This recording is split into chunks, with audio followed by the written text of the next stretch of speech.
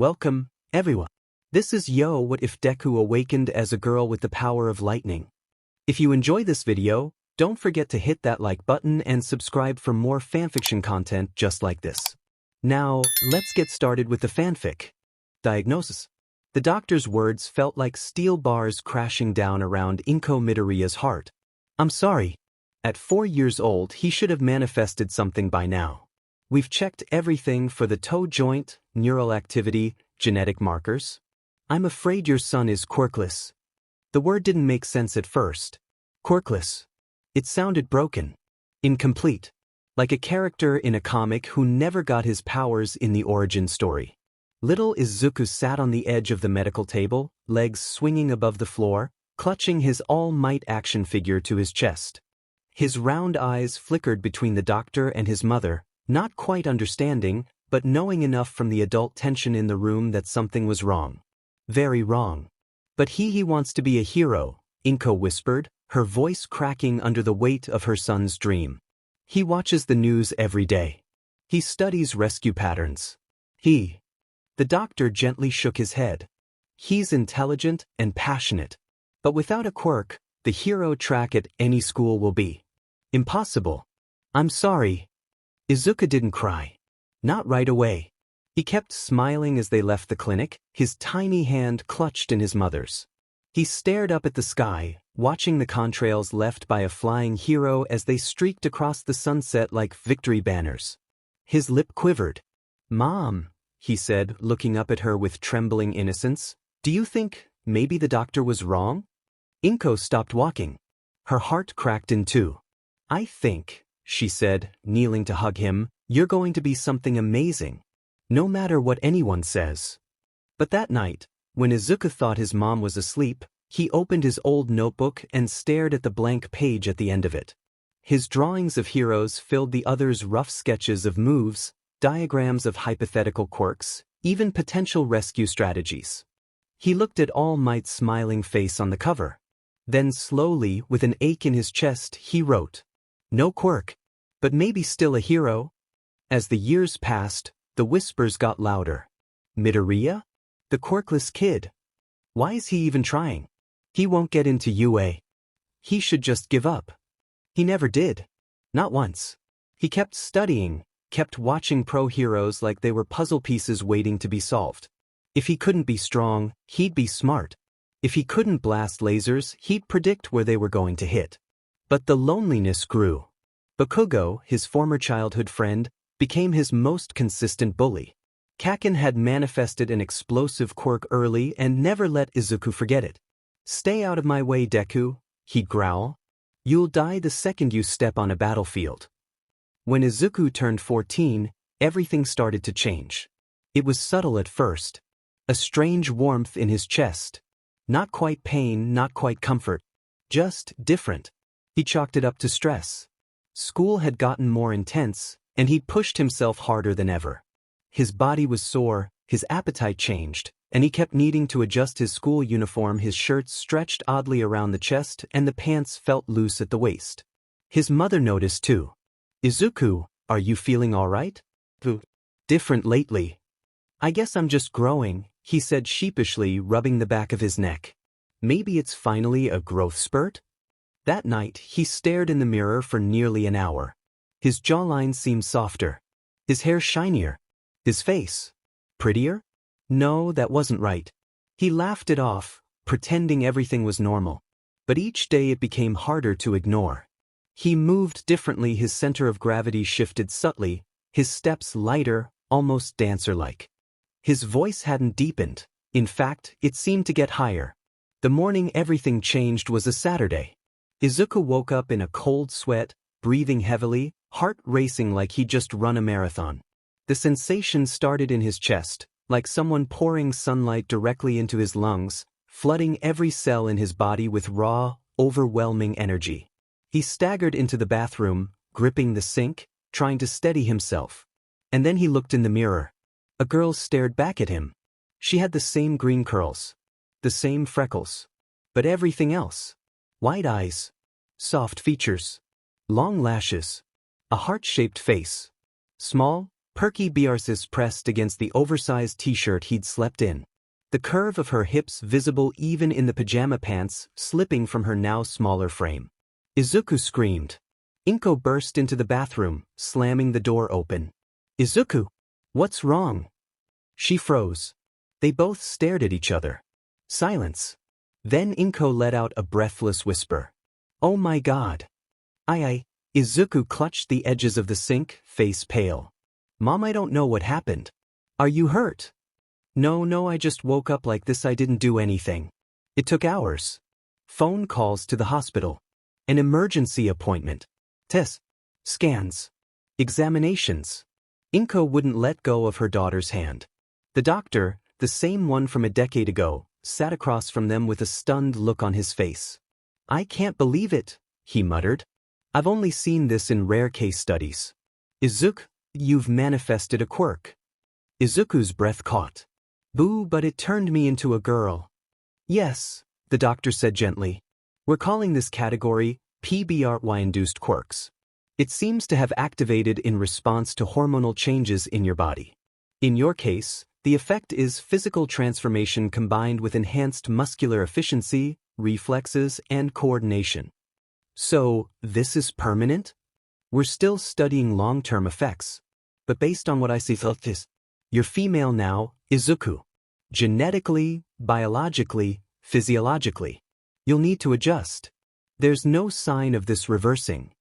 Izuku didn't hear much after that. The world spun. Her body didn't feel like her own. It was like waking up inside someone else's life. But deep down, through the fear and the confusion and the sheer impossibility of it all, there was something else. A whisper of strength. Her hands were trembling, but they were powerful. Her legs felt different, yes, but they were steady. She stood in front of the mirror again, later that night, in silence. She wasn't the same. But she wasn't broken. She still wanted to be a hero. And now, for the first time in her life, maybe she could be. Reflections in the mirror. Izuku didn't sleep that night. Not really. She sat curled on her bed, knees pulled to her chest, dressed in the baggiest hoodie she could find. It was green and oversized, one of her old all-might ones meant for comfort, now barely clinging to her thinner shoulders. Her fingers kept brushing her hair, still the same. Unruly green curls, but now it reached just below her jawline, framing a face she barely recognized. She hadn't cried yet. Not really. Her mind was still trying to catch up with reality. Her body was different. Feminine. Soft where there had been angles. Curved where there had been none. Her center of gravity had shifted again, her movement felt more fluid, like her limbs were lighter but stronger, like she was walking with an unnatural, practiced grace she'd never had before. And there was something terrifying about how natural it felt. She glanced down at her notebook. A fresh one. The old ones felt outdated somehow, like they belonged to someone else. This one had a new title scrawled across the front in black ink. Hero Analysis for the Future, volume. She hadn't written anything in it yet. What was she supposed to write? Quirk, PBRY triggered transformation and enhancement. Physical shift to female form. Superhuman agility. Heightened reflexes. Strength level unknown. Side effects, identity crisis? She rubbed at her face. Her hands felt smaller, slimmer. Her skin was smoother. She groaned. A soft knock came at the door. Izuku. It was her mother, voice trembling just a bit. Can I come in? Yeah, she croaked. Inko stepped inside slowly, holding a mug of tea. She handed it to her daughter because that's what she was now, wasn't it? Her daughter.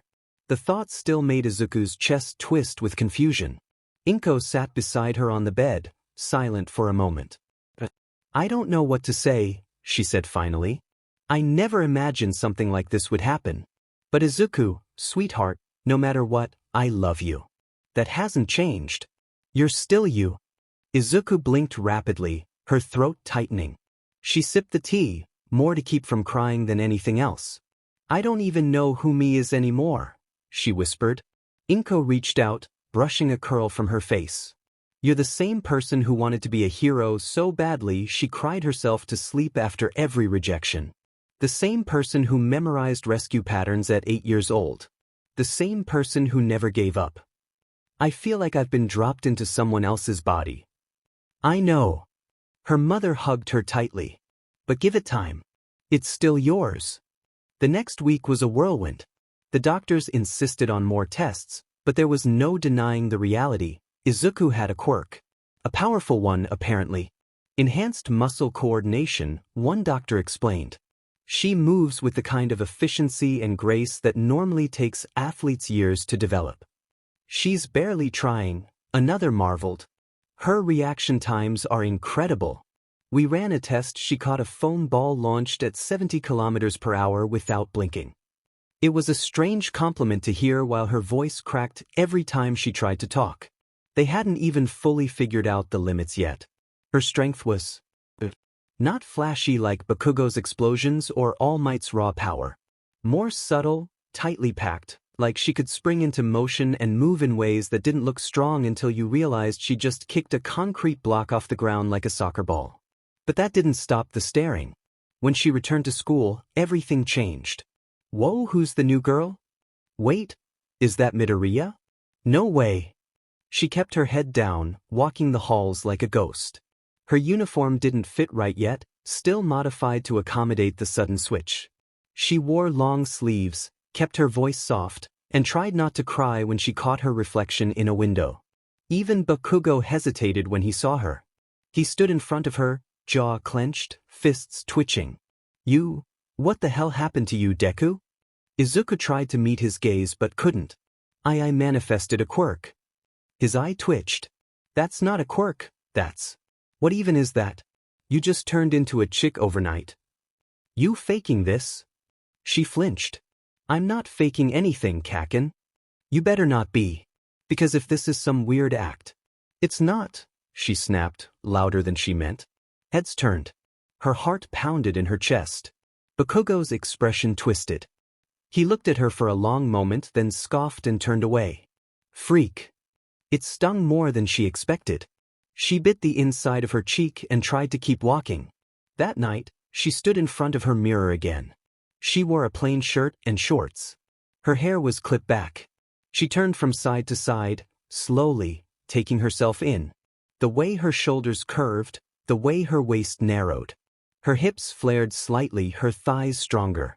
Her eyes were big, way too big, and her lashes brushed her cheeks without makeup. Her lips were pink and soft. Her face practically glowed with health. It wasn't just pretty. It was cute, girlish, delicate. Like she belonged in an idol group instead of a hero academy. And that somehow was more terrifying than anything. How could she be taken seriously like this? She imagined running into danger, saving someone, and the cameras pointing at her. She imagined people whispering about her looks instead of her actions. She imagined being underestimated. Objectified. Isuku clenched her fists. But then she thought about the way her body had moved in the testing center. The smooth grace of her reflexes. The precision of her footwork. How natural it had felt to sprint, dodge, twist, leap. Like a dancer trained in combat. She remembered the lightness in her limbs. The strength behind her kicks. The way her heart had soared not just from adrenaline, but from a feeling she'd never had before. Possibility. For the first time in her life, she wasn't limited by her body. She had the tools to be a hero. So maybe the world would stare. Maybe they'd call her a freak. Maybe she'd need to figure out who she was all over again. But she was not giving up now. She sat down with her notebook, flipped to the first page, and wrote in bold letters. Quirk, feminine grace. Superhuman physical control. Enhanced strength, speed, and agility. Triggered by PBRY. Side effect, transformation to female body. New hero goal, become the symbol of hope for people who feel like they don't belong. And just underneath that, in a shakier hand, she added, My name is Isuku Midoriya. I am a girl now. I will still be a hero. The first steps forward. The abandoned playground near Izuku's apartment complex had always been quiet. Once bustling with children and laughter, it now stood mostly forgotten rusted monkey bars, a crooked slide, and cracked concrete. It was the perfect place for someone who wanted to disappear while figuring out how to move again in a body that didn't quite feel like hers. The sun was low in the sky, casting golden streaks through the leafless trees. Izuku stood in the center of the playground in a pair of old workout clothes. Clothes that fit too loosely on her now. Her hands clenched and unclenched at her sides. Her pulse fluttered in her throat. Okay, she thought. No more hiding. I have a quirk now. I have to understand it. She took a deep breath and rolled her shoulders. Her body still felt alien lighter, yes, but also different. Flexible in a way that startled her. Her joints felt smoother, her movements easier. Every time she shifted her weight, it was like her body anticipated the motion and adjusted automatically. It felt like cheating. She ran a slow lap around the perimeter of the playground to warm up. Her feet hit the ground with a soft rhythm, light and balanced. Before, she would have been winded in minutes. But she was barely breathing harder. She stopped and glanced at the rusted jungle gym. It was old, maybe a little unsafe, but it would do. Gripping one of the bars, she pulled herself up and began moving hand over hand across the metal. The ease shocked her. Her body swung gracefully, like her weight was negligible. She dropped from the final bar, landing in a perfect crouch. That wasn't normal. Izuku turned, took a running start, and leapt toward the low concrete wall near the park entrance. Her legs coiled and uncoiled like springs. She soared higher than she'd ever jumped before, clearing the wall by a full meter, landing with barely a sound. Her eyes widened. I really am enhanced, she murmured. There was power in her now. Not the explosive kind like Bakugo's, or the thunderous weight of All Might's punches. No, this was more elegant. Precise. Her body moved like it was designed for speed and flow, for navigating obstacles and tight spaces. Like a dancer crossed with a martial artist. Her thoughts raced. She needed to test herself. She needed data.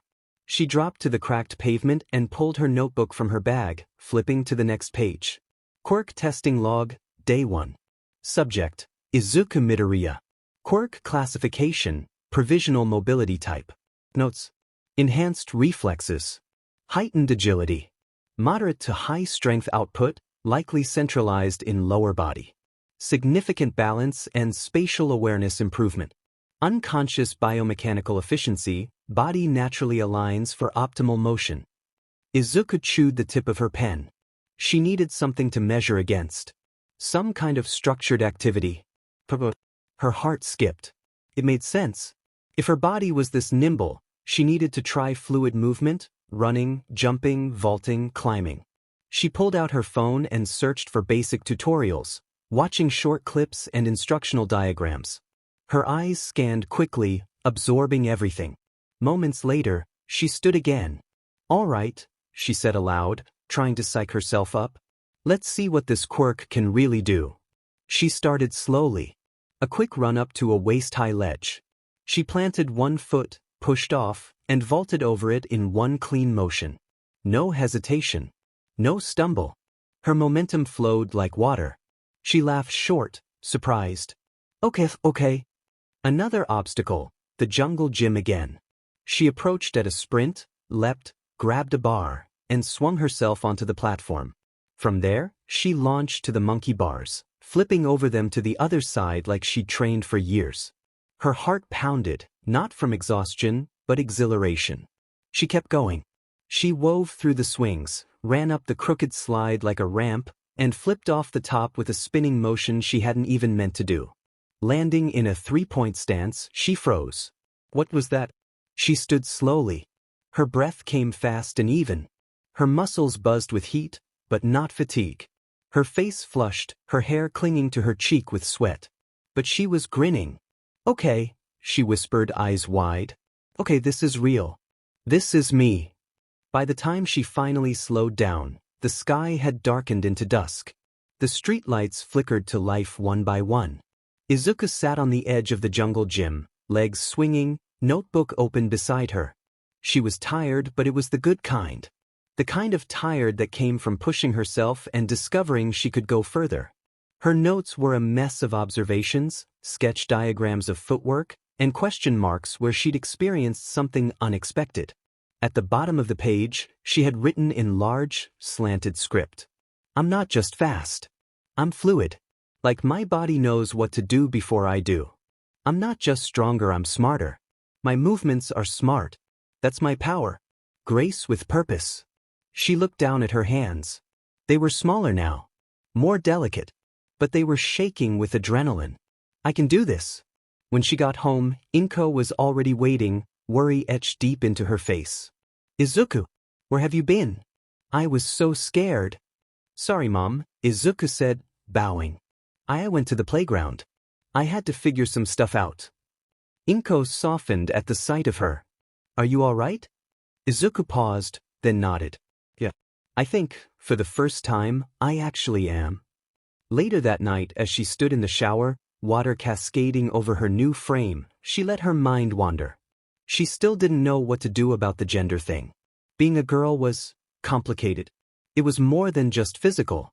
There was emotion tangled in it. Identity. Expectations.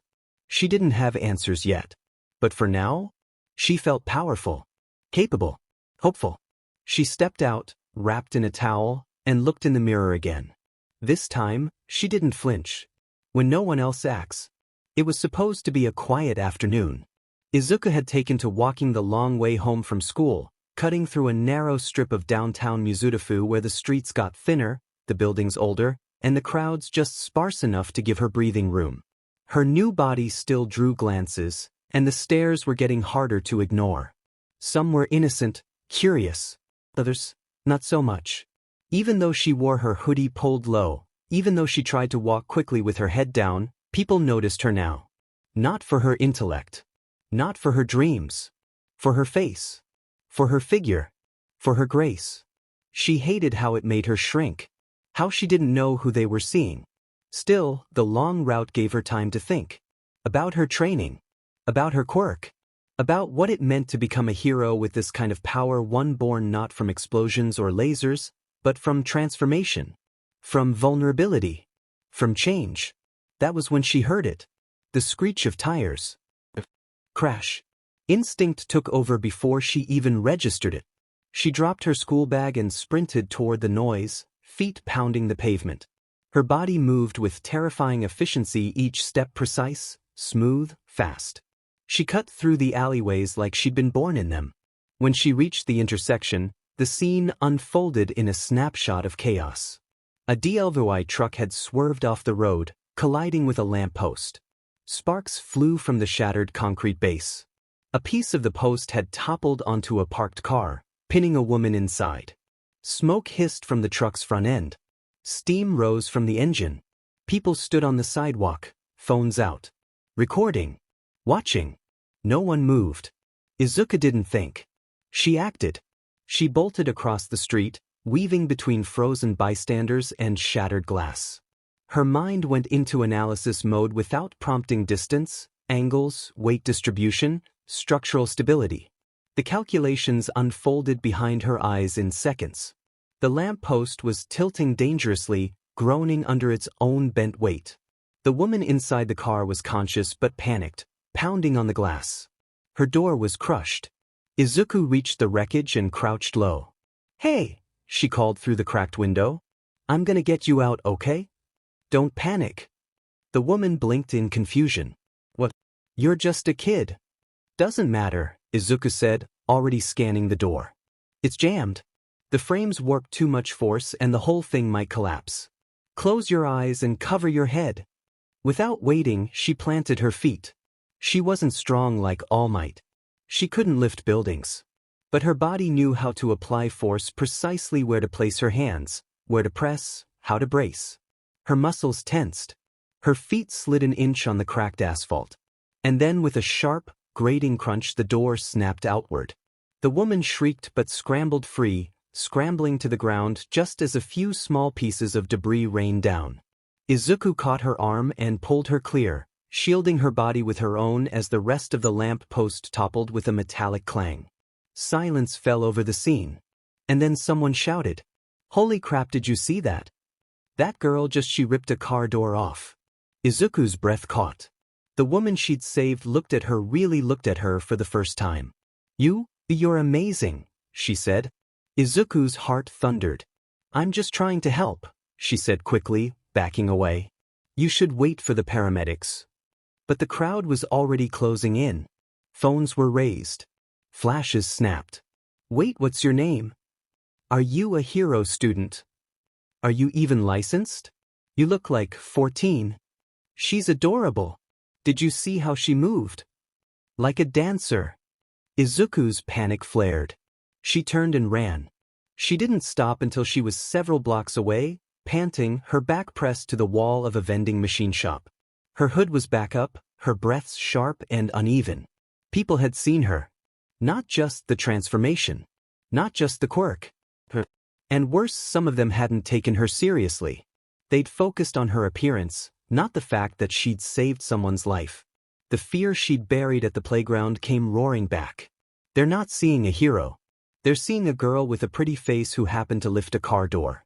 But then, the woman's voice echoed in her head. You're amazing. No hesitation. No mockery. Just honest shock. Honest gratitude. Izuku looked down at her hands. They were still trembling, but not from fear this time. From adrenaline. She hadn't hesitated. She'd acted. Efficiently. Intelligently. Bravely. Heroically. For years, she had watched incidents like that from the sidelines, stuck behind crowds, scribbling in notebooks, always wondering what she would do if she had a quirk. Today, she'd answered that question. She ran in. Not because she was strong. Not because she wanted attention. But because no one else was moving and someone had to. That night, the incident was already on the local news. Unidentified young woman assists in minor crash rescue. No major injuries reported. Experts speculate she may be a student with a mobility-type quirk, citing her extraordinary agility and control. The Hero Commission has yet to release a statement. Inko stood frozen in the doorway of Izuku's room, phone in hand, face pale. Izuku, this is you, isn't it? Izuku didn't answer at first. Then quietly, yeah. Inko's lips trembled. You could have gotten hurt. But I didn't, Izuku said. I saved her. Silence. Then, Inko walked over and hugged her tight. You really are a hero, she whispered. Izuku buried her face in her mother's shoulder, finally letting the tears fall. No turning back. All right, settle down. The teacher's voice barely rose above the murmur of restless students as he flicked on the projector. The light buzzed overhead. Another boring homeroom lesson. Another day of pretending to be normal. Izuku sat in the second-to-last row, head down, notebook open, pen tapping nervously against the paper. She could feel eyes on her again. Not because she'd raised her hand, or because she'd done something wrong, just because she looked different now. Her uniform blouse clung a little tighter across the chest, her face more delicate than before, her hair growing softer and more curled by the day. Everyone was still adjusting to what her body had become. So was she. She didn't look like the old Izuku anymore.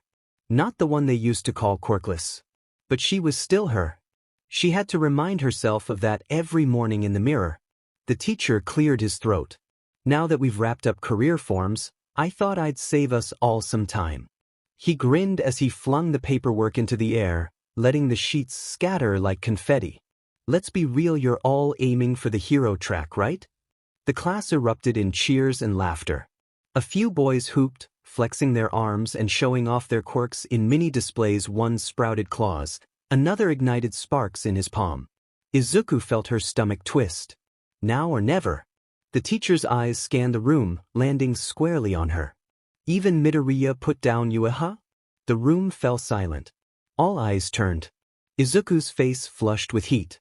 Her hands clenched under her desk, nails digging into her palms.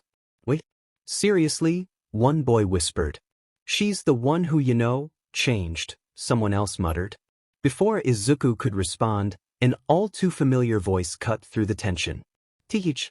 Bakugo didn't even look at her. He leaned back in his seat, arms crossed, voice laced with venom. As if someone, like you could ever get into Yue. The words hit like ice. But Izuku had expected them. Bakugo finally turned to glare at her, eyes narrowing. It's not enough to look different now. You think because you've got some quirk that makes you special? You think Yue wants some half-baked freak who only manifested in PBRY? Izuku flinched. That word stung more than she wanted to admit. Don't even try, Bakugo spat. UA's top of the top. People like you people who don't even know who they are get crushed in the first week. Hell, I'll be surprised if you don't drop out before you get past the gate. Some kids laughed nervously. Others looked away. No one defended her. Izuku gritted her teeth. She forced her shoulders to stop shaking, forced her voice to rise just enough to be heard. I am applying, she said. And I'm going to pass. Bakugo scoffed. Yeah. Good luck not getting torn apart, Deku. She didn't rise to the bait. Not this time. Because deep down beneath the anxiety, the questions, the storm of everything she was still learning there was resolve. Her quirk might have turned her world upside down, but it was a quirk. She had a chance now. And no matter how confusing or overwhelming her reflection felt some days, the dream hadn't changed. Be a hero. Save people. Prove she's not weak. She stared straight ahead. 10 months. That was how long she had until the UA entrance exam. 10 months to train. To adapt. To own this body. To master the power flowing through her muscles like it had always been there, waiting for a reason to awaken. After school, Izuku wandered aimlessly through Mizudafu, her mind spinning with training plans. She couldn't afford to waste a single day. If she wanted to even stand a chance at UA, she had to transform not just physically, but completely. Better reflexes. More strength. Maybe even learn martial arts. There's a gym near the riverbank I can start tomorrow. She turned down an alley, distracted by her thoughts, and didn't notice the drain cover rattling behind her. A thick, bubbling slurp echoed from the shadows. She froze. The air turned damp. Cold. A foul stench hit her nose, rotten oil and sewage. Then something surged behind her. A slime putrid, green, and massive exploded from the grate. She spun too late. It slammed into her, knocking her flat to the concrete. Found ya? A rasping voice hissed. Nice body kit. Perfect for hiding in. She screamed, but the ooze wrapped around her legs, her arms, her mouth. She clawed at it, panic flooding her chest. Her vision blurred. The slime grinned with too many teeth. Don't worry, this'll only hurt for a second. A blast of wind tore through the alley. The villain turned just in time to see a massive shadow descend. The sludge exploded apart. Izuku coughed violently, gasping for air as she collapsed onto the wet concrete. Her vision cleared just enough to see a golden figure standing over her. Muscled. Smiling. I am here. All Might appears. The shockwave from the blast sent wind whipping down the alley, slamming into walls and sending bits of paper and grime tumbling across the concrete. The rancid green sludge that had nearly suffocated Izuku was now splattered in chunks across the ground, twitching and oozing like living garbage. Above it all, shining like a beacon carved from sunlight and steel, stood All Might. His arms were folded confidently across his broad chest, his cape fluttered even in the still alleyway air, and his wide, toothy grin gleamed like something divine. I am here. Izuku gawked up at him from where she lay sprawled against the wall, chest heaving. Her lungs still burned from the sludge's suffocating grip.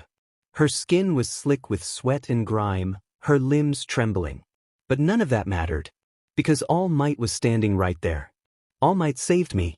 He was taller than she expected. Brighter. Louder.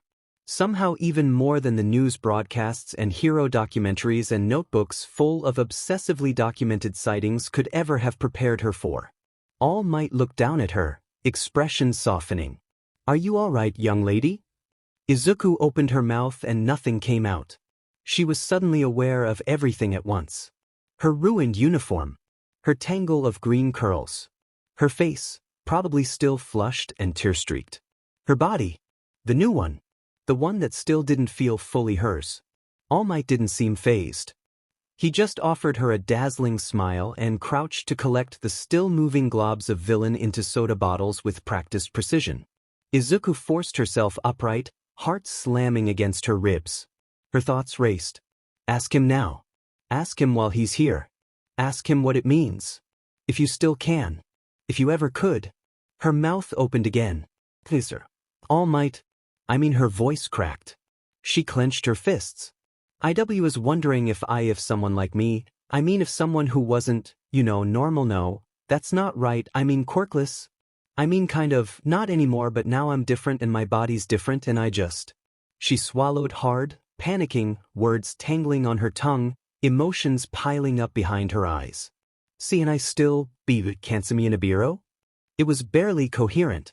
More breath than speech. But All Might paused. He blinked. Then, slowly, he turned back to her. His smile didn't waver. He stood tall, chest broad, sunlight behind his shoulders like the answer to every question she'd never dared ask. And then he said, in a voice that somehow rumbled with warmth and conviction all at once, "You can be a hero." For simple words. Izuku's breath caught. All Might gave her a wink and hoisted the duffel bag full of sludge villain over his shoulder. "Stay safe, young lady. Justice always finds a way." And with a single mighty leap, he launched into the sky, wind howling in his wake, his silhouette vanishing behind the skyline like a comet. Izuku stood frozen, hands still half raised, eyes wide. She stared at the place where he'd disappeared for a long time. Her heart felt like it had cracked open, but not from fear. From hope. She didn't know if he really understood her question. She didn't know if he even could, not fully. But somehow, he'd answered it anyway. The bottle that shouldn't have fallen. The rooftop was quiet, the wind gently stirring All Might's cape as he landed with a solid thud. The duffel bag hit the concrete beside him with a wet slap, sludge squelching within the plastic bottles he'd hastily packed. "Phew," he chuckled, brushing dust from his shoulder. "That was closer than I like. Can't have civilians getting swallowed up by sewer villains during daylight hours, can we?" His smile faltered just slightly. He glanced over his shoulder, back in the direction of the alley, back where the girl had stood, all trembling limbs and stammered questions. She'd been scared. Not just from the villain, but something deeper. Something that reminded him of a time long past. A familiar helplessness in the way she clutched at the edges of her words, like each one might shatter in her mouth. All Might sighed, the transformation already beginning. His muscles deflated with a soft crack, his towering form collapsing into something thinner, frilier. Steam hissed from his mouth as his ribs showed too clearly through his shirt. He pressed a hand to his side, coughing wetly. Blood stained his palm. "I stayed too long again." But his thoughts didn't linger on his injury. They drifted back to her. She hadn't even been able to get the question out fully. But he'd heard what mattered. It was enough. He sat down slowly, wiping his hand clean on a cloth and reaching for the duffel bag. Time to get this guy to the authorities before he wakes. Clunk. He blinked. The bag shifted oddly. And then, with a sickeningly casual sound, one of the bottles slipped free. No! It rolled toward the edge of the rooftop. All Might lunged, but he was too slow in his shrunken state. The bottle teetered once, twice, then fell. He heard it hit something soft below, then the unmistakable pop of pressurized slime surging free. Katsuki Bakugo strutted through the alleyways of Mizudafu like he owned the streets. He didn't mean to be walking home this way normally, he'd take the main road, just to be seen, but today his temper was running hot, and he needed the long route to burn it off. "Stupid Deku," he muttered under his breath. "Thinks she's all that just because she finally got a DMN quirk? Like that makes her better than me? What, is she expecting a medal for finally not being useless?" He kicked a rock hard enough to send it ricocheting off a dumpster. His hands twitched, tiny sparks crackling at his fingertips. He was itching for something to explode, anything to release the frustration chewing at the back of his skull. That was when he heard the bottle crack open. And something moved in the shadow of the alley ahead. Katsuki narrowed his eyes. What the hell? Sislurp. It hit him before he could react. A massive blob of green sludge surged from the shadows, slamming into him like a tidal wave of filth. His explosion went off too late, a single flash of heat before the ooze smothered his face, his chest, his arms. Uraraka? His muffled scream vanished inside the villain's mass. Back on the rooftop, All Might stared in horror at the rapidly growing plume of smoke rising from below. No, not someone else. He coughed again, his body shaking. Damn it. I dropped him. Izuku was halfway home when she noticed the crowd. Smoke curled above a distant intersection. People were gathering, phones out, murmuring excitedly. The smell of burning pavement hit her nose. Curious and a little concerned, she approached the edge of the crowd and peered through the gaps. Her blood turned to ice. She recognized that sludge. It had someone, a student, struggling violently, flashes of light exploding from his hands, the sludge distorting around them like a shield. And then she saw the face. Katsuki Bakugo. What's going on? Someone near her asked. It's a villain attack, said another. Where are the heroes? Shouldn't they be doing something? They're waiting for backup, it's dangerous. They can't just stand there. Izuku shouted, chest tightening. Her eyes darted to the hero nearest to the scene, Death Arms, the muscular rescue-type hero who stood tensely just a few meters away. We can't approach, he said to the crowd. He's got hostages, and his body's too fluid for a clean strike. But Bakugo was choking. She could see him struggling. Hear the way the sludge was thickening around his mouth. His arms flailed, explosions bursting from his palms at random, doing nothing but stirring up smoke and panic. And no one moved. No one acted. Izuku's hands were trembling again. Her body knew what to do. Her quirk itched beneath her skin, the same instincts from the parkour training sparking in her bones. And yet she froze. The weight of everything crushed her. Her fear, her doubt, her body, her history. This was the same Bakugo who had told her to stay down. Who'd mocked her every step of the way. And he was dying. Her foot shifted forward. Then stopped. She could still feel the slime villain's grip on her throat. Still remember the helplessness. She clenched her fists, heart hammering. No one else would move. Just like last time. The words that moved her. Smoke choked the intersection, curling in greasy plumes through shattered windows and across scorched pavement. The sludge villain laughed, his slimy mass pulsating around the thrashing, screaming boy trapped inside. Bakugo's explosions burst sporadically now, weaker, more frantic, like drowning gasps. His mouth barely cleared the ooze. His eyes were bloodshot, terrified. And the heroes stood still. Death Arms paced, fists clenched but unused. Kamui Woods hesitated, his branches curled around him trying to calculate the best angle. MT Lady frowned, unsure if a step forward would cause more harm than good. They were all waiting, thinking, watching Bakugo suffocate. From the edge of the crowd, Izuku stared with wide, horrified eyes. Her limbs were locked. Her lungs were tight. No one moved. Why won't anyone move? She could hear the people muttering behind her. It's too dangerous. His quirks keeping the villain agitated. Even the pros can't get close. But none of that mattered. He was going to die.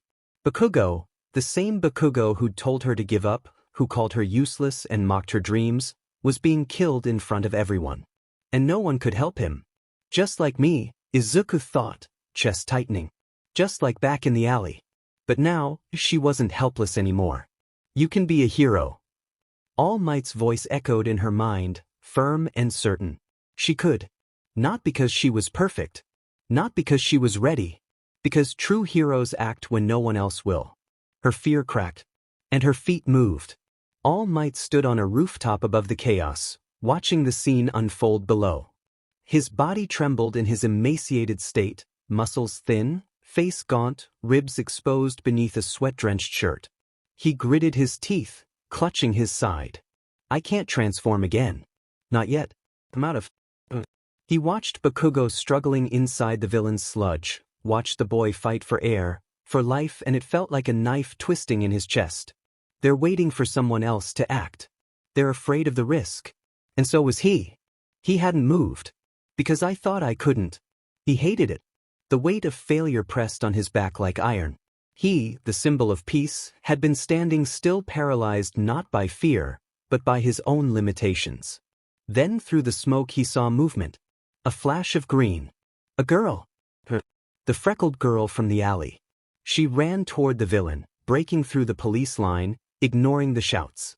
Sprinting full speed toward danger with tears in her eyes and determination etched into every motion. No quirk capable of stopping a monster like this. No plan. Just a burning, desperate need to help. All Might's eyes widened. Time slowed. And suddenly he remembered what it meant. To be a hero. She moved, he whispered. She ran in when no one else would. His heart slammed against his ribs. His body screamed in protest. But something inside him, something deeper roared to life. It wasn't just about strength. It was about will. He stood, slowly, blood rising in his throat. The pain was blinding. You don't have time left, the voice in his head warned. You'll destroy yourself. He ignored it. His arms tensed. Just a little farther. Isuku shouted, dodging a tendril of slime, clutching at Bakugo's shoulder. Hang on. I've got you. What the hell? Bakugo roared at her. What are you doing, Deku? Kaken. Isuku yells, tears streaming down her face. I couldn't just stand there and watch you die. The villains surged around her, tendrils closing in. Too slow. Too small. A voice like thunder split the sky. I will not stand by any longer. The wind trembled. The air compressed. The clouds split open. A fist descended like judgment from the heavens, striking the street with godlike force. Detroit. Smaz. The impact shook the city block. Sludge vaporized, scattering into mist. Shockwaves ripped down the street, and rain began to fall, soft and cleansing, wrung from the very sky by the force of All Might's punch. Isuku and Bakugo were blasted clear, tumbling across the wet concrete, landing hard but alive. Silence fell. Then cheers. People cried out. All Might. He's here. He saved them both. All Might staggered, barely keeping his form together. Blood dripped from the corner of his mouth. He turned toward the mist, his arms falling to his sides as steam began rising from his shoulders. But his eyes found Isuku again.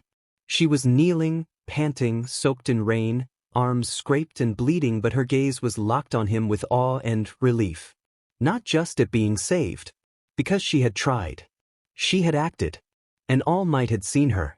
She reminded me who I am, he thought. And for the first time in a long time, the symbol of peace smiled, not because he had to, but because he felt hope. Reckless or brave. Rain still fell gently, washing the last traces of sludge off the pavement, the smoke curling lazily into the sky. The crowd was dispersing slowly, but the energy hadn't faded, only shifted into a heavy, waiting silence. Paramedics moved in. Police secured the area. Cleanup crews arrived with containment units for the remnants of the villain. Izuku sat on the curb, soaked, shivering, scraped, and exhausted.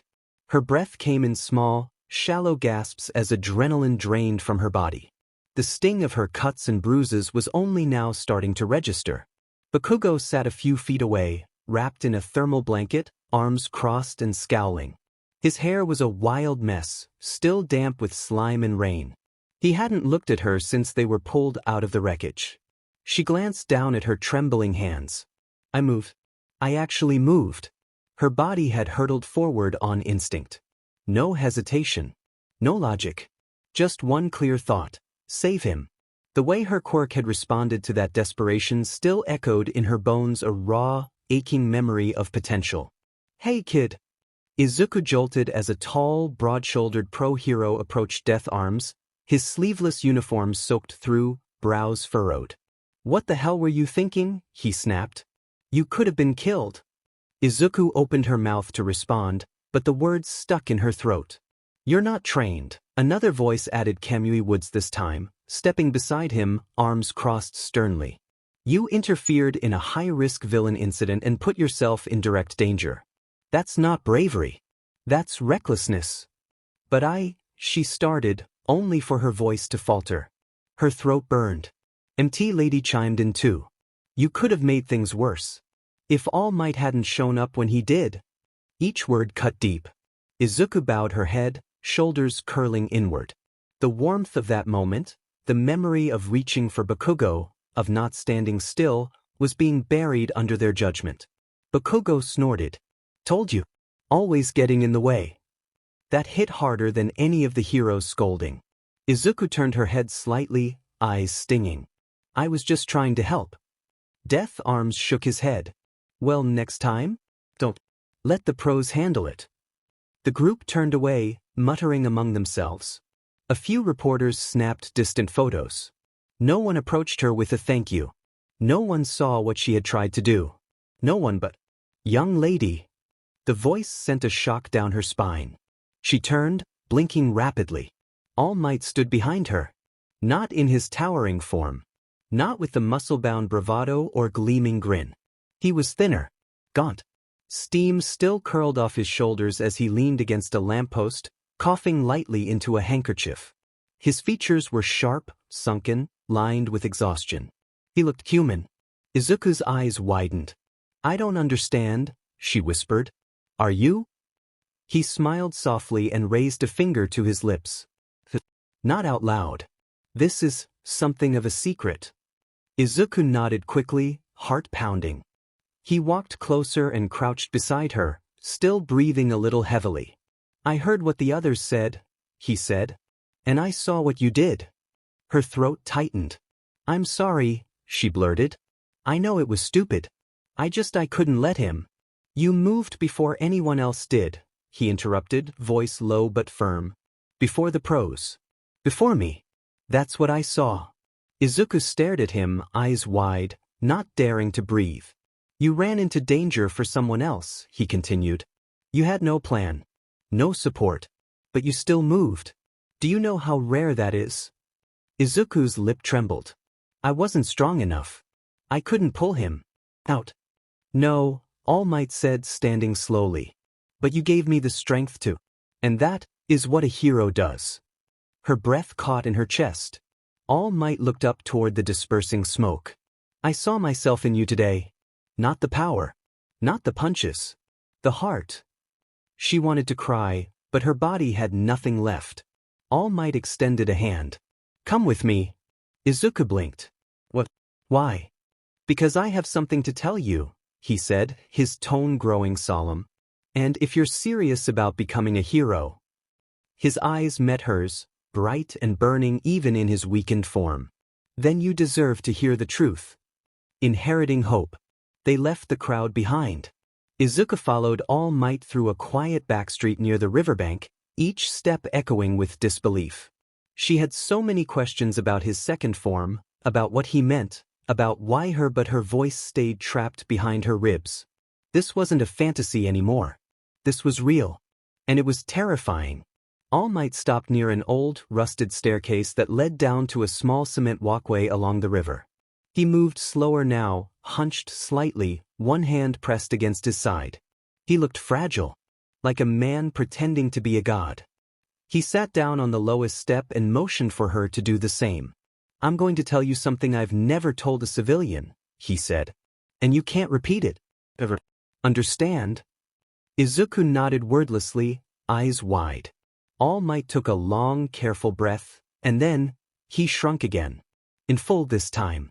Steam hissed from his body, and within seconds, the towering hero was gone, replaced by the scrawny, sunken man with sharp eyes and a tired expression.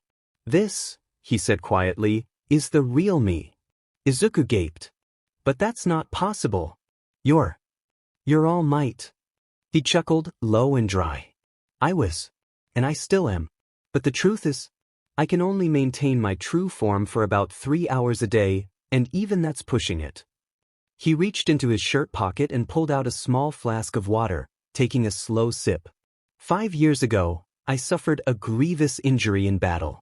My entire respiratory system was damaged. My stomach had to be removed."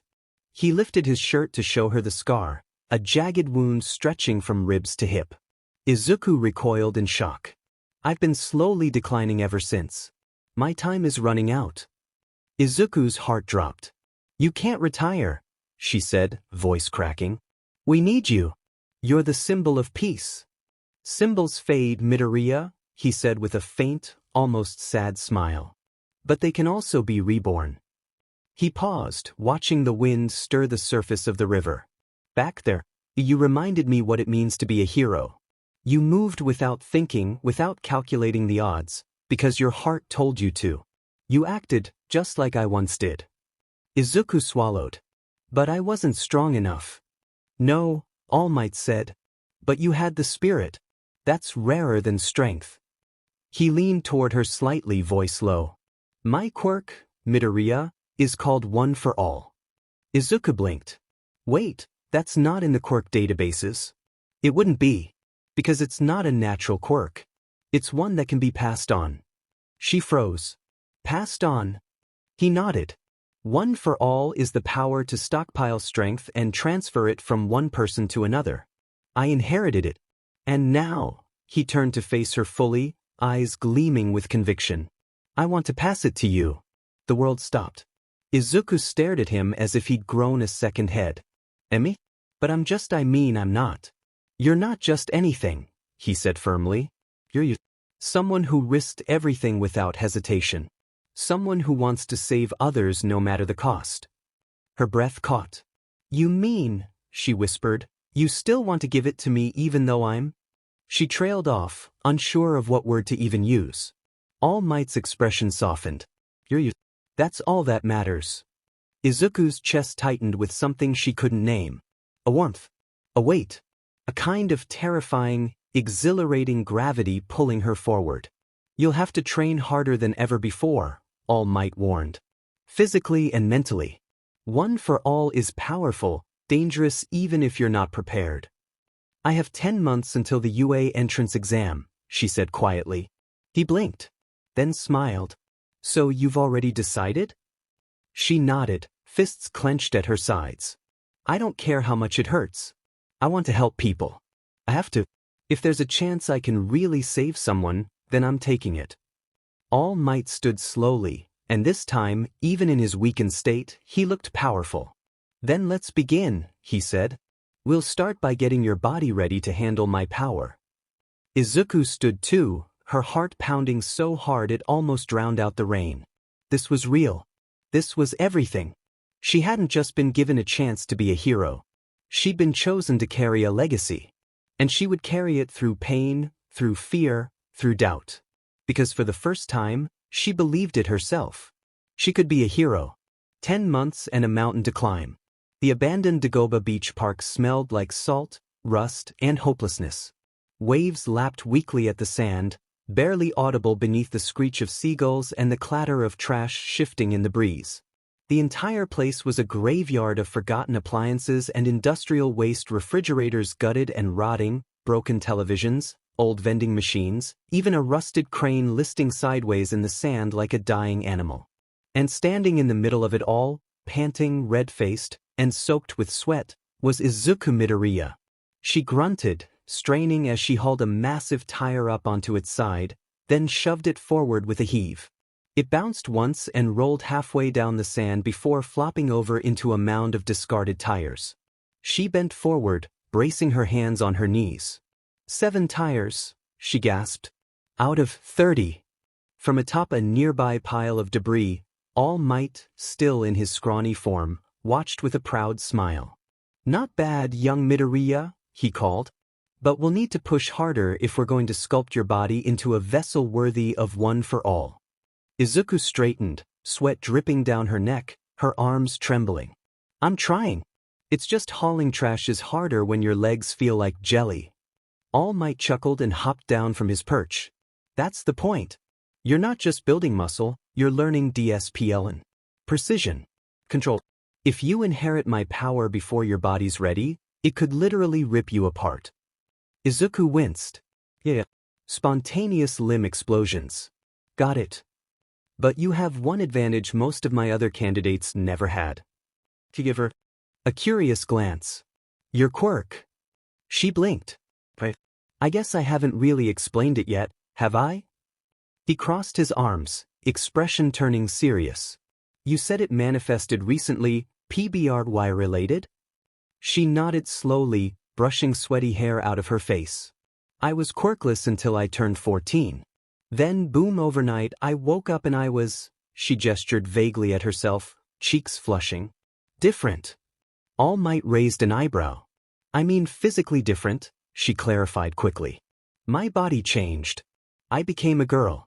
Not just on the outside. The doctors say it's a full biological shift. On top of that, I gained enhanced physical abilities, balance, reflexes, and agility. It's like my body knows how to move in the most efficient way possible without me thinking about it. Like muscle memory on overdrive. All Might mused. Exactly, she nodded. I'm not as strong as you, but I'm fast. Precise. And people keep calling me graceful. She said the word with a slight grimace, as though it embarrassed her. All Might tapped his chin thoughtfully. So, your quirk is both physical transformation and hyperkinetic adaptation. A dual type, triggered by PBRY. Izuku shrugged. I call it feminine grace. I didn't name it to sound cute, it just sort of stuck. He gave her a reassuring smile. There's no shame in a name that reflects who you are. Izuku smiled back, small, but genuine. But I still don't know everything about it, she admitted. It feels like it's evolving. Some days I swear I'm faster, or more flexible, or my balance gets sharper. Like it's growing with me. All Might's eyes twinkled. Then we'll grow it together. You'll need everything your quirk has to offer once you receive mine. She nodded, fire returning to her eyes. All right, she shouted, cracking her knuckles. I've got 30 tires to move, and I'm not stopping until I'm strong enough to punch concrete. 2 weeks later, Izuku stumbled into her apartment, arms sore, clothes stained with dirt, sweat, and the smell of low tide. She'd somehow managed to hoist an entire refrigerator uphill that morning. All Might had given her a thumbs up and a protein bar. She was very proud of herself. She towed off her ruined sneakers and collapsed on the couch, only to hear, Izuku. Inko Midoriya stormed into the living room, hands on her hips, eyes locked onto her daughter's muddy, oversized t-shirt and shredded gym shorts, clothes from before the transformation. Izuku blinked. Hi, Mom. Inko pointed at her with a dramatic flourish. That's it. I've had it. We are going shopping. Now. Izuku paled. Wait, what? Why? I'm fine, these still fit. Sort of. They hang off you like laundry on a windy day. Inko snapped. You've been wearing the same stretched-out boy's hoodie and cargo pants for 3 weeks, and don't think I haven't noticed you stealing my old sports bras. Izuku turned crimson. You're beautiful, Izuku, Inko said, her voice softening. You deserve clothes that fit, that you feel good in, not something you keep wearing just because it's familiar. I don't really know what to wear now, Izuku muttered, eyes downcast. I don't want to look ridiculous. I'm still figuring it all out. Inko came closer, kneeling beside her on the couch. Then let's figure it out together. Izuku's throat tightened. I don't want to be someone I'm not. You're not, Inko said. You're just becoming someone new. They sat in silence for a moment. Then Izuku nodded. Hey, but I draw the line at skirts. I'm not ready for skirts. Inko grinned. Deal. But we're buying real jeans. Ones that don't fall off your hips every time you run. Izuku groaned. Out of the closet and into the mall. It was a crisp Saturday morning when Izuku Midoriya found herself standing stiffly in front of the entrance to Mizutofu West Mall, arms crossed, hoodie zipped up to her chin, and already regretting everything. People flowed in and out of the building, chatting, laughing, carrying bright bags and cold drinks. Izuku shrank into herself, painfully aware of how out of place she felt. Her old sneakers were falling apart. The jeans she wore were 2 sizes too big, cinched with a belt so tight the waistband folded awkwardly. Her hoodie, All Might themed, faded from years of washing, hung off her narrow frame like a curtain. Her green curls, longer now and softer since her quirk awakened, refused to stay in the messy bun she'd attempted that morning. She tugged the strings of her hood tighter. This was a bad idea. Beside her, Inko Midoriya adjusted her purse strap with a sunny smile. Nonsense. We're getting you clothes that fit, not clothes from the clearance bin of a haunted thrift shop. Mom, Izuku groaned. Can we please not do this in public? You've been training like a maniac every day, Inko said firmly. You deserve to be comfortable in your own skin, not buried under old boy clothes like you're hiding from the world. I am hiding from the world, Izuku muttered. Inko gave her an elbow nudge. Not anymore. They started in a basic fashion store, One Inko had chosen specifically for being quiet, affordable, and relatively free of judgmental staff. Isuku stood in the middle of the women's section like a deer in headlights. Shirts with lace trims, soft fabrics, delicate pastels, cropped jackets, skirts. So many skirts.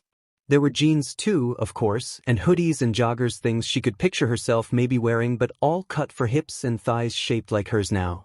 She suddenly became very aware of her body again. The soft slope of her waist, the curve of her legs, the way her chest pressed lightly against her sports bra.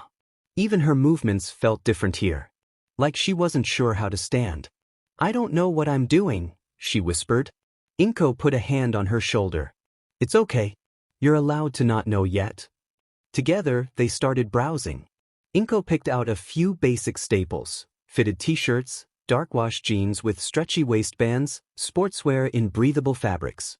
Isuku quietly gravitated toward neutrals: gray, green, navy clothes that didn't draw attention. They steered well clear of anything frilly or flashy. Then they reached the changing rooms. Isuku hesitated. Inko gave her a small nod. "Take your time. I'll be right here." Isuku stepped inside, the curtain falling behind her with a... The mirror stared back at her, tall and unforgiving. She stripped off her hoodie, then her belt-loosened jeans, leaving her in the tank top and shorts she wore underneath. Her eyes flicked to her reflection. She still wasn't used to it. Her face had softened into something undeniably feminine. Her body was lean but curved. Her collarbones were more defined, her waist narrow, her hips wider than she remembered. Her chest, even restrained, was unmistakable. She looked pretty, cute even. And it scared her. Not because it was wrong. Because it was real. "This is me now." She tried on the first outfit, a pair of black joggers and a green cropped hoodie with thumbholes. It fit perfectly. She turned once in front of the mirror. Her movements were different, balanced. She adjusted the hoodie slightly and took a breath. "I don't look like a mistake." She tried on the jeans and a t-shirt next. Then a zip-up jacket. A long-sleeved Henley. By the time she stepped out, she was wearing a dark blue tee and slim-fit joggers, comfortable, fitted, hers. Inko blinked, eyes going misty. "You look beautiful, sweetheart." Isuku flushed. "Don't say that." "But it's true." Other shoppers passed nearby. Some glanced at her with curiosity, a few with admiration. No one looked at her with disgust or confusion. For the first time, Isuku didn't feel like people were staring at her. They were just noticing. And she wasn't melting under it. Later, they sat in the food court with shopping bags stacked beside them. Isuku sipped iced tea while Inko gleefully picked out clothes to donate from her daughter's old dresser in her head. "I didn't think I'd feel okay," Isuku admitted quietly. Inko smiled at her gently. "You're not okay, honey. You're growing. It's messy. It's scary. But it's also brave."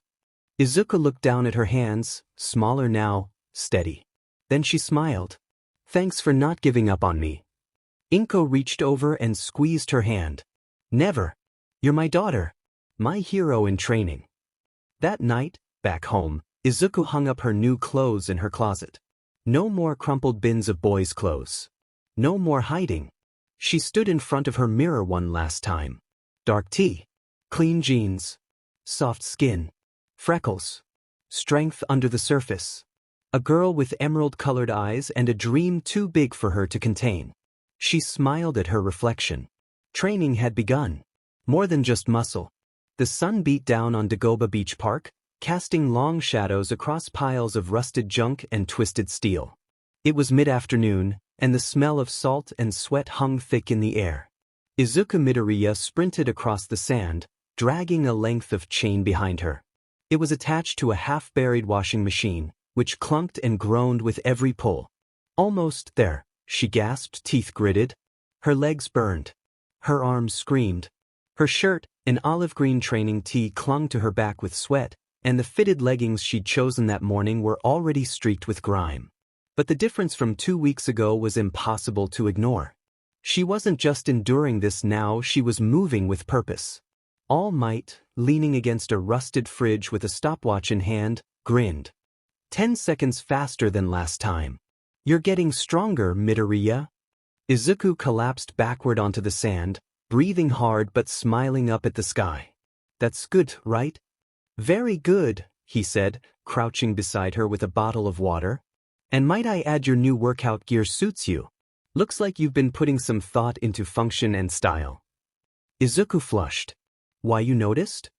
Of course I did, he said with a wink. Confidence starts from the inside, but the right clothes never hurt. She laughed awkwardly and took the water gratefully. Thanks. My mom sort of insisted. He leaned back on his heels, more thoughtful now. It's funny. Every time I see you, you seem a little more in control. More settled. Izuku took another sip of water, then glanced at her hand. I think my quirk's syncing with my body more now. Like it doesn't have to fight to keep me balanced anymore. Exactly what we need, All Might said. When the time comes for you to inherit one for all, it will feel like power layered on top of precision. Grace and force. A perfect match. Izuku's heart beat a little faster. Not from the training. From hope. Later that day, after showering and changing into fresh clothes, Izuku met up with Reiko and Mizuki, two classmates from the next classroom, over for ice cream downtown. She wasn't close with them, but they were kind and didn't ask too many invasive questions, and she needed the mental break from deadlifting old vending machines. She wore a loose white tee tucked into high-waisted black joggers with green trim, her hair in a ponytail. She hadn't meant to dress up. She just felt better in clothes that actually fit. And apparently, other people had noticed too. As they left the cafe, 3 boys from middle school passed by on the sidewalk. One of them slowed. Hey, he said, flashing a lazy grin. You in class 4B? Izuku blinked. 4A. He looked her up and down, not lewd, but lingering. Didn't recognize you. You knew. Mizuki giggled behind her hand. Reiko raised a curious brow. Izuku's face flushed hot. And no, I've been here the whole year. One of the other boys whistled low. Seriously? You look wow. Like a model or something. Or a hero sidekick, the first boy added. Are you going into the hero track? Izuku took an awkward half-step back. I am trying to. Hey! The voice was sharp and familiar. Katsuki Bakugo stood a few meters away, arms crossed, expression thundercloud dark. His school uniform was wrinkled, his tie already missing, and his usual simmering irritation had turned into something else entirely. The boys turned. Oh. It's you, one of them muttered. Katsuki walked forward slowly, hands stuffed in his pockets. You talk to her again, I break your fingers, he said, voice casual but absolutely deadly. The boys stiffened. W, you're just talking, man. She doesn't want you to, he snapped. Get lost. They didn't argue. They scattered, muttering under their breath. Izuku stood frozen, torn between relief and confusion. Katsuki didn't look at her at first. He stared off down the street, jaw tight. You're attracting attention, he muttered. I guess so, she said cautiously. He finally turned to her. You think it's safe looking like that? Walking around like you're some idol or something? Izuku's shoulders stiffened. I didn't ask for attention. You didn't get it, he said bluntly. People used to look right through you. She looked down. Yeah. I know. Katsuki's scowl deepened. Now they don't. Izuku waited for the insult. The mockery. It didn't come. Just silence. So he was already walking away. That night, back in her room, Izuku pulled out her training log. She flipped to a fresh page. Quirk coordination improving. Sprint time down 10 seconds. Reflexes more responsive. New clothes improved confidence? Weird but true. At the bottom, she added, social changes are harder than training. People treat me differently now. Even Kaken. Not sure what to do about that. I didn't flinch. So that's progress. She stared at the page. Then smiled faintly. She was changing. In body. In strength. In how people saw her. But she was still Izuku. And she would become a hero. No matter who stared. Halfway and something more.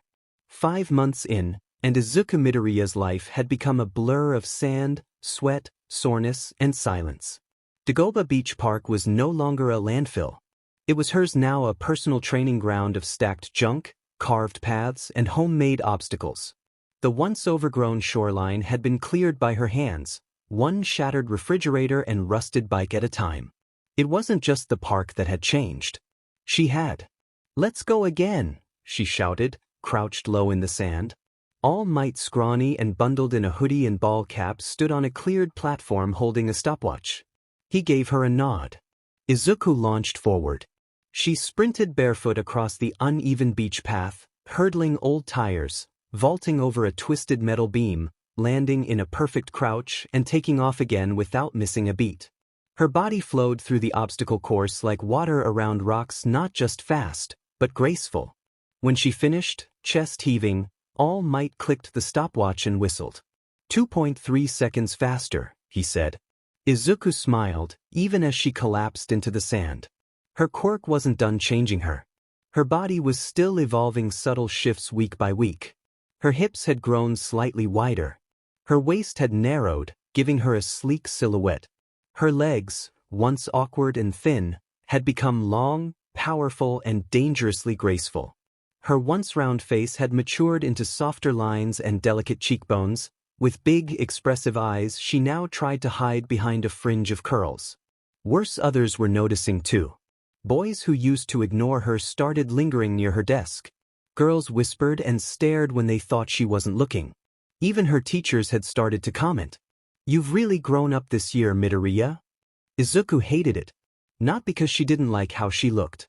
Sometimes, in the mirror, she almost did. But because no one seemed to care about how hard she was working. They saw her face, her figure, the way she moved. Not the aching muscles, the bruised knees, the sleepless nights sketching out rescue strategies and strength-building plans. Not the 5 months of hauling junk, of sprinting until her legs shook, of learning to fight her own instincts. They didn't see the hero she was trying to become. School hadn't gotten easier, especially with Katsuki Bakugo still nearby. He didn't say much these days. But when he did, it stung. You think just 'cause you look different now, people are gonna treat you like you're not still a Deku? Getting all this attention just because you're cute now. You think that's gonna get you into UA? Izuku didn't answer anymore. Not when he spat like that. Not when his glare felt more confused than cruel. She had learned to walk away. But still, sometimes she caught him watching her out of the corner of his eye. Not mocking, just watching. And he never let anyone else get too close to her anymore. Especially not the boys who came sniffing around with awkward compliments. It all came to a head one day during lunch. She had just stepped out into the courtyard, balancing a tray in one hand, when a group of boys from another class stopped her path. "Midoriya, right?" one said. "You look way different this year. What's your secret?" The others chuckled. One nudged his friend. "Bet she's doing ballet or something. Look at how she moves." Izuku froze, cheeks burning. "I don't do ballet. I'm training." They didn't seem to hear her. One stepped closer. "You free after school? Maybe we could hang out. I've seen you run laps before you're fast. Real flexible too." Her breath hitched. Before she could speak, a voice cut through the air. "Back off." The boys turned. Katsuki Bakugo stood a few feet away, arms crossed, face like a brewing storm. "What's your problem, Bakugo?" one of them asked. "She's not interested," Katsuki said, stepping forward. "She doesn't want to talk to you." Izuku blinked. The boys muttered something under their breath and retreated, clearly not eager to push their luck. She stared after them, then turned to Katsuki. "What was that?" she asked. He scoffed. "Didn't want to watch you cry like an idiot." "I wasn't crying," she snapped. Silence hung between them. But he didn't walk away. Izuku crossed her arms. "Why do you even care?" He didn't answer. Just glared at a tree like it had insulted his mother. "I'm not weak anymore," she said quietly. "I don't need you to fight my battles." "I know that," he said, barely audible. Then louder, "I just don't want those extras thinking they can touch you." She stared. Katsuki looked back at her, eyes sharp, unreadable, and then walked away. That night, Izuku wrote in her journal. Training log, day 152. Speed, plus 2.3s. Strength, stable. Balance, excellent. Quirk enhancement, ongoing, more physical changes, face, legs, posture, still adapting. Social disruption, high. Unwanted attention from classmates. Kaken, weirdly protective?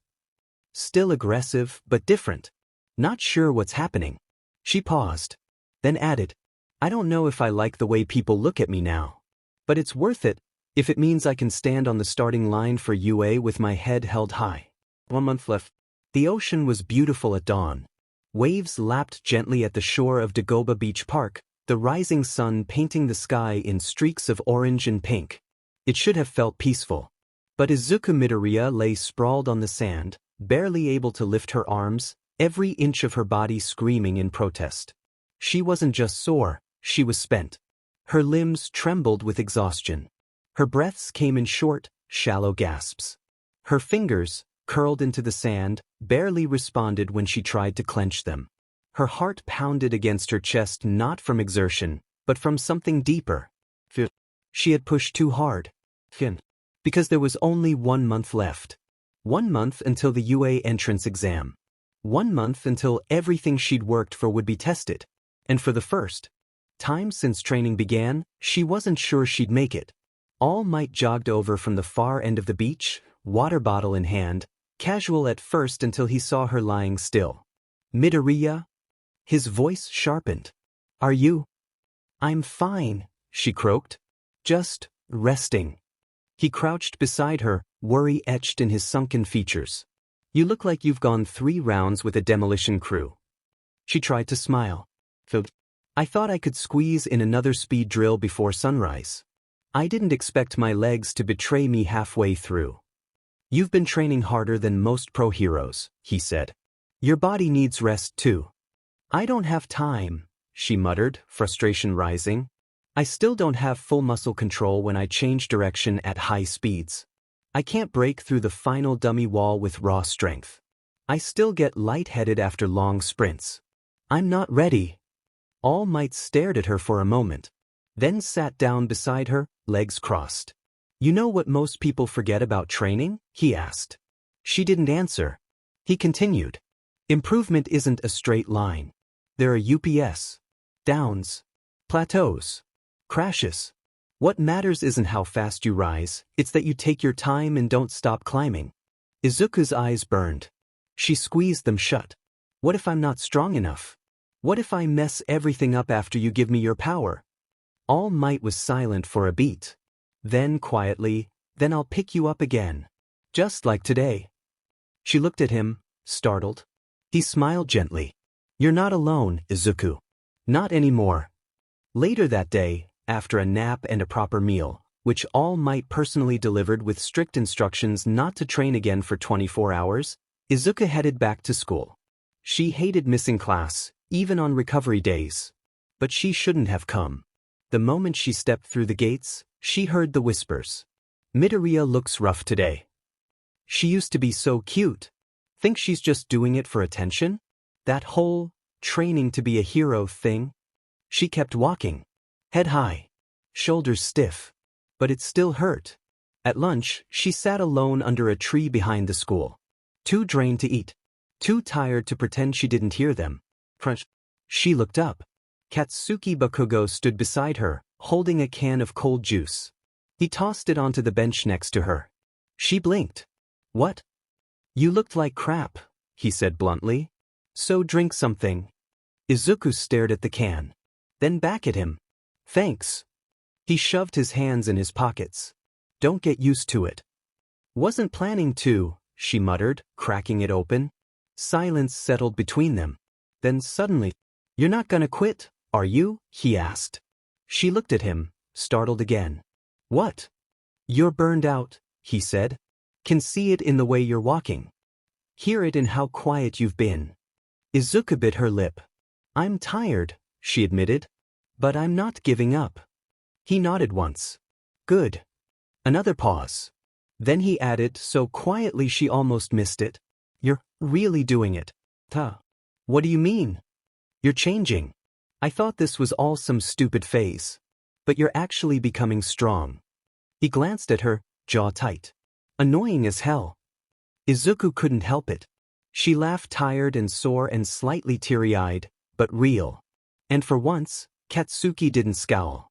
That night, under the stars, Izuku stood alone at the edge of Dagoba Beach. Her body still ached. Her joints still throbbed. But her spirit felt steady. Tomorrow she would be ready. Because the beach was finally cleared. The 10-month plan was complete. And All Might was waiting. Are you sure? He asked the next morning, holding out a small strand of hair. Izuku nodded, hands clenched, eyes clear. I'm ready to inherit one for all. All Might's face broke into a proud smile. Then, with great ceremony and a glint of ridiculousness, he handed her the strand. You must eat this. Izuku made a face. Seriously? No energy transfer beam or glowing seal. Afraid not. She sighed, then popped the strand into her mouth and swallowed. It tasted like regret and broccoli. All Might clapped his hands together. Congratulations, young Midoriya. The power is now yours. Her heart pounded. A storm was coming, and she was ready to meet it head-on. The day she steps forward. The morning air stung against Izuku's skin, crisp and full of promise. Your high school stood ahead like a monument, tall, sleek, and gleaming in the morning sun. Even surrounded by dozens of other hopefuls, it somehow felt like it was looking directly at her. She stood just outside the front gates, frozen. Other students buzzed around her, chattering nervously or showing off. One boy levitated a rock just to flex his quirk. A girl adjusted her gloves with a sharp, confident click of her tongue. Laughter echoed from one group. And Izuku? She stood alone. Her fingers twisted into the fabric of her green and white blazer. Her shoes felt too tight, her curls too tidy. For all the power she had grown into, this moment, the waiting, the judging glances, made her feel small again. She exhaled slowly. You're not the same girl you were 10 months ago. She trained every day. Dragged metal through sand. Sprinted across junkyards. Torn muscles, bruised knuckles, and cried into her pillow more than once. She changed. Her quirk, feminine grace, as it had now been officially named, had grown sharper. Her body, more agile, more instinctively efficient. Every movement she made now flowed like it had been rehearsed 100 times, even when she tripped over her own nerves. And beneath that quirk, now buried in her bones and building in her muscles, one for all pulsed like a spark waiting for flame. The power wasn't active yet. Not truly. All Might said it would take time to integrate, to settle. She hadn't felt anything yet, no explosions of strength, no surges of power. Just a low, humming pressure in her chest, as if something vast was sleeping beneath. You don't need to use it yet, she reminded herself. Today, you show who you are with your own strength. Her thoughts were suddenly interrupted by her foot catching on a loose tile, lurching her forward towards the ground. Or I'll die. Before she even had the chance to register her impending doom, her body automatically sprung into motion, pirouetting her to the side, around a shocked brunette who had just reached out to help. Whoa, sorry, I didn't mean to. Izuku had started to apologize. The brunette, however, just stared in wonder along with a few others that had caught the spectacle. That was so cool. I was about to reach out and stop you. Falling to my where like Wu Shinsen round me. Did you do ballet or something? The brunette rattled off excitedly, not even noticing her accent changing mid-sentence. Izuku awkwardly rubbing her hat on the back of her neck. Why is something like that? Well, good luck on the exam. Try not to fall again. Bye. The brunette waved as she walked onwards towards the entrance. Right, see you in the exam, Izuku exclaimed as she walked away. Focus, Izuku, this is it, and I only get one shot. The halls of UA were clean and futuristic, humming with controlled energy. Izuku picked up her exam ID, received her assignment number, and was ushered into a wide auditorium with hundreds of other students. Getting to the row her seat was in, she found Bakugo already in the seat next to it. Kaken. He gave her a glaring side eye, not bothering to turn his head. Tisuch. Just sit down and shut up. Before she could say anything else, a voice boomed from the stage, drawing gasps. All right, examinees. Presently, Izuku's heart jumped. A real pro hero. He's here in person.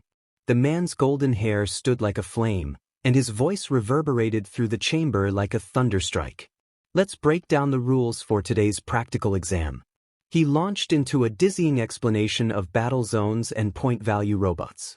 Izuku started scribbling notes and mumbling the second present Mike started talking. Not even Bakugo whispering at her to keep quiet stopped her. A voice broke through her concentration. "Excuse me, sir, I have a question." Someone from behind her exclaimed. "Hit me with it." Present Mike said with a flourish. "On the printout you've listed 4 types of robots. If this is an error on official UDOTA material it is shameful," the boy continues. "We are exemplary students. We expect the best from one of Japan's most notable schools. A mistake like this just won't do." The boy then turned and pointed at her and Bakugo. "Additionally you too. I don't know what sort of institution you think this is but your flirting is distracting everyone. If you're not going to take this seriously, you should just leave." I wasn't," Izuku stammered. "Like hell I'd flirt with her," Bakugo yelled, blush flaring on his face. Before they could argue further, Present Mike spoke up. "All right, examinees, calm down. Examinee number 7111, thanks for calling in with your request. The 4th robot type is worth 0 points. It's not that you can't fight it, just that there's no point." Present Mike continues explaining the exam, but Izuku had tuned him out. Still embarrassed from what that boy had said, she tried to center herself. This was it. No more training. No more preparation. In less than an hour, she'd be dropped into a real combat zone and expected to act like a hero. In the waiting room before the test, she stood near the wall, stretching, breathing deep. She had come so far. She was strong. She was fast. Her quirk, her instincts, they were hers now. And if One for All wasn't ready yet, she'd earn her place with the body and heart that got her here. "Midoriya Izuku?" She blinked. A proctor gestured to the right corridor. "Battle Zone C. This way." She nodded, wiped her hands on her trousers and followed. Izuku stepped into the light, shoulders back, chin high. A year ago, she was a quirkless nobody. But now she was a girl with a dream in her heart, a storm in her veins, and a power waiting to awaken. And she was going to prove she belonged here. No time to hesitate. Before the exam began, every examinee was directed to the changing rooms to swap into their assigned UA standard training gear. A sleek navy and white bodysuit with reinforced fabric, designed to withstand quirks. Izuku Midoriya stood frozen in the hallway as the students split into 2 streams, one toward the boys' changing area, and the other toward the girls. For the first time, she didn't follow either. Her heart pounded. Her hands clenched and unclenched at her sides. In middle school, she'd avoided this problem entirely by ducking into a single stall toilet and changing behind locked doors. No confusion. No stares. Just isolation and silence. But that wouldn't work here. Her registration listed her as female. Her quirk had changed her body completely. And more than that, she had changed. Still, her feet refused to move. What if they stare? What if they say something? What if they ask if I really belong there? "Hey," a nearby instructor called. "You're holding up the line." Girls' changing rooms to the left. Izuku swallowed hard, lifted her chin, and forced her legs to move. Inside, the girls' locker room buzzed with quiet conversation and the shuffle of uniforms being exchanged. She didn't look around. Just picked a far corner, turned her back, and changed quickly, deliberately. Her bodysuit hugged close, emphasizing every line of her figure. It was comfortable but revealing, especially compared to the baggy clothes she still often wore in public. She caught a few glances, brief ones. But no one said anything. And maybe that was worse. By the time she stepped out onto the testing field, her face was neutral, but her heart still hadn't slowed. She tried to focus. The loudspeaker crackled overhead. "Battle Zone C, stand by." She took her place among the line of students waiting at the gate. The sun glared off the fake rooftops. Robots clanked and whirred in the distance. The countdown began. 10. She rolled her shoulders, loosened her stance. 9. She breathed deep. In through the nose. Out through the mouth. 8. The seams of her suit adjusted as she shifted into a runner's pose. 7. A flicker of pressure hummed in her chest, one for all, dormant, waiting. Not yet. 3, 2, go! The gates slammed open. Most students hesitated, still unsure of what to expect. Izuku didn't. She exploded forward. Her feet barely kissed the pavement as she sprinted into the fray. The layout of the testing field unfurled before her, wide streets, alleyways, ruined buildings, piles of rubble. And robots. Lots of robots. A one-pointer roared toward her. Izuku didn't slow. She ducked under its first swipe, slid across the asphalt, then sprang upward. One hand grabbed its neck joint, the other planted against its chassis. With a burst of agility and pinpoint timing, she flipped over the bot and twisted midair, her heel crashing down on its back panel. It exploded into sparking shrapnel behind her. She was already moving again. A pair of two-pointers rolled out from behind a wall, guns primed. Izuku ran straight at them, then leapt. She twisted her body sideways, sliding between their hits like a ribbon in the wind. One foot planted on a wall, then the other, using the vertical surface to rebound. Her elbow slammed into the first robot's optic. The second was already turning when she vaulted over it and kicked it square in the back. Students nearby stopped mid-attack to stare. One boy blinked. What was that? A girl with pink skin whispered. That was like watching lightning dance. Izuku didn't hear them. Her body moved on instinct now. Fluid. Calculated. Her quirk enhanced every motion, every dodge, every flip, every perfect landing.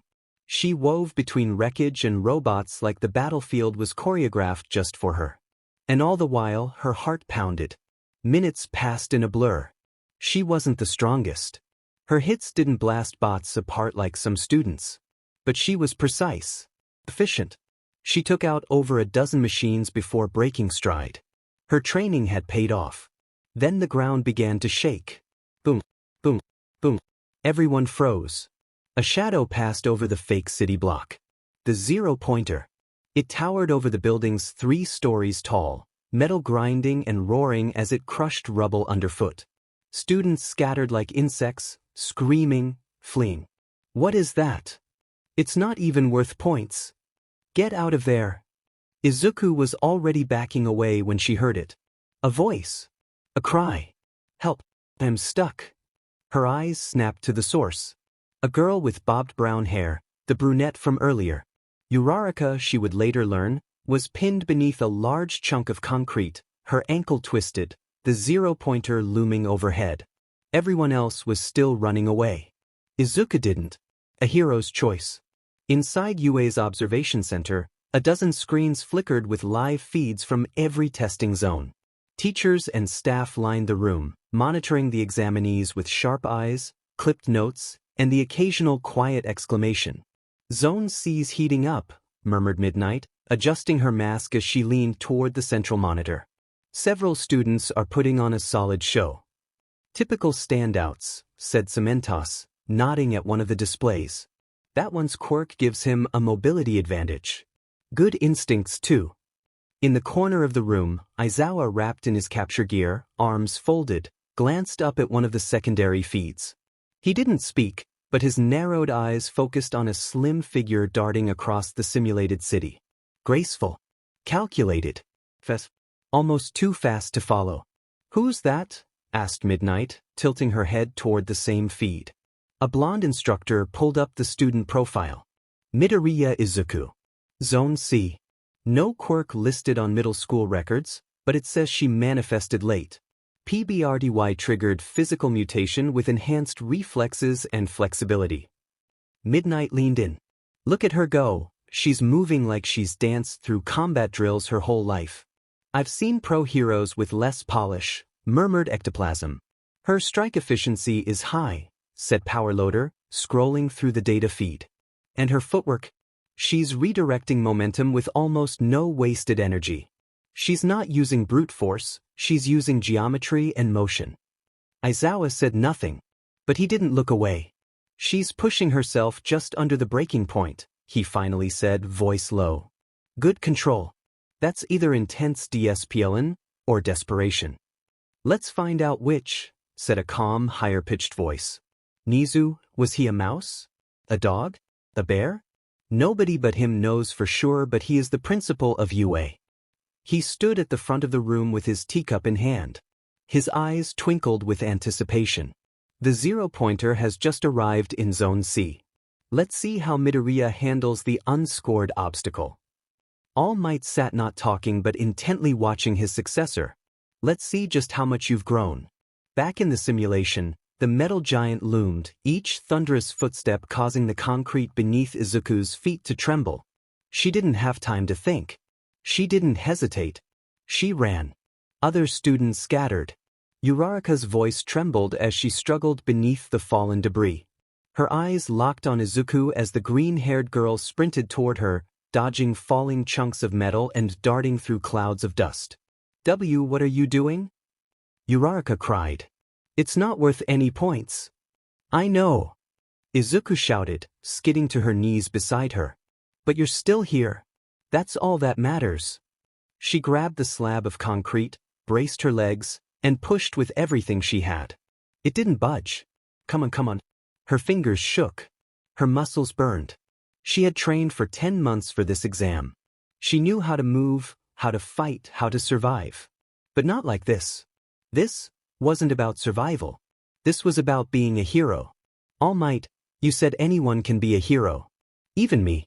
She closed her eyes. She reached deep into that buzzing hum that had lived in her bones for the past month. And she let it loose. A surge of energy exploded through her limbs, hot and electric, like fire and lightning wrapped in muscle. It roared through her arms, her back, her legs, every fiber of her being vibrating with a power she hadn't been ready for. But she used it anyway. With a single shout, she heaved. The concrete slab shot upward, cracking as it flew. Uraraka gasped, scrambling back. Izuku didn't stop. It's too close, she won't get away in time. She turned, faced the zero-pointer, and leapt. From the observation room, the teachers leaned forward. There, Nizu said quietly. She's activating something. That's not her base quirk. She just went from elegant to raw destruction, Power Loader whispered. What the hell kind of enhancement is that? Look at the trajectory, Ectoplasm noted. She's aiming for its central support, one strike to bring the torso down. She knows where to hit it? Midnight blinked. How? Aizawa exhaled slowly. She's been studying. She's not just reacting, she's planning every move. All Might grinned with anticipation. She was about to show them what she could really do and exactly why he chose her as his successor. Midair, time seemed to slow. Izuku clenched her right hand. The pressure built up inside her like a firework about to burst. And she punched. The impact was like thunder, metal crumpling, circuits shorting. The zero-pointer's central panel shattered as Izuku's fist connected with full force, one for all erupting in a brilliant green arc of energy. The machine teetered, groaned, then collapsed. Smoke and dust filled the arena. And Izuku? She was falling. She couldn't feel her arm. Could barely feel anything. Pain lanced through her shoulder, her back, her chest. But even as her vision blurred, she smiled. Because she'd done it. Not for points. Not for glory. But because someone needed her. The cost of power. The sky spun. The wind howled. And Izuku Midoriya was falling. She had barely registered the zero-pointer collapsing in a blaze of torn metal and shattered concrete before her body went numb. Her arm, her whole right side, was dead weight. The rest of her felt like it had been wrung out and shattered, every muscle fried, every nerve screaming without sound. She couldn't move. Couldn't even scream. The world spun around her like a carousel on fire, the sky a blur of pale blue and swirling smoke. The air rushed past her ears as gravity claimed her. So this is it, she thought distantly, tears blurring her vision. This is the cost of one for all. She didn't regret using it. Not for a second. But she had nothing left. She was plummeting headfirst into the broken pavement, arm limp, legs refusing to respond. I can't even brace. Then the sensation of falling suddenly stopped. A strange weightlessness overtook her. Her stomach flipped, but not from gravity, more like floating? Hold on, a voice called out. Izuku blinked slowly. Beside her floated the brunette she'd saved. Uraraka. Her face was scrunched in focus, cheeks slightly flushed, both hands extended toward Izuku, fingers trembling. I got you, she grunted. Izuku opened her mouth to apologize, but the words died in her throat. Her body dangled midair, weightless. Her injuries screamed, but at least she wasn't a splatter on the pavement. Uraraka gently lowered her the last few feet before letting the quirk release. Izuku hit the ground softly and rolled onto her good side, gasping for breath. Thank you, she croaked. You're the one who jumped in to help me, Uraraka replied, panting and flopping beside her. Fair's fair, right? That was the last thing she said before promptly throwing up. Across the arena, the exam proctors moved into action. A small drone buzzed overhead, projecting the final countdown. Practical exam ending in 10. Students across the zone groaned, limped, or kept scoring a few last-second points. But all eyes had turned to the broken wreckage of the zero-pointer and the two girls at its feet. In the UA observation room, silence hung heavy. No one said anything for several seconds. Until Present Mike finally broke it with a stunned, "Phew." Nizu sipped his tea with a pleased twitch of his whiskers. Well, that answers that, doesn't it? She used everything she had, murmured Midnight. That wasn't just a last-minute rescue stunt. That was self-sacrifice. She could have died, Power Loader added. No points. No reward. She just went. Aizawa grunted. His arms were still crossed, but something in his jaw shifted. And yet, she made the most heroic choice in the entire field. He didn't say it, but his eyes narrowed, lingering on the screen as it faded to black. All Might sat still. He was proud of her, but he couldn't help the worry that was overtaking him at the sight of her. Young Midoriya, please be okay. Back on the pavement, the final buzzer sounded. Exam over. Relief flooded the field. Drones descended. Medical bots whirred to life. Uraraka leaned over Izuku, who was still flat on the ground, her chest rising and falling shallowly. Hey, Uraraka said softly, brushing dust from Izuku's cheek. You okay? That punch was, like, insane. Izuku opened her eyes, barely able to smile. My arm's probably broken. I think my back's on fire. But you got me out, Uraraka whispered. That robot was gonna crush me and you just ran in. You didn't even hesitate. I couldn't leave someone behind, Izuku murmured. Even if it meant failing. Uraraka looked at her, eyes wide and glistening. You didn't fail. Izuku blinked. You saved someone, you saved me. Uraraka said. That's the most heroic thing I've ever seen. As med drones lifted Izuku onto a stretcher, her consciousness drifted in and out. Her body throbbed. Her mind was foggy. But deep down, there was a feeling rising stronger than the pain. Not pride.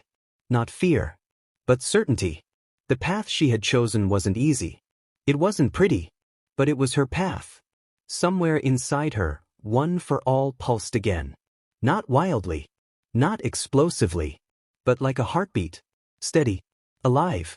You're getting used to me, it seemed to say. You'll be ready soon. Izuku let her eyes close, lips barely curving into a smile. Because ready or not, she was one step closer to becoming a hero. The letter at the door, with a scoop of embarrassment. The first thing Izuku noticed was her mouth tasted like cotton and regret. The second was that her entire body felt like a smoldering loaf of bread, cracked, deflated, and somehow still cold in the middle. She opened her eyes to a blinding fluorescent light and an angry scowl hovering just inches from her face. You absolute maniac. The recovery girl stood at her bedside, hands on her hips, her face dripping with disapproval. Izuku blinked slowly. Did I pass? You should be asking if you're still alive, recovery girl snapped. You completely shattered your arm, strained muscles in both legs, and from what I can tell, you briefly forgot the laws of physics during that punch. Honestly, I should have let you wake up with one working leg and use me responsibly pamphlet taped to your forehead. Izuku winced. That bad? Oh no, not bad. Just insane. She huffed, then jabbed a finger in the air. And don't get me started on All Might. What kind of lunatic gives a 15-year-old the power of a small nuclear reactor and forgets to teach her how to punch? Isuku flinched harder. He, said I'd figure it out as I went. He would, she muttered, stomping away. Muscle for brains. Despite the scolding, Recovery Girl let her go home later that afternoon, though not before attaching a stern warning. If you so much as try to punch a vending machine, I'll personally confiscate your limbs. The week that followed was pure torment. Not because of the pain, though that was definitely a factor, but because of the waiting. Isuku couldn't stop pacing. She barely slept. Every time the doorbell rang or the postman walked by, she practically threw herself out the window to check the mailbox. Sweetheart, Inko said gently on day 4, setting down a tray of tea. You're going to grind a hole in the floor. I'm fine, Isuku muttered as she buried her face in a pillow. You're chewing your hair again. She spat it out. I'm fine. You've memorized the exact postman schedule, sweetie. I have plans, Mum. If I intercept him early, I can shave 5 minutes off the Dilva window. Inko sighed. Her daughter needed something to take her mind off this. Ice cream it is. She didn't resist this time. Her body needed the sugar, and her brain needed the break. They ended up at a small shop downtown. Isuku ordered her usual strawberry and leaned into the bench outside, finally feeling a hint of normalcy returning. Then the explosion hit. Well, not literally, but close enough. What the hell are you doing here? Isuku nearly dropped her cone. Katsuki Bakugo stood a few feet away, scowl already locked into place, hands shoved in his pockets like he was restraining himself from hurling someone into traffic. Next to him stood Mitsuki Bakugo, his mom, with her short blonde hair, sleeveless top, and the same, I will destroy you with love, energy that ran in their family. Oh, it's Midoriya, she grinned, waving with far too much enthusiasm. And Mama Midoriya. Long time no see. Inko waved back, cheerful as ever. Mitsuki. It's been ages. Too long. Katsuki doesn't visit you anymore, she said loudly. Not even to stare at his childhood crush. Katsuki growled. Isuku froze mid-lick. See, crush? Mitsuki grinned wider. Oh, don't play dumb. He followed you around like a duckling for years. He used to throw tantrums if you got too far ahead on the way to preschool. I was 4, Katsuki snarled. And I hated her. Isuku. Inko whispered giddily, did you know about this? And I did not, Isuku squeaked, trying and failing to hide her face behind her cone. I mean, you two would make a cute couple, Mitsuki added with a wink. You're both fiery little brats.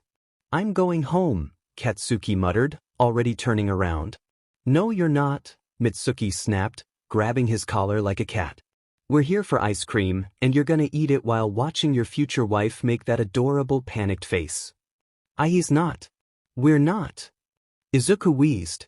Bakugo looked like he was going to explode from anger or embarrassment, she wasn't sure which. Inko, meanwhile, was already planning with Mitsuki for future dates. Isuku groaned, she would never know peace again. By the time they got home, Isuku had almost forgotten how stressed she'd been. Almost. Because when she stepped through the door, she spotted a thick envelope resting neatly on the entry table. Her heart stopped. Is that? Inko smiled. It came before we left.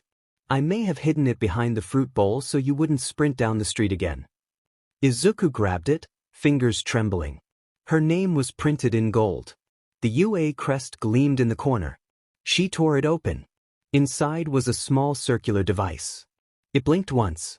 And then the hologram appeared. Booyah, I am here as a projection. All Might stood proudly in full hero regalia, arms folded, grinning wide enough to rival the sun. Hello, young Midoriya. Isuku shrieked and nearly fell over. He's in my house. I am speaking to you today not just as the #1 hero but as a faculty member of UA High School. He winked. Let me cut to the chase. You did phenomenally on the entrance exam. A reel played behind him footage of Isuku weaving between robots, leaping, flipping, dismantling opponents with speed and style. She looked like a whirlwind in green. Your combat score, 32 points. She gasped. Another clip showed her running toward Uraraka, the 0-pointer looming. And your rescue score, 60 points. The highest of any applicant. She burst into tears. You reminded the staff and me what it truly means to be a hero. You ran into danger not for glory, not for points, but to save someone. And that, young Midoriya, is why I say. The projection zoomed in as all might move a finger forward. Welcome to UA High School. The hologram faded. Izuku stood in stunned silence, holding the disc against her chest, shaking. I made it. Inko was already crying. She'd done it. She was going to be a hero. And her real journey was just beginning. Skirts, quirks, and unblinking eyes. A few weeks before the school year started, Izuku was deep in the 7th circle of embarrassment. Shopping with her mom. But Mom, she tried, holding a pair of gray uniform pants up in one hand like they were a shield. No, but young lady, Inko said firmly, arms crossed, the UA uniform guide in her other hand. It says here that the standard female uniform includes a skirt.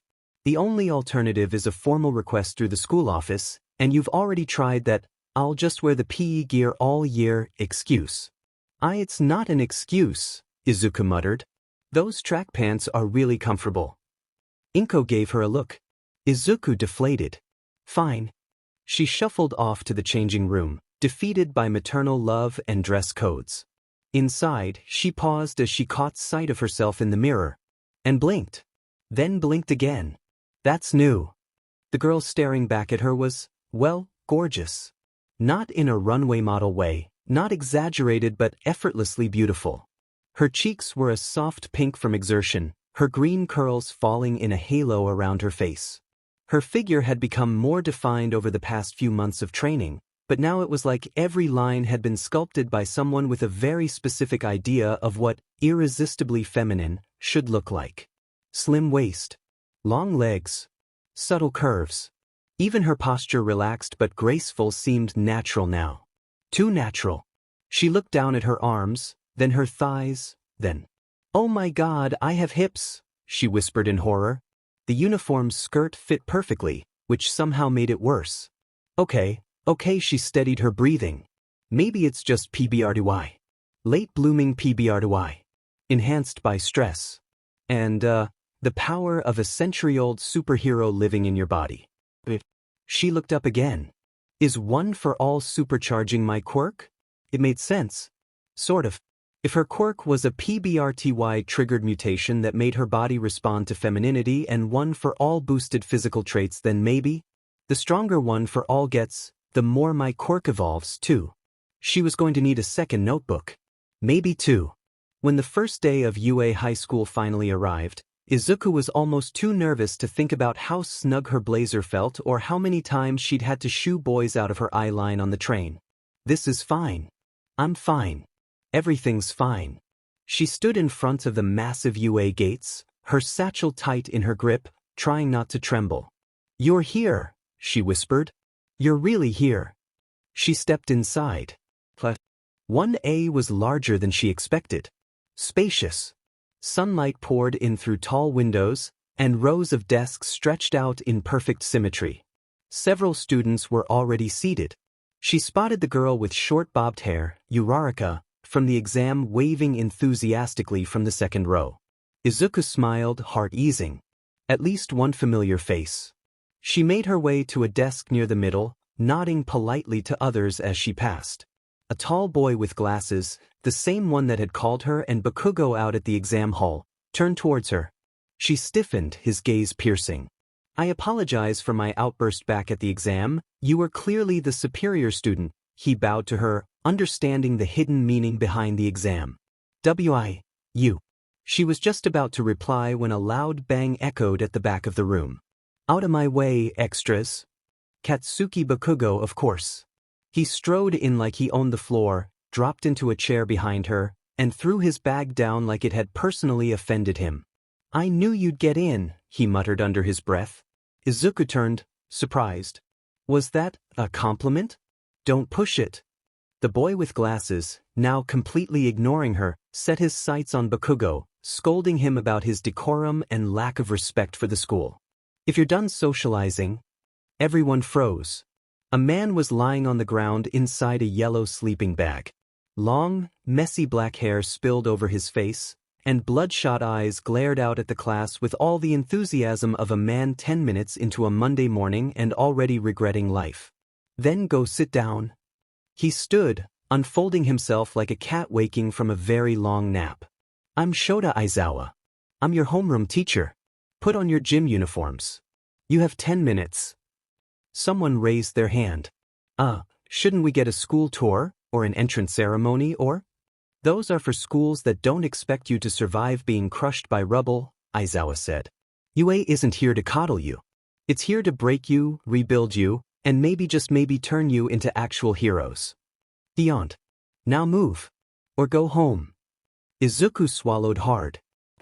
Welcome to UA Izuku. Grace under pressure. Izuku stood frozen at the threshold of the girls' changing room, staring at the painted sign as if it were the gates of Tartarus. You've done this before, she reminded herself. Quietly. Without talking. It was fine. But today things weren't going to be quiet. Because she was the last one to arrive. And the other girls in Class 1A were very chatty. Oh hey Midoriya, right? Chirped a very pink girl, already pulling off her uniform jacket and tossing it onto a bench with practiced flair. You were amazing during the exam. That flip over the robot? Chef's kiss. She finished doing the moi gesture. Oh, by the way, I'm Mina. I wasn't trying to flip. I mean it just, thank you. Izuku squeaked, clutching her P uniform like it might shield her from conversation. A floating set of gym clothes that presumably contained someone bounced beside them. Are you, like, a dancer or something? Your movements were super fluid. No, my quirk kind of makes me move like that. I wish my quirk made me graceful, sighed a girl with what looked like headphone jacks hanging from her ears, tugging her shirt over her head. Mine just makes everything loud. Hey, Midoriya, said a tall regal girl, folding her blazer with far too much elegance. Your quirk is mutation-based, correct? Is it a subtype of enhanced agility or biological restructuring? Both, I think? Izuku tried not to make eye contact. Please don't look too closely. Please ignore me. Uraraka tapped her shoulder, startling her. I wanted to thank you again, for saving me, she said softly. Izuku's gaze softened. Anytime. They stared at each other for just a touch too long. Izuku's eyes drifted downward and realizing Uraraka was only half-dressed. I should change, she spun away, face flushed. Alright, I should finish changing too. She turned quickly toward the corner to change, doing her best to keep her modesty intact. Cute underwear, by the way, Mina teased.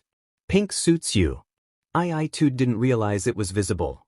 I mean IIJ just grabbed whatever was clean and… It's fine. Mina laughed.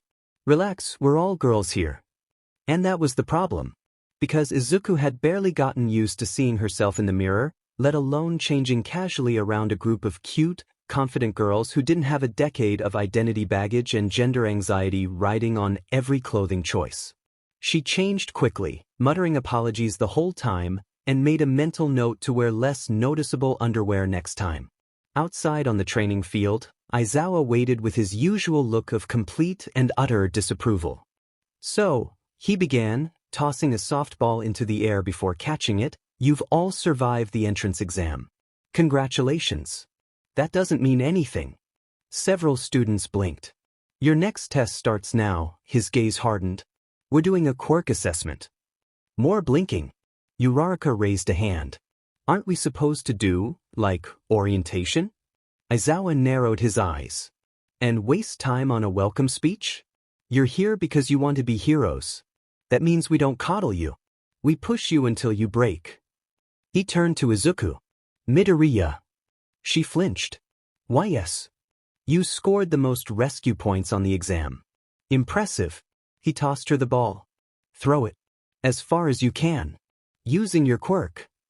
Izuku caught the ball clumsily, heart already pounding. I can't go full power, she said. Not without breaking something. Aizawa stared at her. Then figure it out. She swallowed. No pressure, right?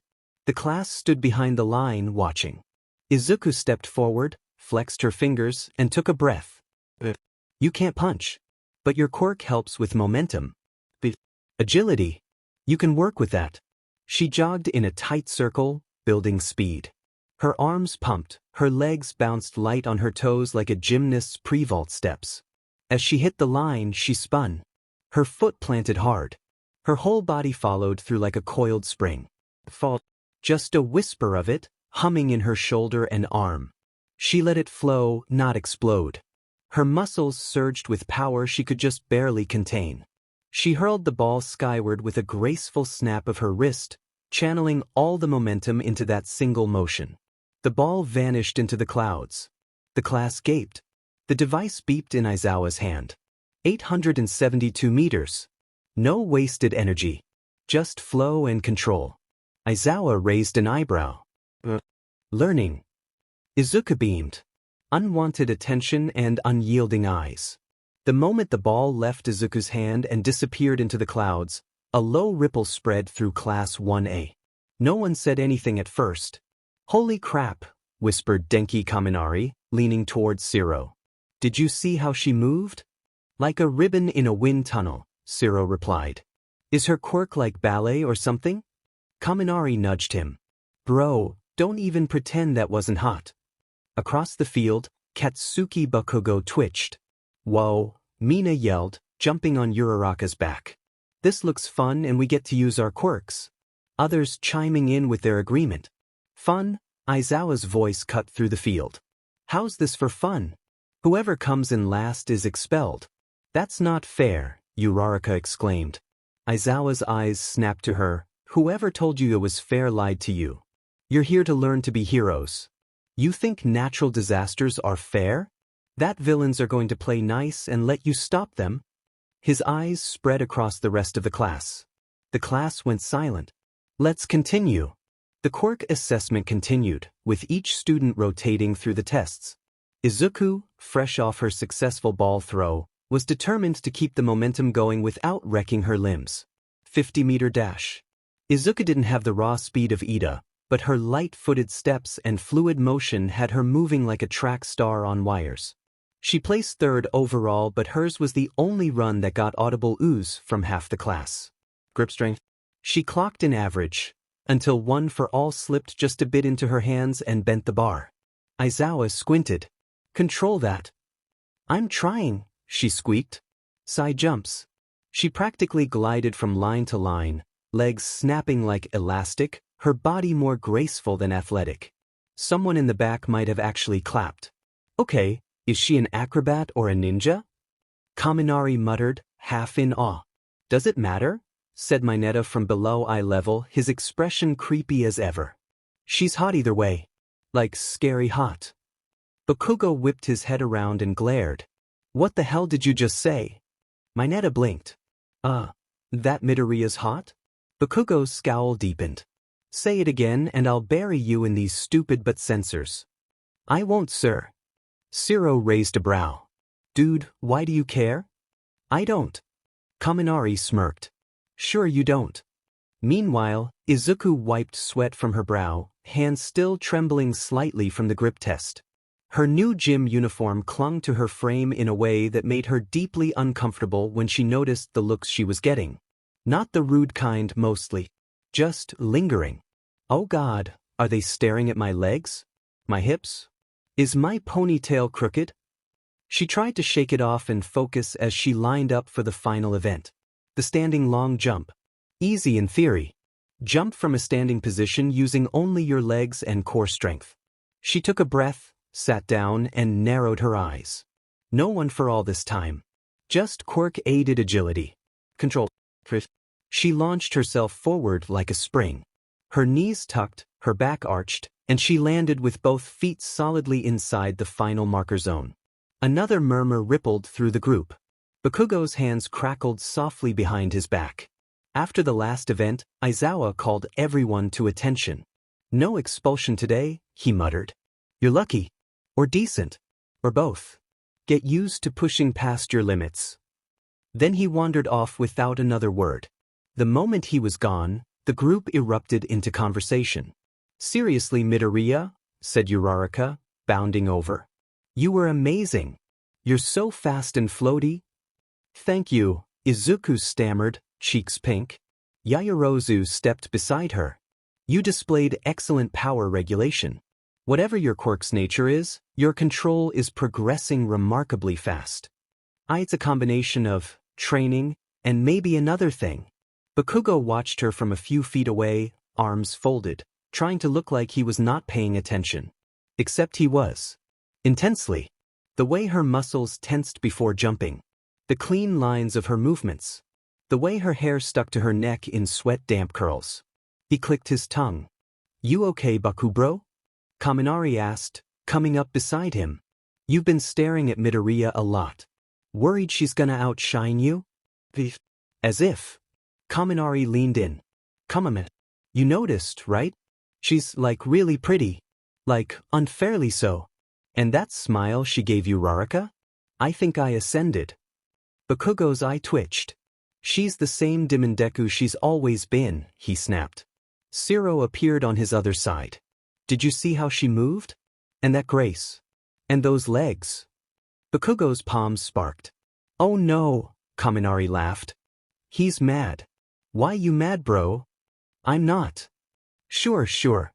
Bakugo looked away sharply. She's not that impressive. Zero smirked. Then why do you keep watching her? Bakugo growled. I said shut up.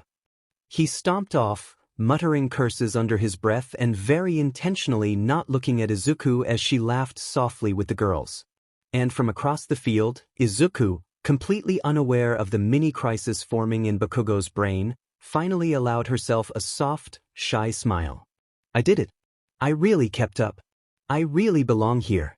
Questions, quirks, and a slow meltdown. The second day at UA High School started much like the first. Except this time, Izuku was a little less terrified. Only a little.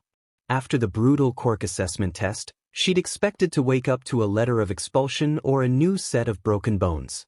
Instead, she got an alarm clock, slightly sore muscles, and her mom stuffing her bag with 3 homemade bentos and a whisper of encouragement.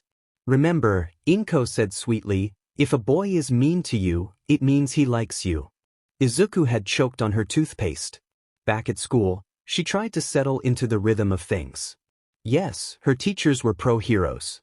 Yes, her classmates were walking weapons of mass destruction. But the classes themselves besides hero basics were alarmingly normal. Math, literature, social studies, modern art. By the time lunch rolled around, Izuku's brain hurt less from existential panic and more from calculus.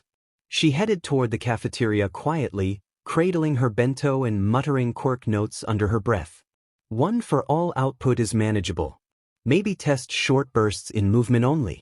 Still need to map how it interacts with my quirk. Izu. She jumped as Uraraka flung an arm around her shoulders.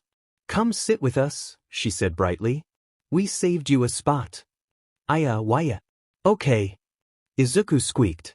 The moment she reached the girls' table, she was surrounded. Mina, Jairu, Yaoyorozu, Toru, and Uraraka all leaned in like members of an investigative committee. So, Midoriya, Mina started with a grin, chin in hand, you're gonna have to explain what exactly your quirk is, because you've got the moves of a ballerina and the face of an idol. It's not that special. Liar, Jairu deadpanned. No, really. Izuku waved her hands, already sweating. It's a mutation type. I didn't have a quirk when I was little, but then when I turned 14, it suddenly activated. So, like a late bloomer quirk? Asked Toru, voice genuinely curious. What does it do? Izuku squirmed. It enhances my physical abilities. Especially when I feel feminine. There was a beat of silence. Wait, Mina said, eyes wide. So the cuteness is, like, part of the quirk? I guess. Izuku blushed furiously. I mean, my reflexes and coordination improve with how connected I feel to, girlhood? So I started changing a lot when it activated. And then it just kept going. Okay, but like, Gyro said, raising an eyebrow. You do know you're stupidly pretty, right? Izuku practically wilted. Why does everyone keep saying that? Across the cafeteria, a group of boys was watching this unfold with rapt attention. That table is terrifying, Kaminari muttered, watching the girls laugh and squeal around Izuku. I feel like I'd get vaporized if I sat within 5 feet of them, Shiro added. Ida coughed into his hand. I do not believe that's how conversation works, but I will concede they are enthusiastic. Mineta leaned forward on his tray. All the girls in our class are hot. Like, every single one. Yeah, Kaminari agreed. But Midoriya's on another level. She looks like she stepped out of a magical girl anime. And have you seen how flexible she is? Absolute wife material. Bakugo's spoon snapped in half. They all turned. Bakugo didn't say a word. Just sat there, twitching murder in his eyes. Oh, Shiro said, grinning. Oh. What? Bakugo snapped. You've got a crush. What the hell did you just say to me? Kaminari leaned on the table, smirking. Oh my god, he does. You're totally into Midoriya. I am not. Come on, man, Shiro said, nudging him. You've been staring at her non-stop since the Quirk test yesterday. You glared at Mineta for complimenting her once. I glare at him anyway. It's okay, bro, Kaminari said. She's cute, graceful, and she saved a girl from a giant robot. It'd be weird not to like her. Bakugo's eye twitched like it was trying to escape his skull. I hate her. Sure you do. Shut up. Make us. Bakugo stood. Kaminari and Shiro immediately bolted. Mineta screamed and ran into a tray rack. Ida sighed. Gentlemen, please. No fighting in the lunchroom. Back at the girls' table, Izuku was still trying to explain her quirk using a diagram sketched in soy sauce. See, if I channel the movement through my hips, I can avoid stressing my joints, and that lets me. Oh my god, Mina giggled. You even talk cute. Izuku turned red enough to rival Kirishima's hair. So why does Bakugo call you Deku? Uraraka asked. It's kinda cute, you know. Izuku flinched slightly. He's just always called me that since we were kids. Ooh, Mina leaned closer. And do you have a cute childhood nickname for him? Izuku blushing shyly stammered, Kikakin. Mina squealed in delight. Somewhere across the cafeteria, Bakugo growled like a rabid dog chewing through steel. And Izuku, completely oblivious to the chaos she left in her wake, just sighed and tried to finish her lunch. Hero costumes and unintended consequences. By the time lunch ended, the boys of Class 1A had recovered from the chaos that followed Bakugo's rage-induced spoon homicide. Mostly. But the moment they stepped into their final class PRD and found All Might standing at the front of the room in his towering, muscular glory, every ounce of weariness vanished. I am here. Teaching class like a normal person. Everyone sat up straighter, wide-eyed and buzzing with excitement. Even Bakugo grudgingly looked interested. All Might struck a pose. Today marks the beginning of your hero training. He gestured toward the wall behind him. A dozen lockers slid open, revealing individual storage pods with glowing nameplates. Get changed into your hero costumes and meet me at Ground Beta in 10 minutes. Let's see how you all shine when dressed as your best selves. The class exploded in cheers. 10 minutes later, Izuku stood frozen again. Back in the girls' changing room. Why is it always the girls' changing room? She tried to disappear into her locker as the other girls chattered excitedly around her. I made mine to match my quirk's output to creation ratio, Yaoyorozu was explaining to a fascinated Toru. Gyro was lacing up boots and nodding. Mine's mostly utility. Plus some speaker mods. Uraraka leaned closer to Izuku, beaming. I bet yours is super cute. Izuku opened her case. Then immediately slammed it shut. Oh no. It wasn't bad, but it was definitely not what she expected. She had submitted the basics, supportive fabric, strong enough to handle momentum strain, breathable and flexible. No frills. No gimmicks. The result? A high-performance, skin-tight suit. Smooth black with emerald green accents ran along her curves. Fingerless gloves, a reinforced belt, and light armor pads completed the ensemble. It was sleek, streamlined, high-functioning, and, unfortunately for Isuku, extremely form-fitting. "Are you okay?" Uraraka asked, blinking. I didn't know it would be so visible." Mina peeked in. "Visible? Girl, show us." And oh wait. But it was too late. Isuku was gently shoved back toward her locker and, despite every instinct to vanish into thin air, was eventually coaxed into pulling the suit on. When she stepped out onto the training field, Isuku walked with the body language of someone trying to both hide and escape their own body. Too many eyes were on her. She kept her arms close to her sides, shoulders hunched, desperately trying to shrink into the very outfit that refused to let her. Then she heard the gasps. "Whoa! That's Midoriya? Dang, she looks like she stepped out of a pro-hero agency photo shoot." Isuku raised her eyes, just a little. Class 1A was staring. Even Bakugo had frozen mid-step. The full effect of her costume, paired with her emerald green eyes and graceful poise, made her look like a living, breathing poster. A blend of lethal power and otherworldly beauty. She tugged at her collar. It's really not that big a deal." Mina launched at her. "Girl, you're going to break hearts on national television. I didn't even ask for it to be like this." Isuku wailed. "I just wanted stretchable fabric." Ida cleared his throat awkwardly. "While I believe we should respect Midoriya's privacy and professional intent, I must admit your design is both elegant and formidable." Shiro leaned toward Kaminari. "She's gonna have fan clubs before the week's over." "I'd join it," Kaminari muttered. Bakugo glared a hole through him. After the initial frenzy, All Might clapped his massive hands together. "Now then," he boomed. "Let's talk about your first exercise." Everyone turned. All heroes work in teams. But sometimes, you don't know who you'll be paired with or what you'll be against. That's why today's lesson will be a hero versus villain simulation. He gestured to the board behind him, where brackets and rules lit up on screen. You'll be divided into teams of 2. 1 hero team. 1 villain team. The villains will defend a nuclear bomb. The heroes will try to recover it before time runs out. The class buzzed with anticipation. And, All Might added with a sly grin, team assignments will be random. Fate decides your allies and your adversaries. Isuku gulped. "Please don't be Kakin. Please don't be Kakin. Please don't be Kakin." All Might pressed a button. Names flashed on the screen. Team A, villains. Katsuki Bakugo and Tenya Ida. Team B, heroes. Izuku Midoriya and Achiko Uraraka. Izuku froze. Bakugo's palms sparked ominously.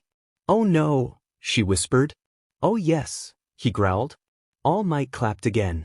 "Team A, you're up first." Izuku slowly turned to Uraraka. "W can do this, right?" she squeaked. Uraraka grinned, punching her fist into her palm. "Totally. Just try not to get blown up before we win." Hero tactics, romantic accidents, and total emotional breakdown. The simulation building was barely holding together, and the match had only just started. Izuku Midoriya crouched around a corner, her grip tight on her belt buckle, breathing carefully. She was focused. She had a plan. She had Uraraka. She also had the knowledge that Bakugo was inside somewhere, and likely foaming at the mouth waiting to explode her into another dimension. "Okay," she whispered, gesturing at the stairwell. "You sneak around left, I'll draw him out. If we get..." Boom! The wall beside them detonated, chunks of debris raining down like hail. "Big you!" Bakugo charged through the smoke, gauntlet already glowing, expression comically intense. "Ah!" Izuku yelped, diving to the right. Watching from the observation room, Class 1A was not prepared for the chaos about to follow. "Here we go," said Kaminari, eyes wide. "Oh no," muttered Yaoyorozu. "This is gonna be a disaster," Jiru said flatly. Shiro leaned closer. "Disaster? This is entertainment." Bakugo landed hard and fast, sparks flying. "Thought you'd sneak in with some floating sidekick? Pathetic." "I'm not sneaking, I'm strategizing." Izuku yelled back, already leaping to another pillar. Sounds like sneaking. I'm allowed to have a plan.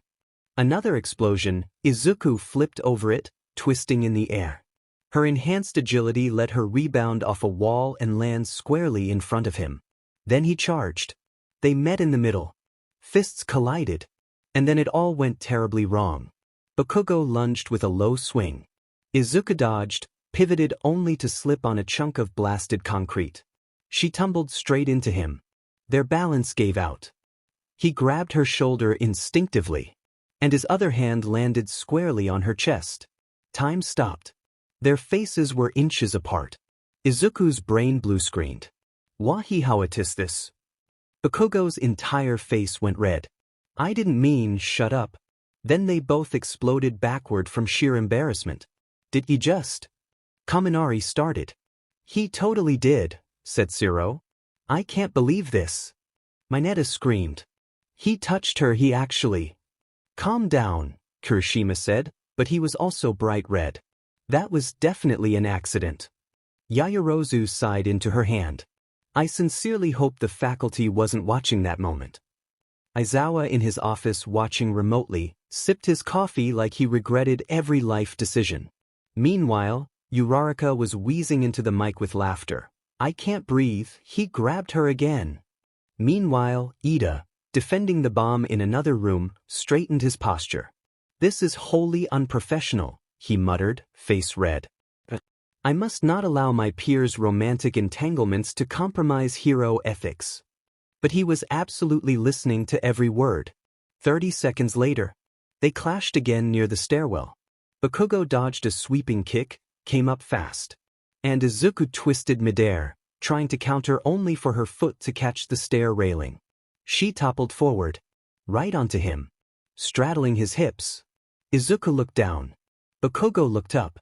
There was a beat of silence. This isn't what it looks like, she blurted. Get off me. They both jumped back like they'd been electrocuted. Bakugo launched another blast at Izuku, which she dodged by vaulting over a support beam. He chased her up the stairs, and she tried to bait him with a feint, only to slip and land directly on top of him, full body pressed to his chest, faces inches apart. We have got to stop meeting like this, Izuku squeaked. Huff. Their lips were less than a breath away. Bakugo exploded backward into a wall. Again, yelled Kaminari. Oh my god, Mina giggled. The tension is unbearable. Jairu leaned over. If they don't kiss by the end of this battle, I'm dropping out. Seriously? Mina laughed. This is like a fanfic. It's literally a fanfic.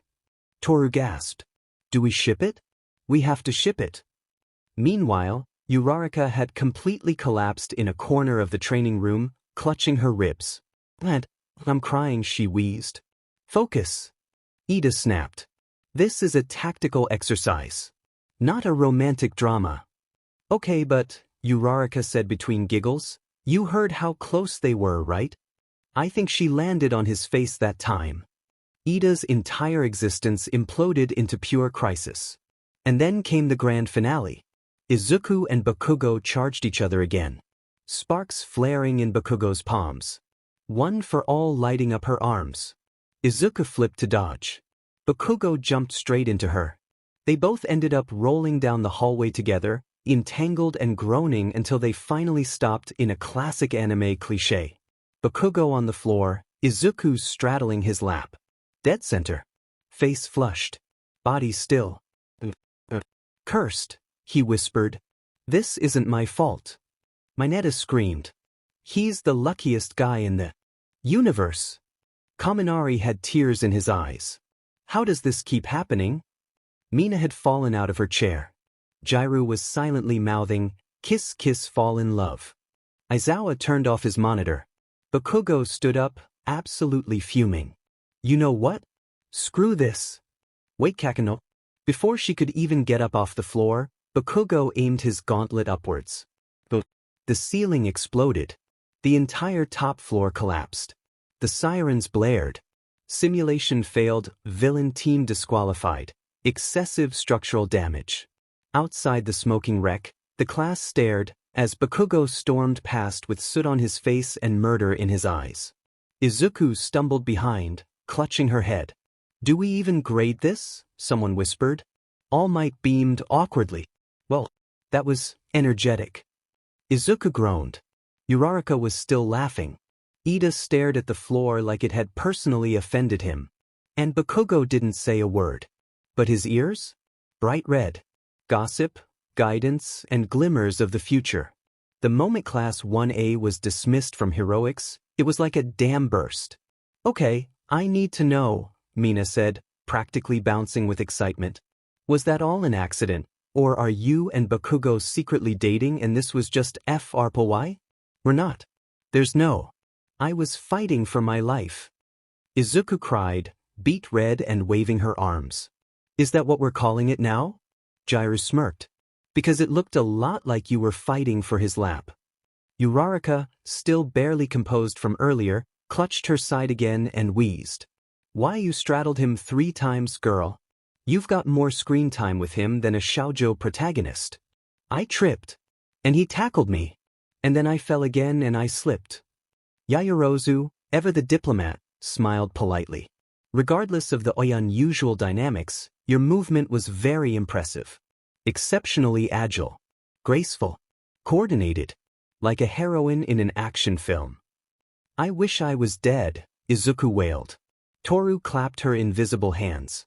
Honestly, if this were an anime, you two would be the endgame ship already. Across the training grounds, the boys weren't much better.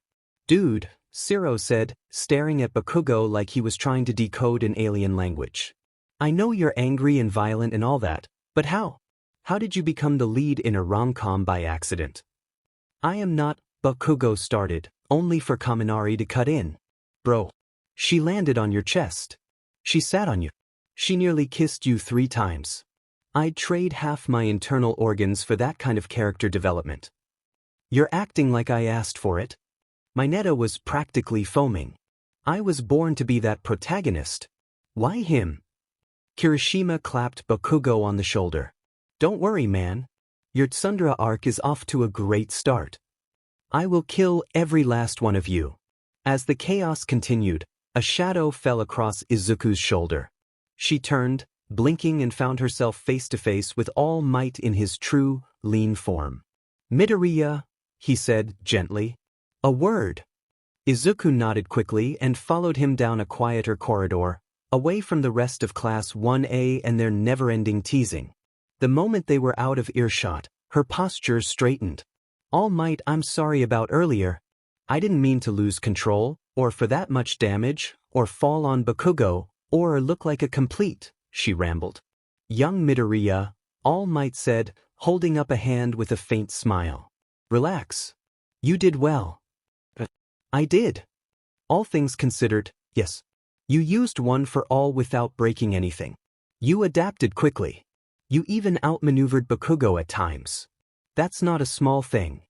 Izuku rubbed her arm, cheeks still flushed. Yeah, but everything else kind of spiraled out of control. All Might chuckled softly. It was spirited. Let's call it that. Then he turned more serious. But that's not why I pulled you aside. Izuku's expression shifted immediately. Is something wrong? All Might looked at her, really looked. At the way her posture held natural grace. The reflexive poise. The subtle shimmer of power behind her movements. Your quirk, he said slowly, your original quirk. It's evolving. Izuku nodded. I've noticed. I'm getting faster. More agile. My coordination is better. I've been changing. Physically. Emotionally. It's like I'm syncing with it. And One for All is responding to that, All Might said. Adapting to your nature. I've never seen it behave like this before. Izuku blinked. What do you mean? One for All has always been linear. Raw power. A stockpile passed down. But with you, he hesitated. It's not just amplifying your strength. It's harmonizing with your mutation. Enhancing your speed, your grace, your presence. She fidgeted. You mean how I look? Not just appearance. Presence. Charisma. You're becoming more than strong. You're becoming impossible to ignore. That's part of the power now. Izuku looked down at her hands. So it's not just me? No. It's you and the legacy. And the legacy is changing. That's not necessarily a bad thing, he added. But it means we need to be careful. Your quirk, your identity will shape the future of One for All. And you need to stay true to yourself, or the power could pull you in directions you're not ready for. Izuku took a breath, slow and steady. I don't want to lose who I am. You won't, All Might said, smiling. Because you care too much to forget. He patted her shoulder.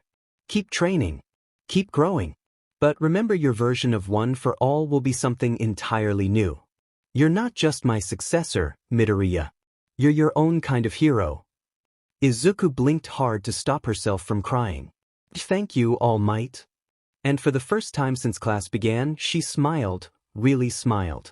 Back down the hall, Kaminari was still poking Bakugo in the ribs. You sure you don't like her? Dead. You're dead. Mineta was crying softly into his lunch.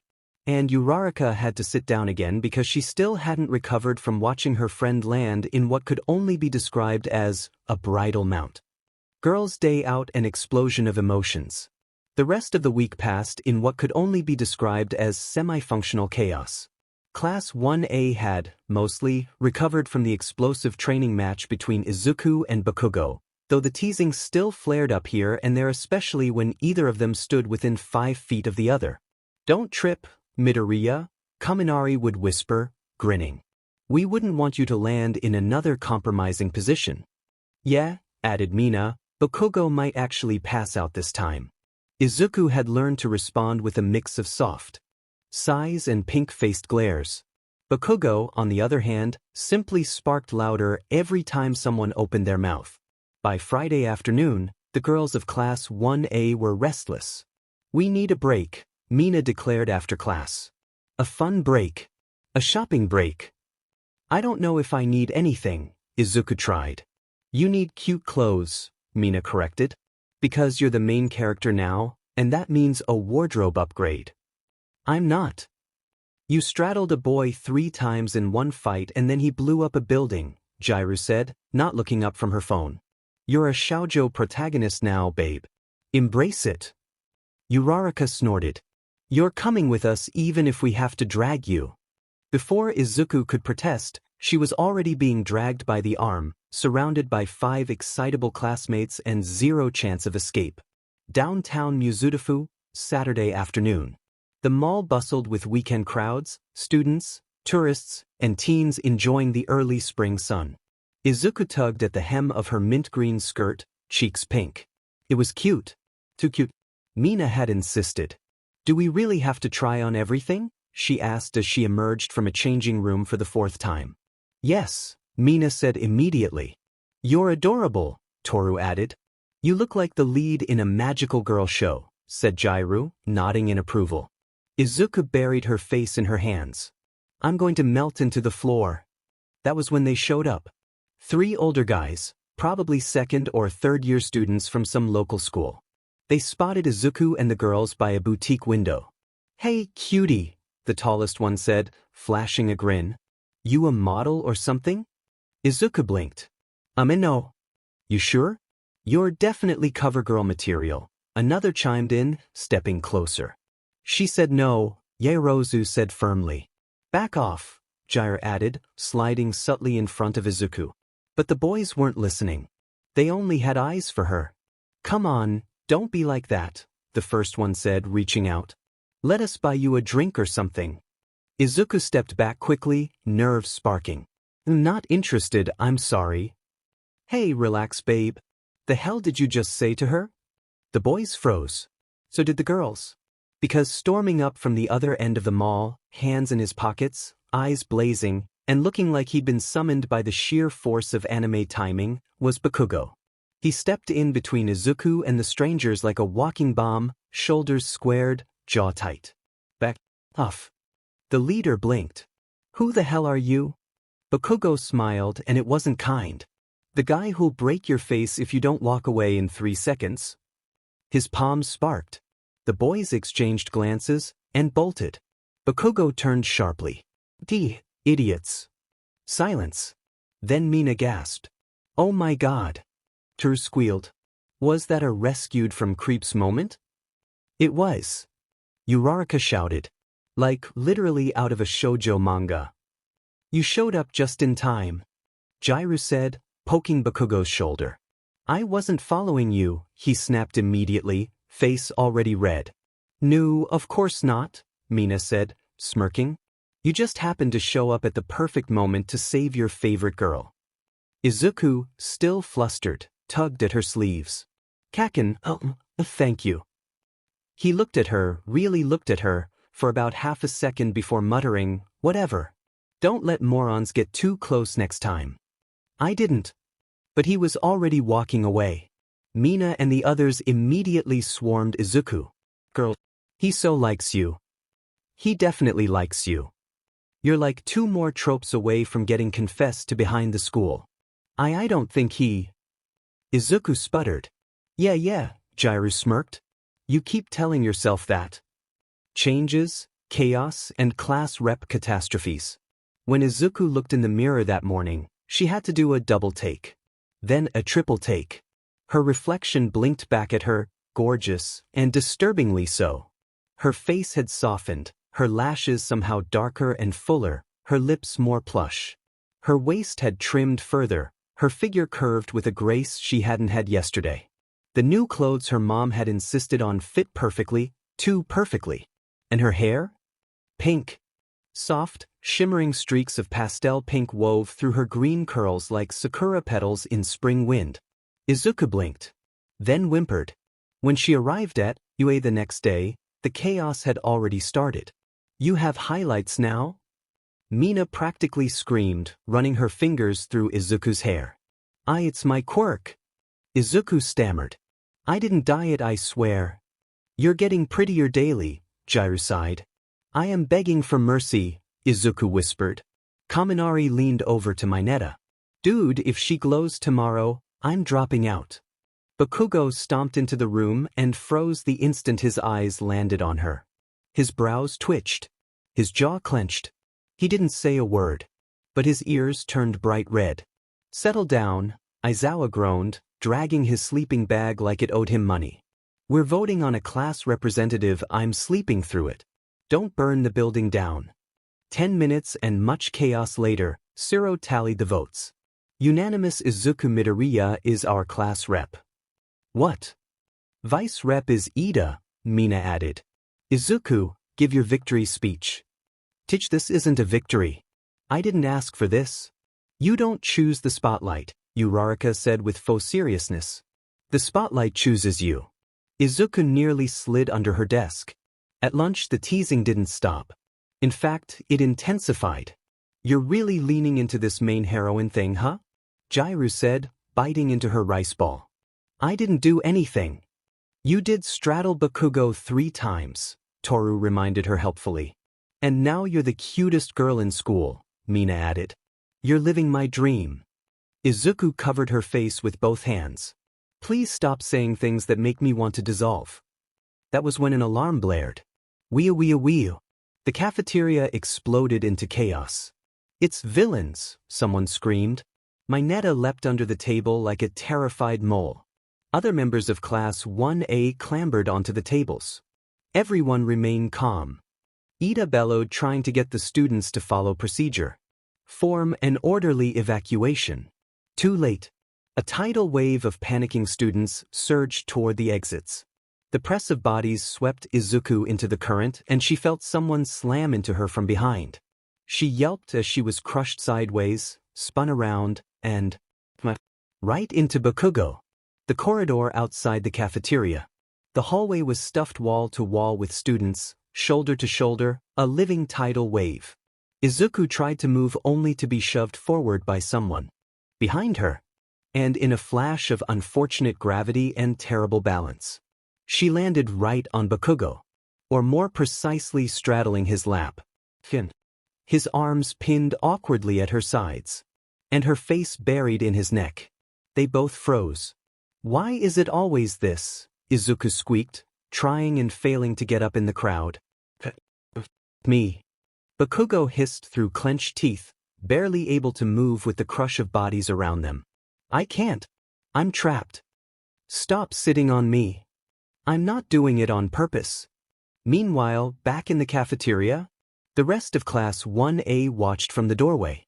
Oh no, Mina said, peering through the crowd. Is that what I think it is? That's position number 4, said Jairu calmly. I hate how many positions there are now, muttered Yaoyorozu. They look like they're engaged, Kaminari said. I'll be the ring bearer, Uraraka added between wheezes. They're gonna get married before finals at this rate, Toru said brightly. Mineta cried again. Back in the hallway, Izuku finally wiggled herself to the side, trying to stand only to trip and fall face first against his chest. This time, he just glared up at the ceiling like he wanted to explode the universe. I hate everything. A few minutes later, the alarm was disabled. Apparently it had only been reporters breaching the gates. Izuku, now back in class and hiding behind her desk, refused to make eye contact with anyone. I can never go outside again, she whispered. From the front of the room, Aizawa emerged from his sleeping bag like an angry burrito. Tomorrow, he yawned, we're doing rescue training. It's up to you if you wear your costumes. Try not to die. I hope you and Bakugo end up partners again, Jairu smirked. I don't want to live, Izuku mumbled. The lesson begins and so does the real fight. The bus ride to the unforeseen simulation joint better known as the USJ was surprisingly peaceful. Izuku sat near the front, eyes on the window, clutching the sides of her hero costume, snug, repaired and reinforced after her fight against Bakugo last week. Her heart thudded a little too fast remembering that. She shook her head and focused. Rescue training. Real simulations. Real pressure. Not fights. Not awkward hallway stumbles. Not class rep nonsense. Today would be different. Behind her, Class 1A was, well, being Class 1A. So, Midoriya, Kaminari leaned over the seat in front of her, flashing a grin. If you had to pick romantic cliffside confession, or accidental fall into Bakugo's arms during a landslide rescue? Kei Kaminari, she squeaked. Third option, Jairu said dryly from across the aisle. Both happen same day. Bakugo combusts. I will end all of you, Bakugo growled from the back row. Uraraka giggled. I dunno, Midoriya. I think you could pull off the dramatic save, bridal carry style. Izuku turned redder than Endeavor's flames. I'm just trying to mentally prepare for life-threatening simulations, thank you. Yaoyorozu smiled gently. Which is exactly why you're perfect for rescue training. Always thinking like a hero. Izuku's blush softened just a little. The bus pulled to a stop at the base of the massive domed facility. The USJ rose before them, glass and steel, polished and gleaming in the morning sun. From the outside, it looked like a stadium crossed with a high-tech theme park. Inside, it was something else entirely. Sprawling disaster zones covered the USJ, simulating nearly every kind of disaster situation they might come across. As they walked in, they were greeted by 13, the rescue hero in a space suit-like costume, cheerful and composed. Uraraka was visibly vibrating in excitement next to her, and being honest, she was close to doing the same. Welcome, students, she called. This is where you'll put your quirks to the test in disaster rescue scenarios. Her tone grew more solemn as she paced before them. Your quirks are powerful, but they are not only weapons. Today you will learn to save people, not fight them. Not destroy things, but save. Izuku's breath caught. This was what she dreamed of. This was the kind of hero she wanted to be.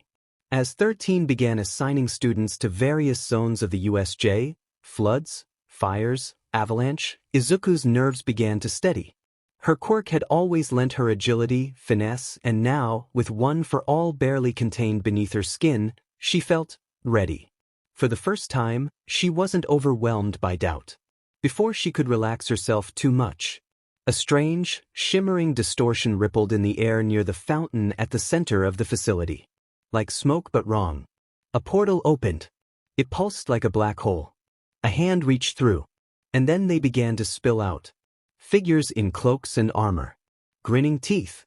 Men with claws. A woman with razor blade wings. A massive, hulking creature with dead eyes, and built like a wall of muscle. Villains. Real ones. Time stopped. Izuku's instinct screamed. Get back! Aizawa barked, already vaulting down the steps between them and the enemy. 13. Protect the students. At the center of them stood a man with pale blue hair, with hands draped across his body, one covering most of his face. His red eyes were blank. But dangerous. How did they get in? Yaoyorozu shouted. This isn't a drill? Mineta shrieked. Izuku's heart pounded. Her legs tensed. The peaceful bus ride. The jokes. The teasing. Gone. This was real. Her hands trembled, but she clenched them into fists. This was the moment everything changed. The moment the villains emerged from that black, swirling portal, chaos took the reins. Izuku barely registered Aizawa launching himself down the stairs, scarf snapping in the air like a whip. She heard 13 shouting behind her. Students screaming.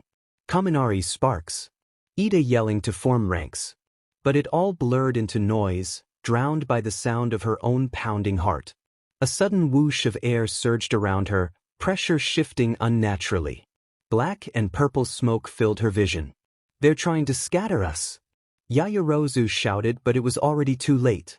A cold, swirling force wrapped around Izuku like a vortex. Then darkness. And falling. Her scream was short-lived. She hit the water hard, the cold seizing her lungs before she could even gasp. She kicked desperately, limbs thrashing.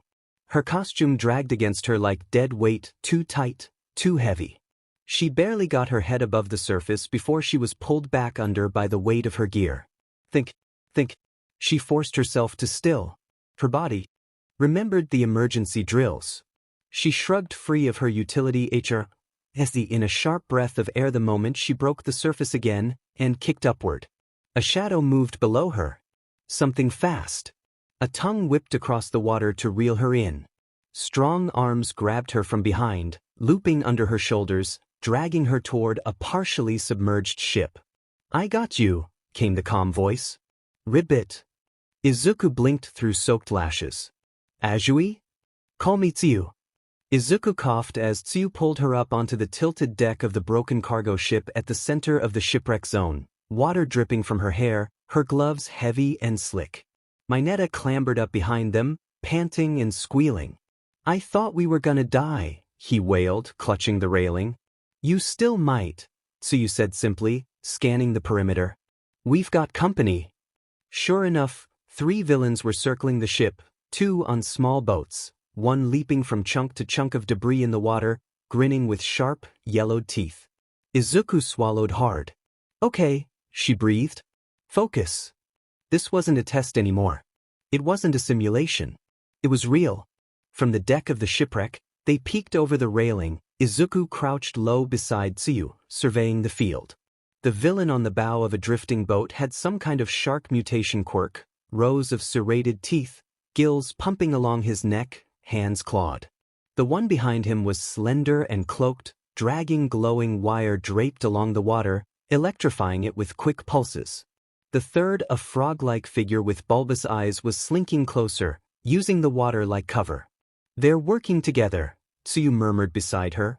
They're trying to flush us into the water, Izuku realized. Where will be easy targets? Mineta whimpered behind them. I can't swim. I have the buoyancy of a potato. Tsuyu stared at him. Why are you staring? Mineta yelled, freaking out. It's salt water, a potato would float. Rip it. Izuku turned, eyes sharpening. She was scared, terrified even, but beneath the panic was something steadier. Resolve. This is no different than the combat trials, she said aloud, partly to herself. We've trained for this. We can do this. But we can't fight all 3 of them, Tsuyu said calmly. Not directly. No, Izuku agreed. But we can outthink them. Her mind went into overdrive, calculating distances, terrain, movement patterns. What would a hero do? Then it clicked. Tsuyu, how far can you jump with someone? Pretty far. More if I have a solid run-up. Rip it. I've got a plan, Izuku said, standing. But I'll need you to get me close. Mineta, what can your quirk do? I make sticky ball from my head and they don't come off if they stick to people. She stared at him. Seriously? It's better than it sounds. You're going to help me glue them to the boat. Mineta looked like he might faint. Tsuyu whipped Isuku across the water in a high arc with Mineta perched on her back hurling his sticky ball at the villain boat.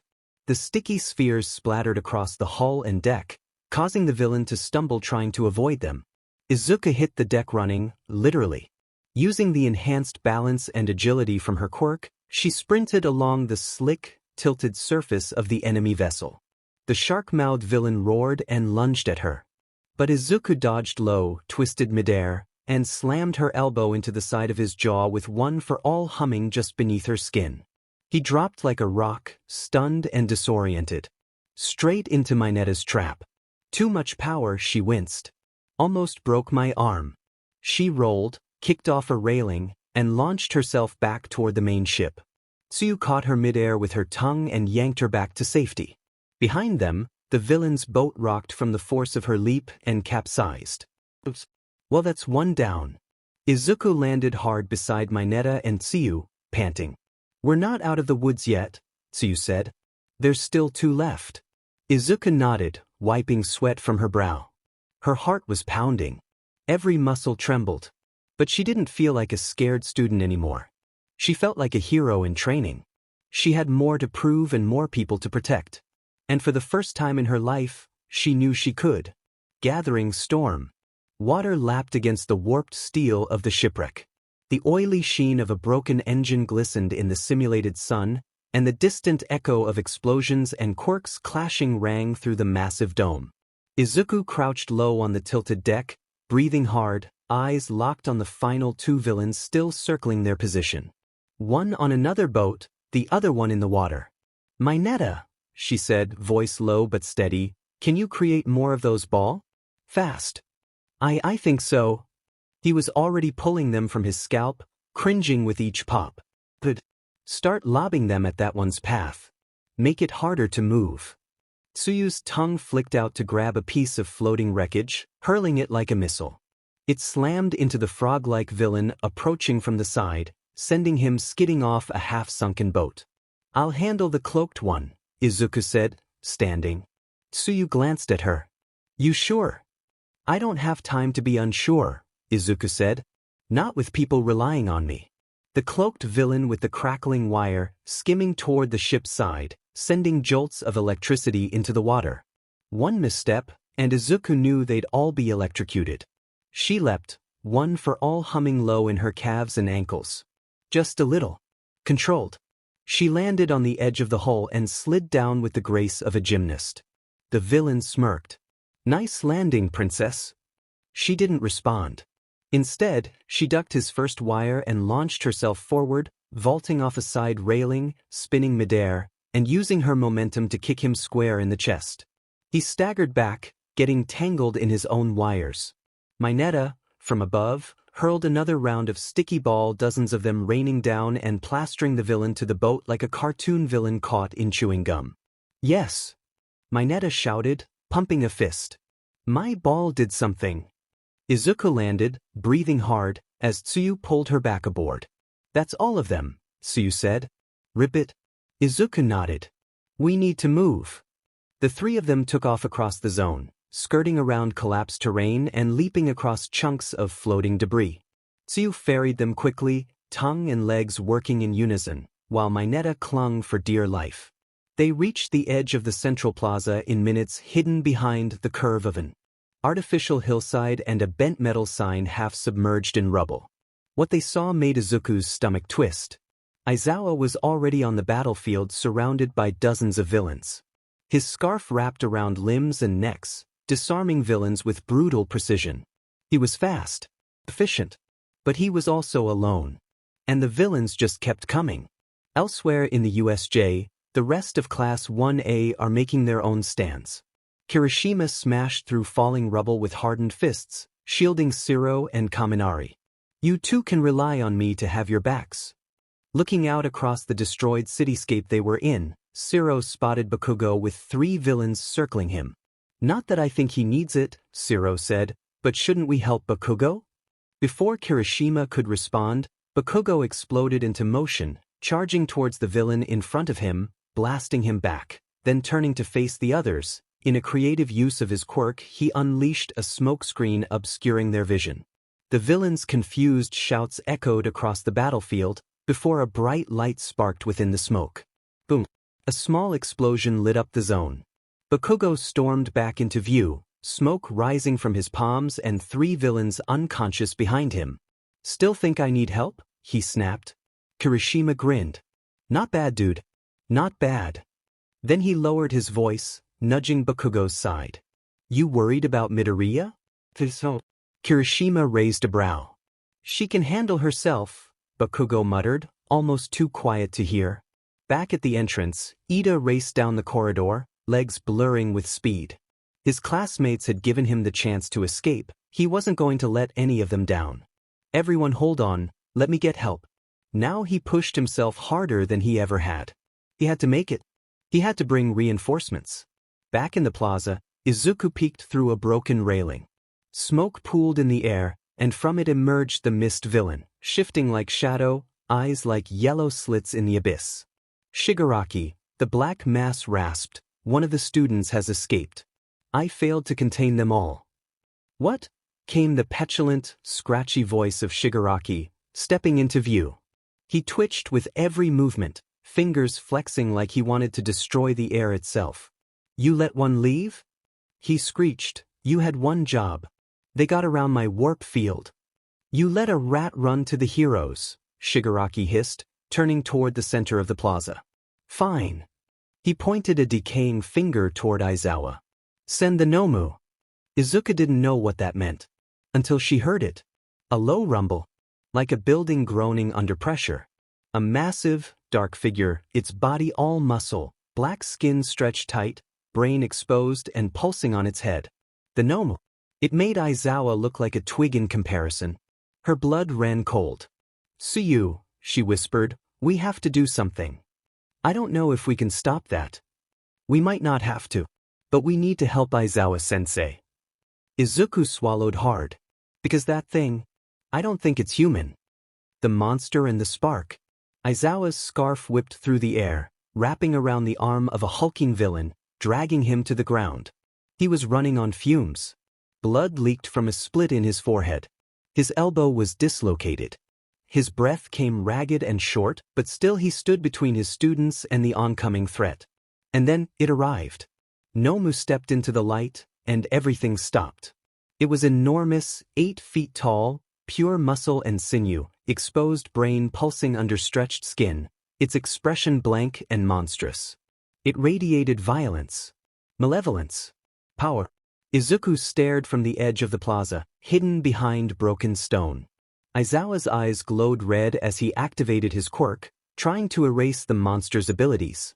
And then the Nomu moved. It was fast. Too fast. Its fist slammed down on Aizawa's head. He went flying. Blood splattered. "No!" Izuku screamed and ran. Her legs moved before her thoughts caught up. Her body surged forward like it had decided for her. Tsuyu yelled after her. Mineta curled into a ball. But Izuku didn't stop. One for all flared inside her, a low hum of danger and defiance. Aizawa was on the ground, struggling to push himself up with his one good arm. The Nomu loomed overhead, its massive hands glinting in the dome light. It raised its hand to finish the job. Izuku threw herself into the air. One for all building inside her. She needed more. "No.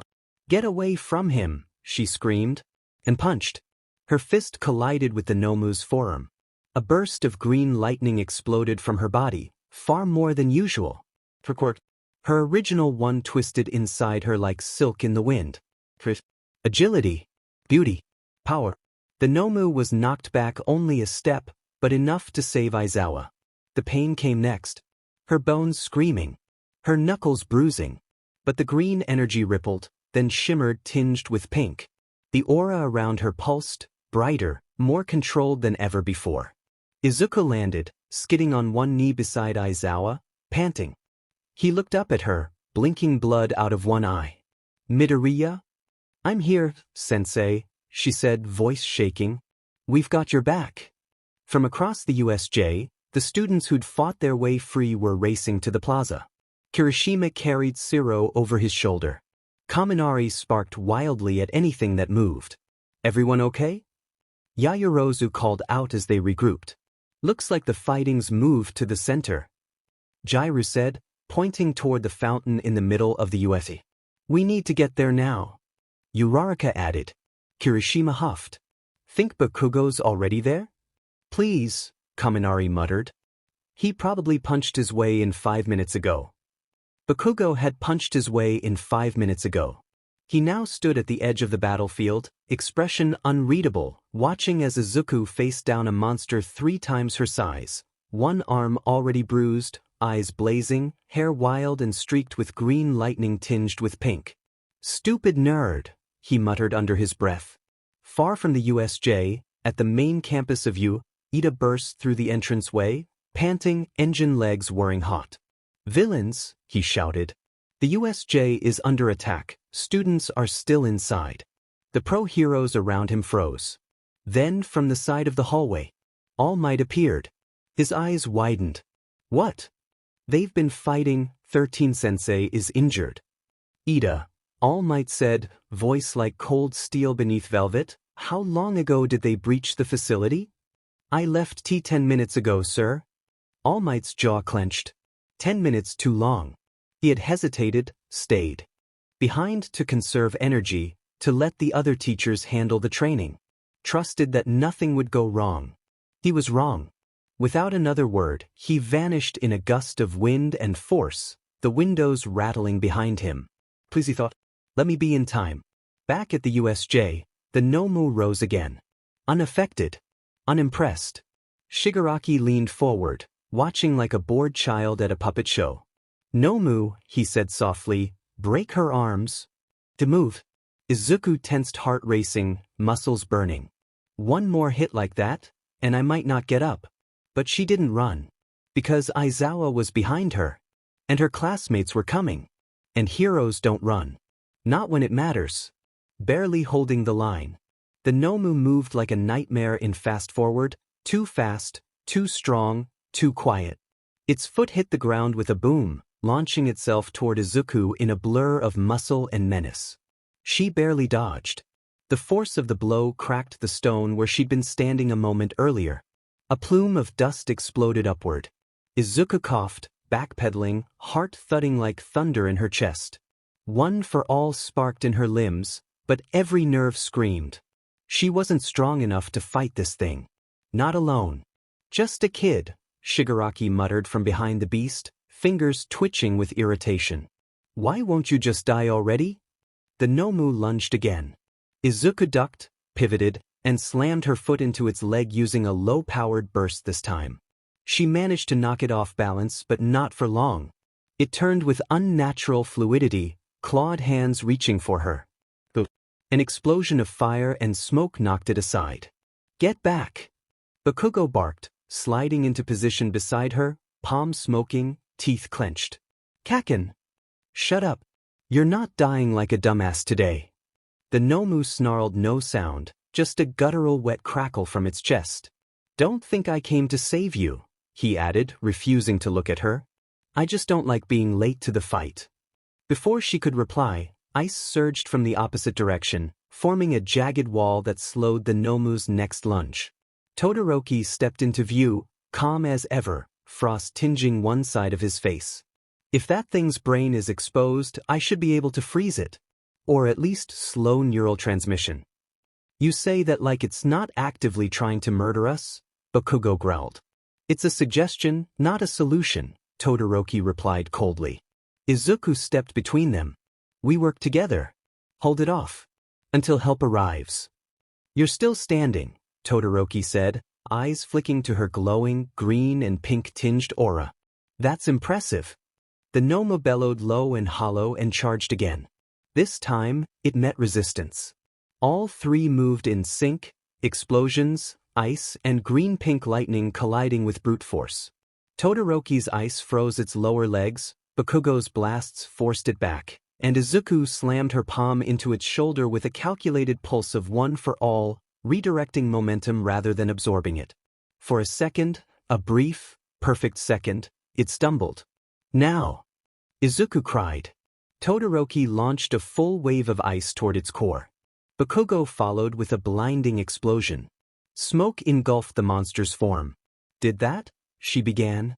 The smoke parted. The Nomu was still standing. Burned. Healing. Skin knitting back together across exposed muscles. Steam rising off its wounds. It's designed to kill All Might. Shigaraki hissed, eyes wide with rage. You're just children. You can't stop it. His voice broke into a growl. Why won't you stay down? The Nomu charged again, each thunderous step splitting the concrete beneath its feet. Izuku threw herself sideways, dragging Aizawa out of reach. Bakugo and Todoroki stood shoulder to shoulder in front of her, both panting, both bruised and bloody. They were holding the line but for how much longer they didn't know. Bakugo's lip bled freely.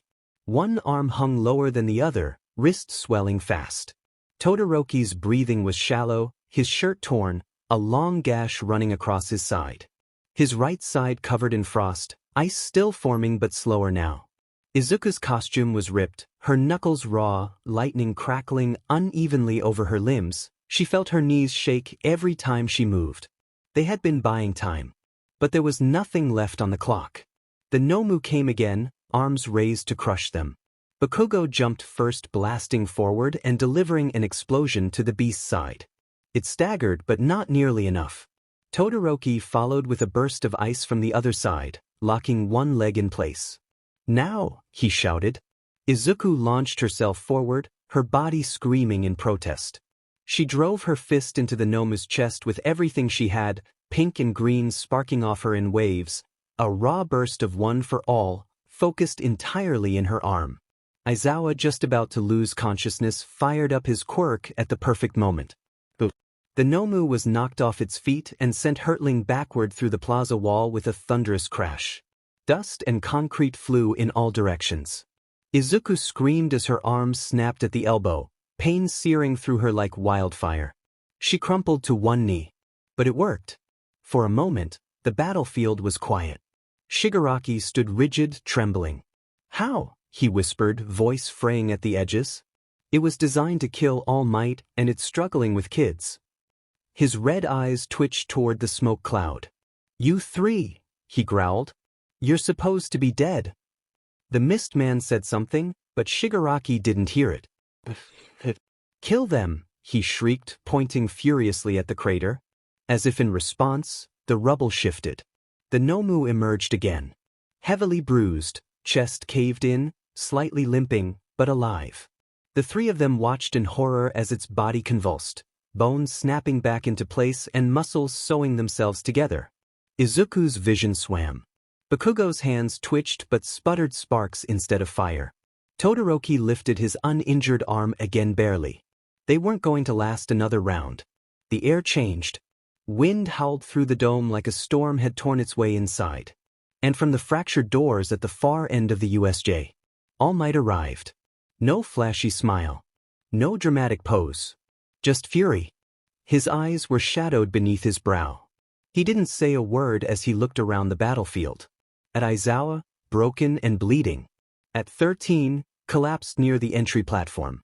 At Izuku, on one knee, arm hanging limply, her eyes wide and filled with tears she hadn't realized were falling. At Bakugo, face bruised, chest heaving. At Todoroki, lips bloodied, struggling to stay upright. He clenched his fists. The ground cracked under his feet. Shigaraki flinched. You look mad, he said, trying for humor, but it came out thin and dry. What? Can't take a little field trip, Chaos? All Might's voice was low. Dead serious. You hurt my students. He stepped forward. You broke my comrades. Another step. And you sent a monster after children. The Nomu bellowed again. All Might looked up, fury radiating from his frame. His shoulders rolled forward. For the first time in a long time, his voice trembled not with fear, but with barely leashed rage. I'm going to fight without holding back. the weight of power. All Might didn't waste another word. He launched forward. The sound was like a cannon firing. Wind screamed past the students, whipping debris and dust into the air. In a blink, he was on the Nomu. Smash! A haymaker to the beast's jaw. A shockwave exploded outward, shattering nearby glass and flattening several ruined structures in the USJ Plaza. The Nomu skidded across the concrete, leaving a gouge in the floor, and slammed into another wall, cracking it from top to bottom. But it didn't fall. Its jaw cracked back together, neck snapping back into place. It stood, a silent scream leaving its mouth, and charged. Isuku tried to rise but winced as her broken arm throbbed violently. From beside her, Todoroki breathed hard. That thing, it can regenerate from that? It's not just strength, she said, voice quiet. It has some sort of shock absorption. Healing. It's like a bioengineered monster. Bakugo spat blood into the dirt. So what? All Might can take it. But even he looked shaken. Because this wasn't the smiling, camera-ready pose for the fans, All Might that he grew up admiring. The man he was determined to pass in strength. This was something else. This was a man forced into a corner fighting desperately to protect what mattered most. And it was terrifying. The Nomu met All Might head-on with another roar. Blow after blow. Earth-shaking impacts. Each hit caused the air itself to warp from the force. Fists collided in flashes of lightning-fast motion. Dust exploded upward. One punch from the Nomu sent All Might flying into a reinforced pillar.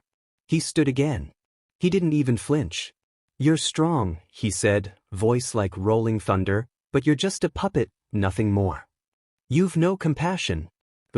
You're not brave. Smash. And you're sure as hell. Whoosh.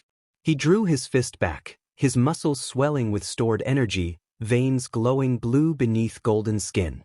Light shining from him in a cascade of color.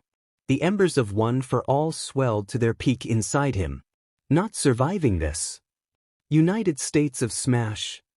The punch came down like divine judgment. The Nomu was driven through the floor, through steel, stone, concrete, until it hit the bedrock beneath the USJ with a deafening boom. Silence. Smoke and dust settled. Izuku stared, heart pounding. Her chest hurt. Her arm burned. Her ears rang, tears streamed. But she was alive. Because he came. Because All Might was here. Shigaraki stumbled backward, panic overtaking fury. That wasn't supposed to happen. He was supposed to be weak. He looked around at the students, the heroes regaining consciousness, the villains still scattered and stunned. The mist-clad villain hovered behind him, flickering. Kurogiri, we're retreating, he rasped. But now. The portal opened, black and swirling. Shigaraki glared at Izuku one last time. You'll regret this. And then they were gone. All Might didn't move. He stood in the broken plaza, chest heaving, steam rising from his back. Izuku could see it, his time limit was close. He turned his head, slowly toward her. Their eyes met. He smiled, not one of his big for the camera smiles, but a small one directed at her. And for a moment, she saw the man beneath the symbol. Tired. Wounded. But proud. You did well, he said quietly. Then his legs buckled. He collapsed to one knee, one arm clutching his side. Izuku tried to move toward him, but Todoroki caught her shoulder gently. Let the teachers handle it. From the corridor, Ida returned with reinforcements. Cementos. Midnight. Present Mike. Recovery Girl. The nightmare was finally over. Hours later, as Recovery Girl tended to her arm, Izuku lay in the medical wing of U, staring at the ceiling. I almost died, she whispered. I almost couldn't save anyone. But she had. They had. At the cost of blood, trauma, and broken bones. For the first time, she truly understood what it meant to carry power. What it meant to be a hero. And what it would mean to inherit one for all. Sweet trouble and redder faces. It started innocently enough. They'd survived an attack by real villains. Fought alongside pro-heroes. Saved each other. So when Mina suggested, we need sweets. Immediately. For morale, no one argued. Except maybe Bakugo. But even he couldn't fight a unanimous vote. And so, by late afternoon, a crew of Class 1A survivors Mina, Uraraka, Jiraiya, Yaoyorozu, Azui, Izuku, and one very grumbly Bakugo descended on a pastel-toned dessert cafe just outside campus. Izuku had thought they'd all sit together. That was her first mistake. "Table for 7? The waitress asked brightly. "Oh, just these two here," Mina answered before anyone else could speak, pointing to the table for 2 tucked away near the cafe's sunny window. "They're together. The rest of us will spread out." Izuku blinked. "Wait, what?" Bakugo narrowed his eyes. "What the hell do you mean, together?" The waitress smiled politely, motioning for them to sit. "Right this way then." Too stunned to protest, Izuku let herself be guided by the shoulder. Bakugo followed stiffly, muttering under his breath, "You all better not think this is funny." "We don't think it's funny," Mina said cheerfully. "We think it's hilarious." It wasn't until they were seated alone at a candlelit window table, with 2 oversized dessert menus between them that realization dawned. Izuku's heart jumped. Bakugo's scowl deepened. Their eyes met. "We've been set up," she whispered. "Those traitors," he growled at the same time. From across the cafe, the girls took their seats, all with clear views of Izuku and Bakugo. Jiraiya snapped a discreet photo. Uraraka was already giggling. Yaoyorozu sipped her tea delicately. "I think this will be educational." "They're going to implode," Mina whispered gleefully. Back at the table, Izuku was trying very hard to disappear into her chair. I didn't know, I thought we were just getting snacks." "You think I agreed to this?" Bakugo barked, a little too loudly. The older couple at the next table gave him a look. Izuku flinched. Sorry." He groaned, dragging a hand through his hair. "Whatever. Let's just get this over with. I'm getting the spicy chocolate thing." Izuku fumbled with her menu. I guess I'll get the strawberry parfait." "A perfect match," chimed the waitress, who was absolutely not helping. Both of them turned bright red. Their drinks arrived first.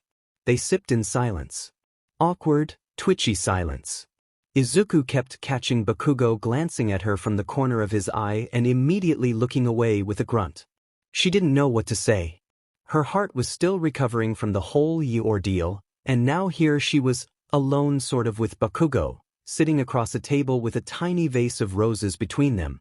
Romcom logic was folding in on itself. "I don't do stupid dates," Bakugo muttered. "It's not a date," Izuku said quickly, waving her good hand. "Just a weirdly specific and heavily manipulated dessert outing." He snorted. "You're still talking too much." She pouted. "I'm nervous, okay?" Bakugo blinked. Then to her shock, he actually smiled. Not a sneer.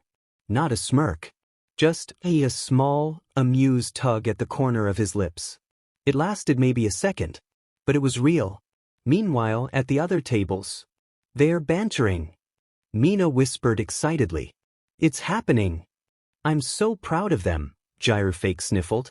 "They grow up so fast," Uraraka added. "I'm giving this relationship 1 month tops," Azui said. "They'll either be dating or kill each other." Yaoyorozu chuckled behind her tea. "Who's to say it won't be both?" Back at the table for 2, dessert arrived. Izuku stared down at her parfait, topped with strawberry ice cream, spiraled with mochi, fruit, and whipped cream shaped suspiciously like a heart. Bakugo's chocolate sundae had a cherry on top. He stared at it like it had personally insulted him. Izuku giggled. Bakugo blinked. "What?" "Nothing," she said, smiling behind her spoon. "You just look really confused by that dessert." "Diamen right I am. Why does this thing have cinnamon glitter on it?" "It suits you," she said before she could stop herself. Their eyes met. Silence.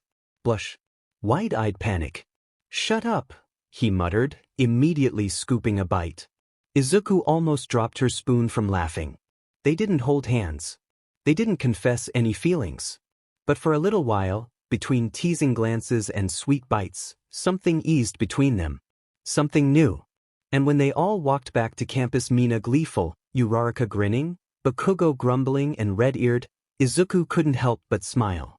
Maybe, just maybe, things were starting to change. And she was kind of okay with that. Diagnoses and disasters, of the romantic kind. The air in the UA faculty conference room was heavy.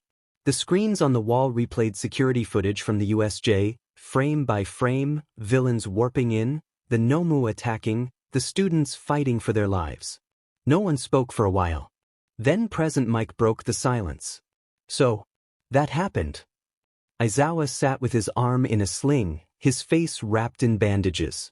He stared at the footage of Midoriya launching a devastating punch at the Nomu. I told you they were capable, he said quietly. All Might sat beside him, unusually silent, his hand curled into a fist. She was never supposed to use that much power, he muttered. Not yet. Recovery Girl, arms folded, let out a long sigh. About that, she said, tapping her tablet. I ran a scan while she was unconscious in the infirmary. Heads turned. What did you find? Asked Nizu, perched on his seat with an eerie calm. Recovery Girl adjusted her glasses. Her body is shifting. It's subtle, but the internal data is clear. Her quirk is entering another stage of development. All Might looked up. You mean? She's fluctuating, Recovery Girl said. But it's not just that. Her physiology is still adjusting, becoming more, how to put it, refined. It's like we are seeing her quirk evolving in real time. A beat passed. She's getting stronger, Aizawa said. Not just stronger, Recovery Girl added. More graceful. More coordinated. Her body's starting to optimize every trait her quirk enhances. If it continues, she might not need to hold back anymore. Or, Nizu added, she'll change again. And who knows what she'll become next. All Might's face darkened. Was it right to give her this burden? Meanwhile, on campus, Izuku Midoriya sat in class, nose buried in her notes, doing everything she could to ignore how much more pink her hair had gotten overnight. I swear it's more pink than yesterday, Kaminari whispered from behind her. Like cherry blossom levels of cute, Siro added. Shut up, Bakugo growled, seated beside them. In front of them, Mina was not listening to the lecture. She was plotting. You saw them at the cafe, Mina said during lunch, gesturing dramatically with her chopsticks. They vibed.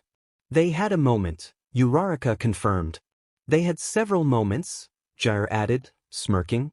Yaoyorozu nodded sagely. This may require delicate guidance. Delicate? Mina said. Nah, we need to shove them into every cliché until they have to make a move. Izuku, obliviously sipping her juice, blinked at the way the girls were huddled and whispering. Is something going on? Nope, they all said in unison. Suspicious. Very suspicious. Operation Confession collision began immediately after school. First, Jairu and Toru accidentally left their group project supplies behind, forcing Izuku and Bakugo to go back to the classroom together. Why am I carrying your crap? Bakugo grumbled, shoving a supply box under one arm. I didn't ask you to. You would have dropped it anyway. You're still half dead. Izuku puffed her cheeks. I am not. She tripped on the doorframe. Bakugo grabbed her wrist instinctively, catching her. They froze. Pink aura. Sparking palms. Blush. Silence. You know what? He muttered, letting go. You're just unlucky.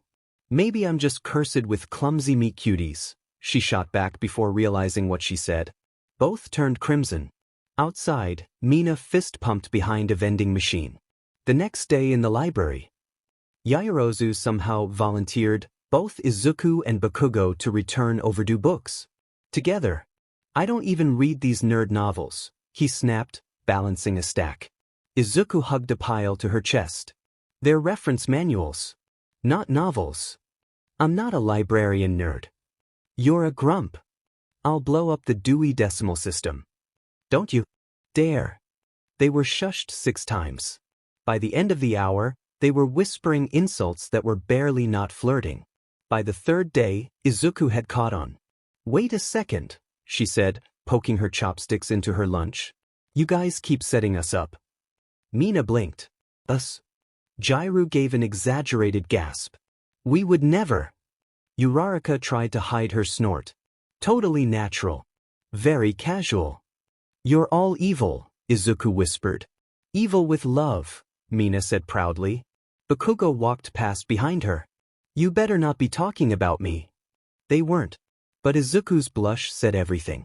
And somewhere deep in you, All Might stood alone in the training hall, fists clenched. She's growing stronger faster than anyone expected. But what happens when her body finishes adapting? He stared at the wall.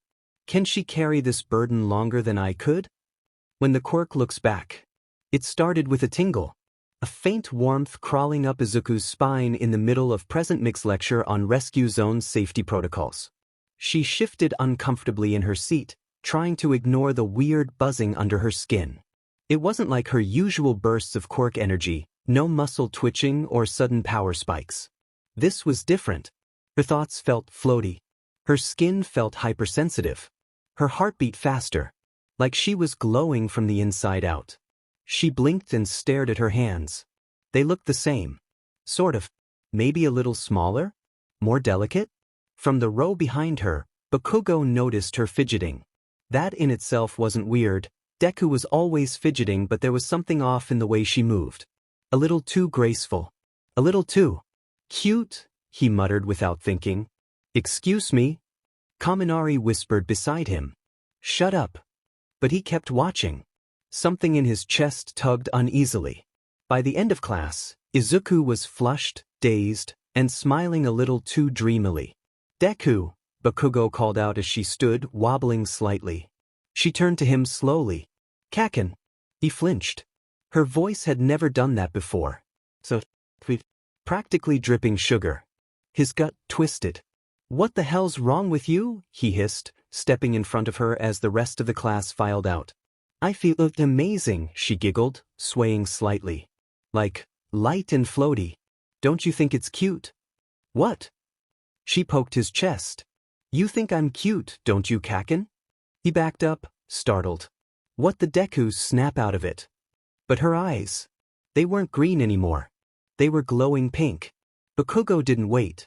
He grabbed her wrist and yanked her out of the classroom, storming down the hallway. Where are we going? She giggled, voice unnervingly flirty. Alone time already?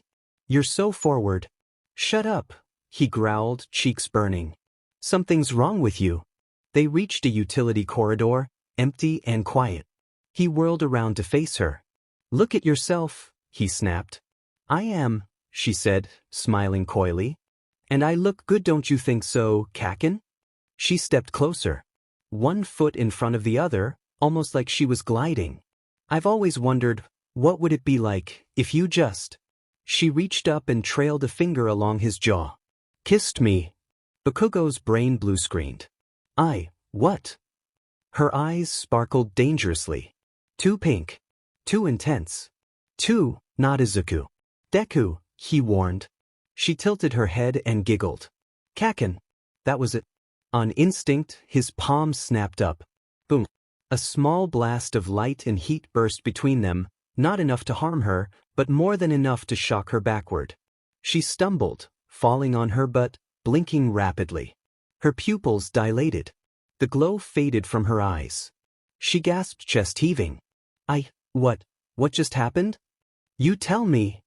Bakugo barked, still panting. What the hell was that? Izuku looked down at her hands. They were shaking.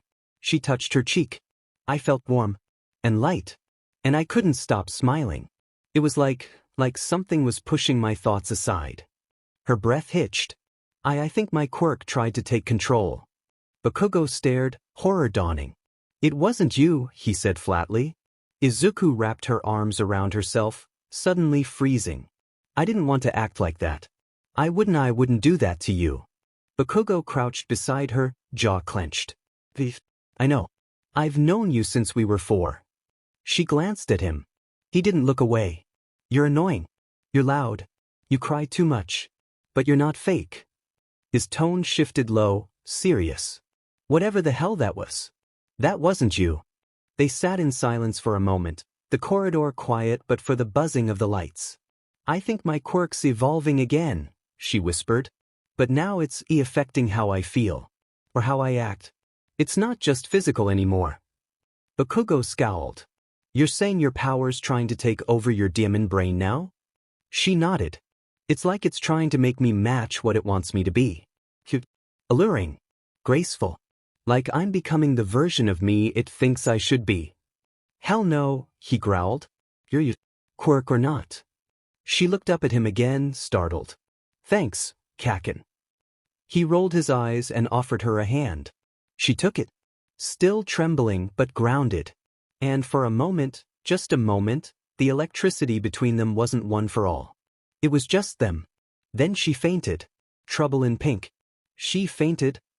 Mina's shriek practically echoed down the hallway as she and the other girls skidded into the nurse's office, almost knocking over a tray of bandages. Keep your voice down, recovery girl muttered, adjusting Izuku's blanket. She's resting. Is she okay? Uraraka asked, gripping the foot of the bed. She collapsed from exhaustion and emotional strain. Her quirk activity spiked abnormally and I suspect it's linked to her hormonal fluctuations. Translation? Jairu said, raising an eyebrow. She's overworked, underrested, and her quirk is rewriting her neurochemical pathways faster than her mind can keep up. So she's having quirk PBR2I on steroids, Mina translated. Exactly. When Izuku woke up later that evening, she felt like she'd been spun through a cotton candy cyclone and dumped into a vat of glitter. Everything felt heightened.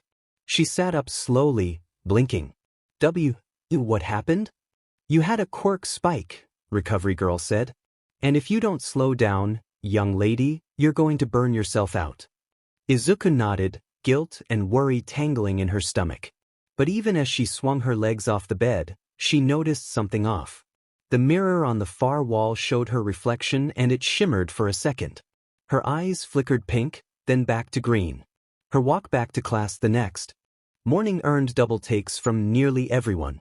She looks different, Kaminari whispered to Shiro. Like glowing different. Are those new curls? She smells like cherry blossoms, someone else muttered. Bakugo scowled at the desk. Shut the hell up. During homeroom, Izuku tried to stay quiet. Normal. Herself. But it was like her brain was glitching. 1 second she was scribbling notes like usual, the next. Oh, Edie, you're so responsible, she purred, leaning a little too far across her desk. Ida choked on air. Midoriya, I don't believe Aya. She blinked rapidly and straightened, face going crimson. Sorry. That wasn't me. I mean it was me, but... Katsuki stared at her, jaw clenched. 10 minutes later. Wow, Kirishima, you've got such strong arms, she cooed, her voice honey-sweet. Kirishima laughed awkwardly. Thanks, Midoriya? You okay? I'm fine, she said. Then flinched. Wait, that wasn't I didn't. 20 minutes later. Tokoyami, you're so mysterious and brooding, I like that in a guy. Bakugo snapped his pencil. At lunch, the girls huddled around her in full crisis mode. Okay, Mina said, clutching Izuku's face and staring into her eyes. This is a full-on magical girl quirk possession. Do we need an exorcist? Or like a quirk therapist? It's like her quirk is flipping a switch, Jiraiya muttered. Should we be worried? Yaoyorozu asked. Izuku slumped. I can't control it. It's like the energy builds up and then pops out as flirty pink me. Uraraka patted her back. It's okay. We've all had weird phases. Jairu raised an eyebrow. You didn't try to stuck half the class, Ochako. Uraraka shrugged. Fair. Across the cafeteria, the boys were not doing well. Did she just call Sato a snack? Kaminari whispered, stunned. She winked at me, Shoji said quietly. Koji just sat blushing and shaking his head. I think she purred at me, Shiro added. Bakugo, across the table, had both fists clenched. Why do you look like you're about to explode? Kirishima asked, worried. Bakugo didn't answer. Because what was he supposed to say? That watching Deku flirt with every other guy like some sugar-soaked anime character was making his blood boil? That her stupid sparkly eyes and giggly voice made his head spin and stomach flip? That he couldn't stop thinking about how she looked when she said his name like that? Kaken. He slammed his tray down and stood. I'm going to the gym. You haven't even touched your lunch, Kaminari called after him. I said I'm going to the Dinanjin. Back at the girls' table, Izuku rested her head on the table with a groan. Toru gently patting her back. This is a disaster. Correction, Mina said with a grin. This is a romantic subplot in the making. Izuku groaned louder. She didn't even realize her eyes started glowing pink again. Uncharted territory. The room was quiet, lit by the soft, late afternoon glow of the sun through tall windows. Izuku sat on a sofa inside one of the teacher's lounges, fidgeting with the hem of her blazer sleeve. Her leg bounced nervously. Across from her sat All Might in his real form, gaunt and thin, coughing into a handkerchief. He had called her here after her latest episode. She'd accidentally flirted with Aizawa. No one had recovered from that yet. Especially not Aizawa. I'm sorry, Izuku mumbled for the 5th time. All Might lowered his handkerchief, smiling gently but seriously. Young Midoriya, I'm not here to scold you. Izuku looked up, eyes wide, still slightly pink in the cheeks. You're not. He sat down beside her, wincing slightly from the effort. I'm here because it's time we really talk about what's happening to you. For a moment, the silence felt heavy.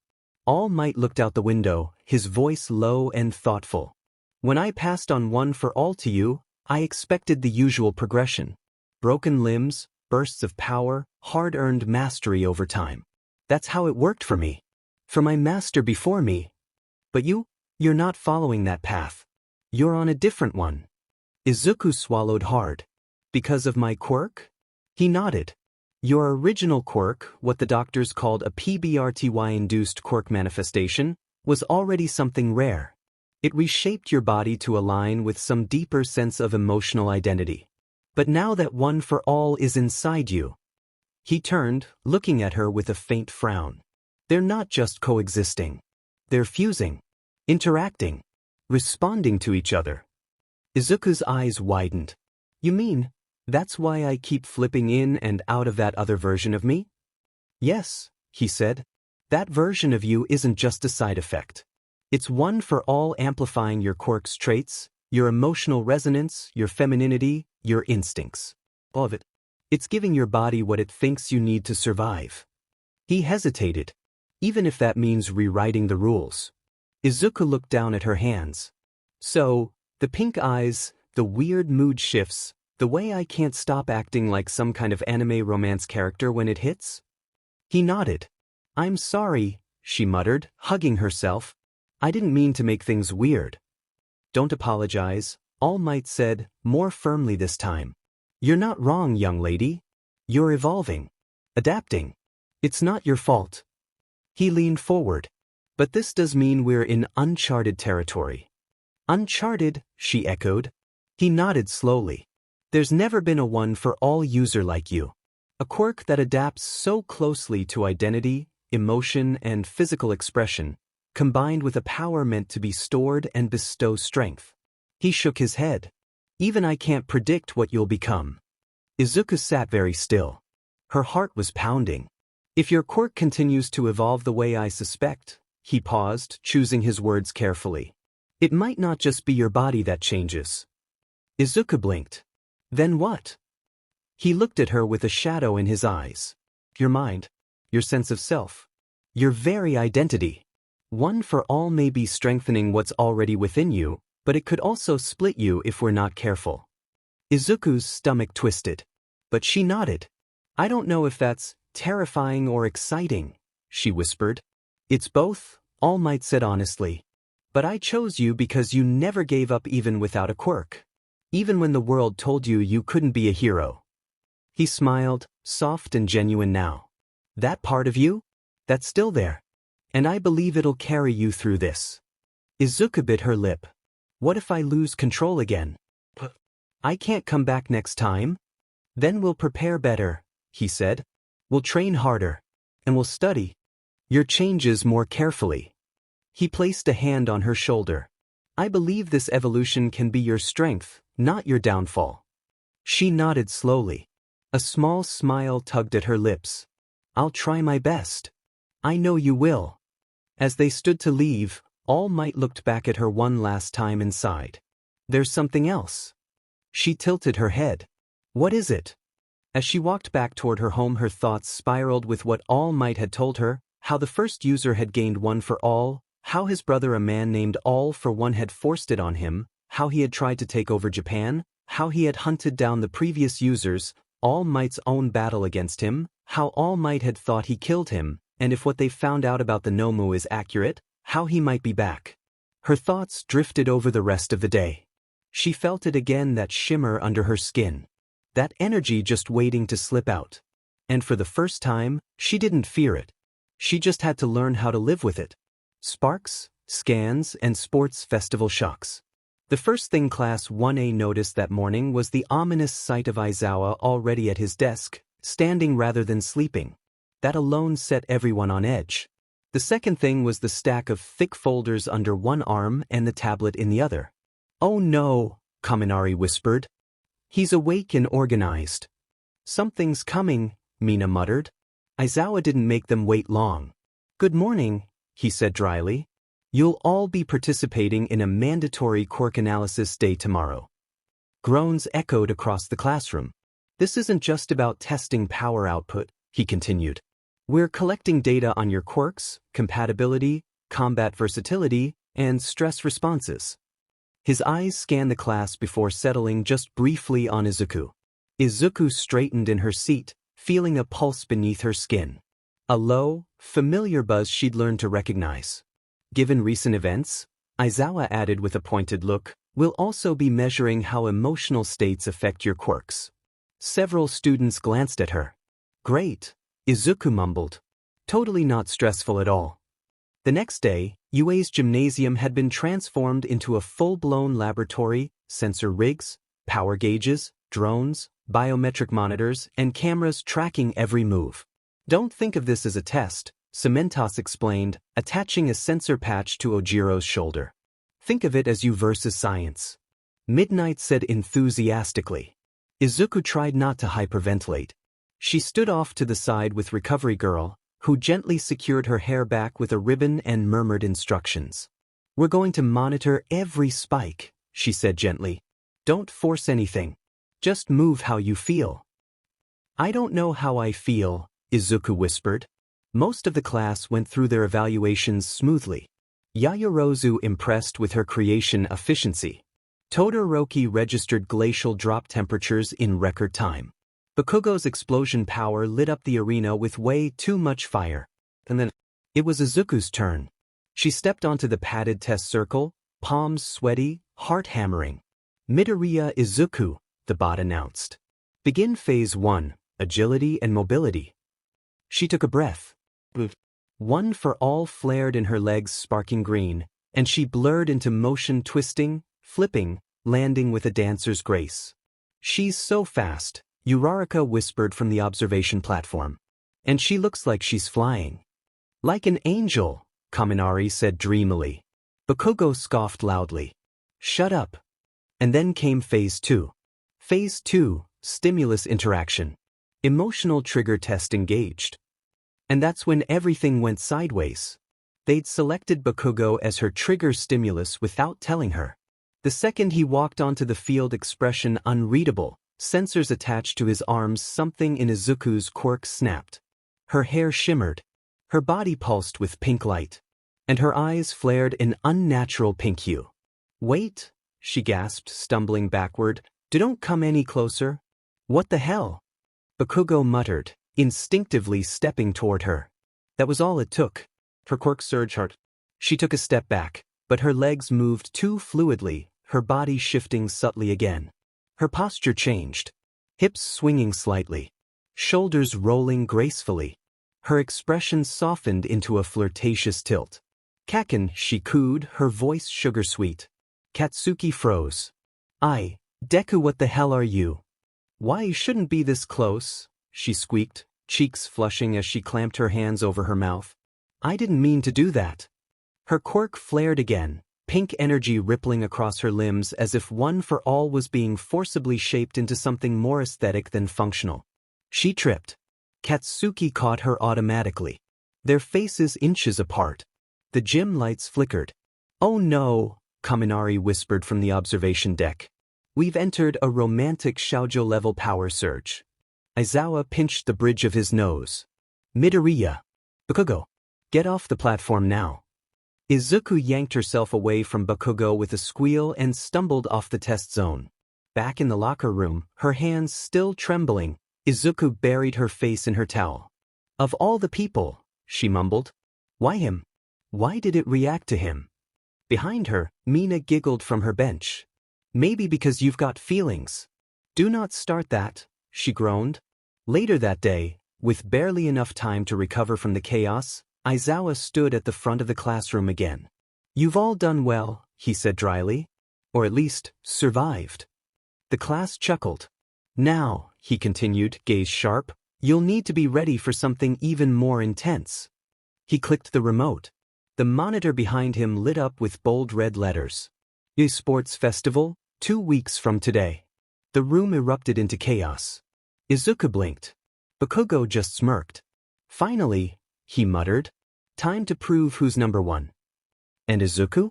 She didn't say it out loud. But somewhere deep inside between the pink energy and the surging emotions, she knew this was the moment her whole world would change. Pink trouble, purple challenge, and one explosive conversation.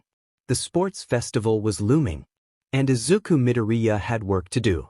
After school, she trained in one of the empty gyms, sweat dripping from her brow as she sprinted drills at top speed, balancing one for all's raw power with the agility and grace her own quirk gave her.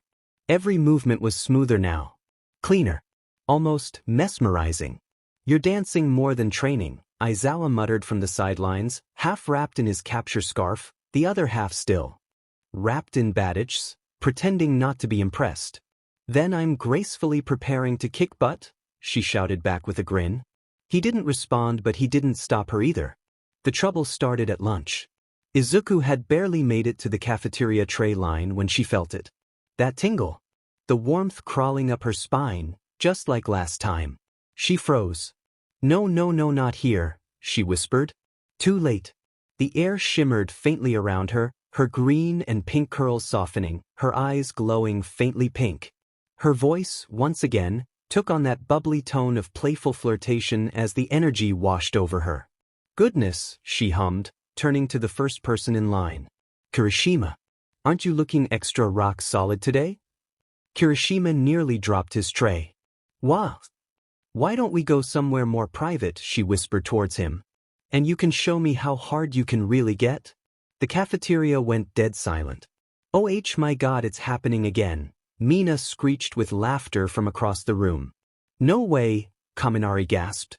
It's pink-eyed Midoriya time. Someone warn Bakugo, Shiro added, grinning like a maniac. Izuku, partially aware and partially overwhelmed by her own quirk, twirled her hair absently and moved through the line like a princess at a royal banquet, charming half the cafeteria with unconscious ease. Even Todoroki, stoic as ever, blinked twice and muttered, she's glowing. Enter Shinszo Hitoshi. The general studies student stood near the edge of the cafeteria, arms crossed, violet eyes locked on the chaos. He had been waiting for a moment like this to make a bold move. Class 1A was the prize, and he wanted it. He stepped forward and called out. So this is the class that's supposed to be the best UA has to offer? Izuku turned, her pink glow softening into a sparkle. And who are you, tall, dark, and broody? The beat. Snickers from Class 1A. Shinszo blinked.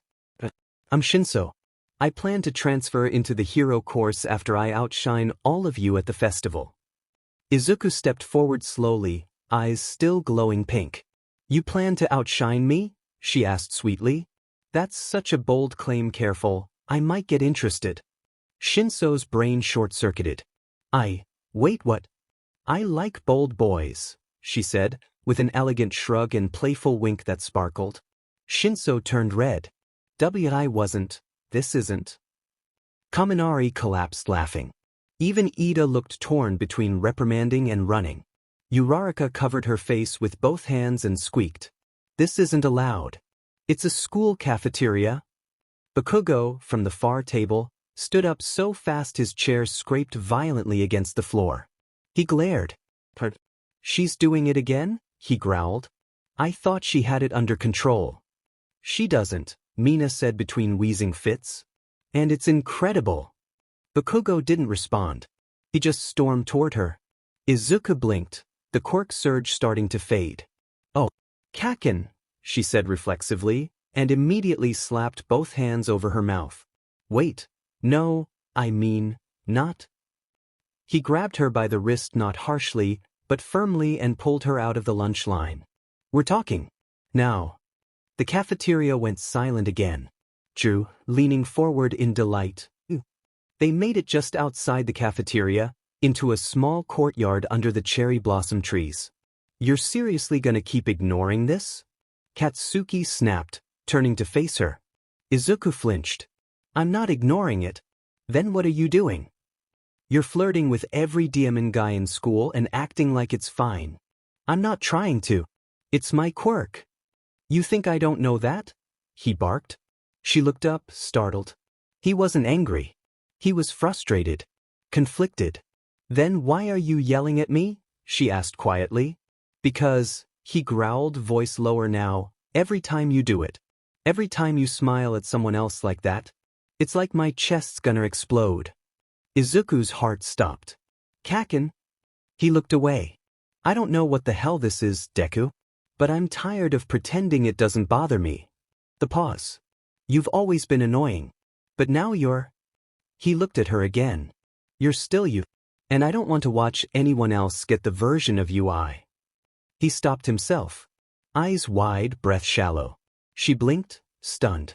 Her quirk shimmered again faintly, but this time under her control. She took a step forward. Not glowing. Not pink-eyed. Just her. Kaken? She said softly. He didn't answer. But he didn't walk away either. Control, chaos, and comeuppance. UA was buzzing. And not the normal, orderly, hero-prepping buzz. No, this was full-blown festival season chaos. Banners had started appearing overnight across the courtyard walls. Training dummies and obstacle course scaffolding were wheeled into place by robots. And in the cafeteria, nearly every conversation turned to one thing. Class 1A. Did you hear Bakugo blew up a whole building during training? Midoriya's quirk turned her into a literal anime girl and she seduced Shinszo on accident. Todoroki freezes entire rooms without blinking. The pink one, I think her name's Ishido?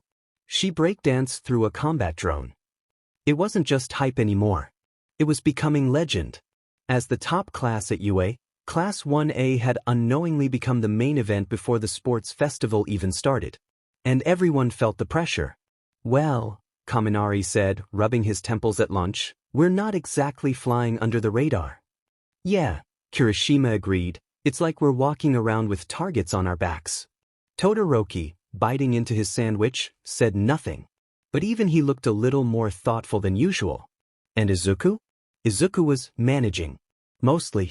After her emotional conversation with Bakugo, something had changed.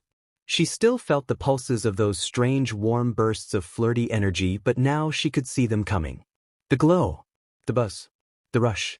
And, to her own mild horror and growing amusement, she realized she might actually be able to use it. It started when Mina got cocky.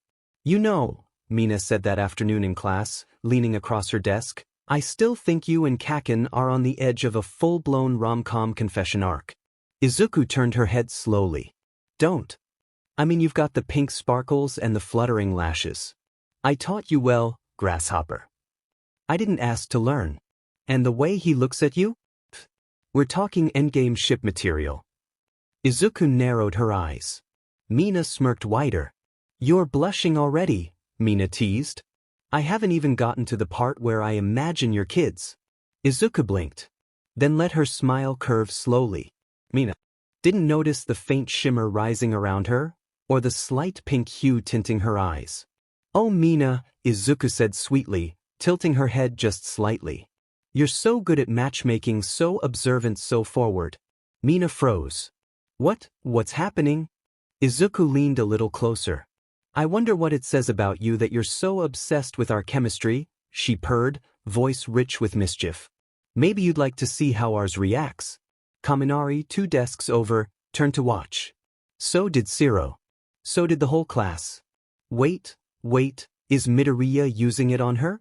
Shiro whispered, stunned. She weaponized the sparkle, Kaminari breathed. She's unstoppable. Mina had stopped breathing. Her whole face blushed deep. Okay, time out, she squeaked, flailing back in her chair. You're not supposed to flirt with me. Jaira burst out laughing behind her textbook. Looks like the pink menace met her match. Revenge complete, Izuku said with a cheeky wink, and just like that, the glow around her flickered out. Deku, Bakugo growled later that day, catching her by the lockers. Don't use that voice. What voice? She said innocently, adjusting her sleeve. The one that makes half the class look like they've had a slide. Jealous. No. Yes. She laughed. I'm working on controlling it. You better. Or I'll blow up the next idiot you sparkle at. By the end of the week, with just one left before the sports festival, UA had officially shifted into festival prep mode. Elective classes were shortened. Training time was doubled. And all eyes were on Class 1A. Izuku could feel the pressure building. But she also felt something new.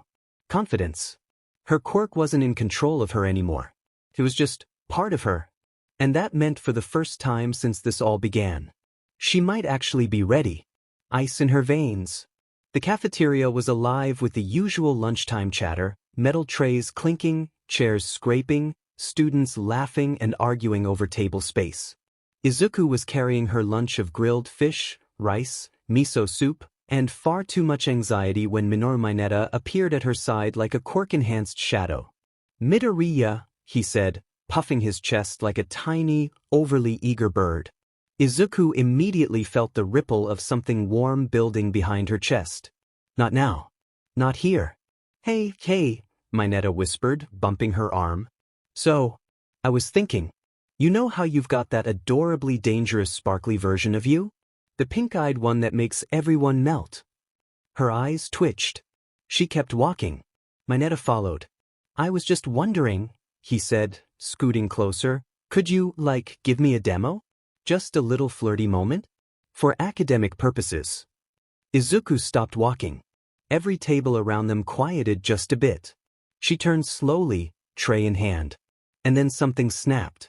It didn't flare like the sparkles of the pink form. No soft glow. No warm buzz.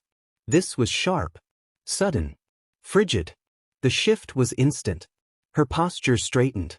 Her expression flattened into a calm, unreadable wall. And her eyes turned from vibrant green to icy, glacial blue. A visible breath of cold air passed her lips. Mineta flinched. What? You will step away, Izuku said, her voice low and emotionless, and cease this line of conversation. Mineta opened his mouth to retort, and then the temperature dropped. Literally. A fine frost spread from her feet outward, trailing across the floor tiles like spiderweb cracks. Utensils clinked to the floor. Trays paused midair. Someone whispered, "Holy crap, did it just get colder?" Kirishima stared. Is she freezing the floor? Her quirk shouldn't even make ice. Kaminari hissed. Todoroki, from across the room, slowly looked up from his bowl of soba. His eyes locked on Izuku. His fingers tightened around his chopsticks. That's, he muttered under his breath. His eyes narrowed. Interesting. Mineta took one terrified step back. Izuku's gaze tracked him like a predator. You will not speak to me in that way again. Why, yes, ma'am. And with that he scrambled away, practically crawling under a table. Silence. The Ice Queen mode unlocked, Mina shrieked, vaulting onto her chair. She's got a second form? Jairo stared. That was terrifying and so satisfying. Guys, Kaminari said, pale. I think I stopped breathing for a full minute. Across the cafeteria, Ida pushed his glasses up, muttering, "This is highly inappropriate for lunch." Izuku blinked. And like that, the frost receded. The glow in her eyes faded, and she dropped back into herself, blinking as if waking from a dream. Did I? Yeah, Shiro said from behind her, carefully. You definitely just hit a supervillain mode. Uraraka came running over, grabbing her arm. Are you okay? That was the scariest and coolest thing I've ever seen. Izuku stared down at the faint frost still evaporating beneath her shoes. I didn't know I could do that. Todoroki approached quietly, holding his tray. You manifested actual ice, he said bluntly. From an emotional trigger. I didn't mean to, she said quickly, flustered. I know. That's why it's impressive. He looked at her for a long moment. You're not just enhancing your physical traits anymore. Your quirk's evolving. Changing forms. Izuku nodded slowly. I think I've unlocked a defensive mode. The opposite of the pink one. He looked thoughtful. Then, quietly, you're not the only one who's scared of their power turning them into someone else. Her eyes widened, and he walked away. After lunch, Izuku found herself the subject of every conversation. Flirty Izuku and Ice Queen Izuku, Kaminari said dramatically in class. Two sides of the same terrifyingly hot coin. They'd already named her forms. Why? Have they already named them? I like Ice Queen, Jiru said. She doesn't flirt with everyone. She terrifies them instead, Yayorozu added. Mina leaned toward Izuku with the most evil grin imaginable. Hey babe, just don't use Ice Queen mode on me, okay? I bruise easily. Izuku groaned and covered her face with her textbook. I hate everything. Admit it, Mina teased. You loved turning my Netta into a sobbing mess. Okay, yeah, Izuku muttered, smiling a little. That part was fun. Sparkle on stage. The buzz of the crowd could be heard even through the walls. Inside the concrete waiting room below the stadium, the atmosphere was tense. Students from Class 1A adjusted their gear, stretched, or paced in silence. Somewhere overhead, Present Mix's voice boomed, introducing the upcoming UA Sports Festival. Izuku sat quietly near the corner, gripping her water bottle like a lifeline. It wasn't just the pressure of the festival. It wasn't just the fact that the whole country was watching. It was the changes. Her reflection that morning had been jarring. Her curls now shimmered with soft streaks of pink and icy blue, blending together like starlight. Her eyes sparkled, even in the shadows, and her features had become almost ethereal, too cute, too perfect. Her uniform blazer had barely contained her latest development, and her skirt definitely felt shorter than it had yesterday. Okay, she whispered to herself, staring down at her knees. Okay, it's fine. You're still you. You're still. Midoriya. The voice cut through the room like a blade of ice. She looked up. Todoroki stood across from her, arms crossed, gaze unreadable. I'll be honest, he said. I don't know what your quirk is. And I don't care if it changes your hair or your voice or makes you glow. The rest of the class turned to listen. But I'm aiming for the top, Todoroki said calmly. So I'm going through you. The room went silent. Izuku stared back at him. She swallowed once, then stood slowly. I'm not here to stop you, she said softly. But I'm not going to step aside either. Before anyone could react, Mina practically tackled her with a squeal. Oh my god, your hair. Izuku, you look like you fell out of an anime opening. More like a magical girl concert, Jiraiya muttered. Is your quirk still changing? It's like you're changing every week, Kaminari added. By next semester you're gonna be flying and leaving sparkles behind you. I already do that, Izuku groaned. Even Bakugo, sitting silently against the far wall, glanced at her with a twitch of his brow. She could feel their eyes. The weight of expectation, of fascination, of curiosity and awe, and she hugged her arms around herself. And then the call came. Class 1A, prepare for entry. The doors opened. The roar of the stadium rushed in like a tidal wave. It was too much. The heat of the sun. The thousands of eyes. The camera drones. Her legs wobbled. Her pulse thundered in her ears. It was just too much. I can't, she breathed. And then everything exploded into white. It wasn't like Ice Queen Izuku. And it wasn't like Flirty Izuku. This was something new. Something brighter, lighter, bolder. White sparkles shimmered around her, twinkling like falling flower petals in sunlight. Her back straightened. Her posture softened. Her smile turned luminous, confident, graceful and effortlessly radiant. She stepped onto the field like she belonged there, hand raised in a perfect wave, the crowd erupting into cheers just from the sight of her. "Oh my God," Mina whispered from the sidelines, stunned. "She just went full pop idol." "Is she glowing again?" Shiro said. "She's sparkling white," Kaminari added. Midnight handed Izuku the mic, her brows raised in amusement. "Care to say a few words to your fans, sweetie?" Izuku took the microphone with both hands, tilted her head, and spoke with a voice that rang clear and strong, tinged with soft melody. "Thank you so much for being here today," she said, and the crowd leaned forward to listen.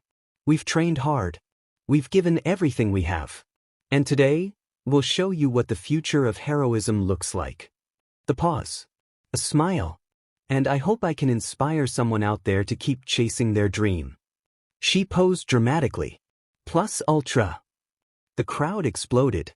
"What the hell?" someone screamed. "She's a hero and an idol?" Katsuki was almost clenching his hands hard enough to draw blood. "Why does she have a concert mode?" he growled. Todoroki watched silently, gaze flickering with something almost like curiosity, or maybe awe. Izuku stepped back from the mic, and with perfect poise, gave one last dazzling smile before bowing gently. The cheers roared louder. Cameras flashed like starlight. The world had seen her. Not the awkward, anxious kid. Not just the girl with the strange quirk. But the girl who glowed.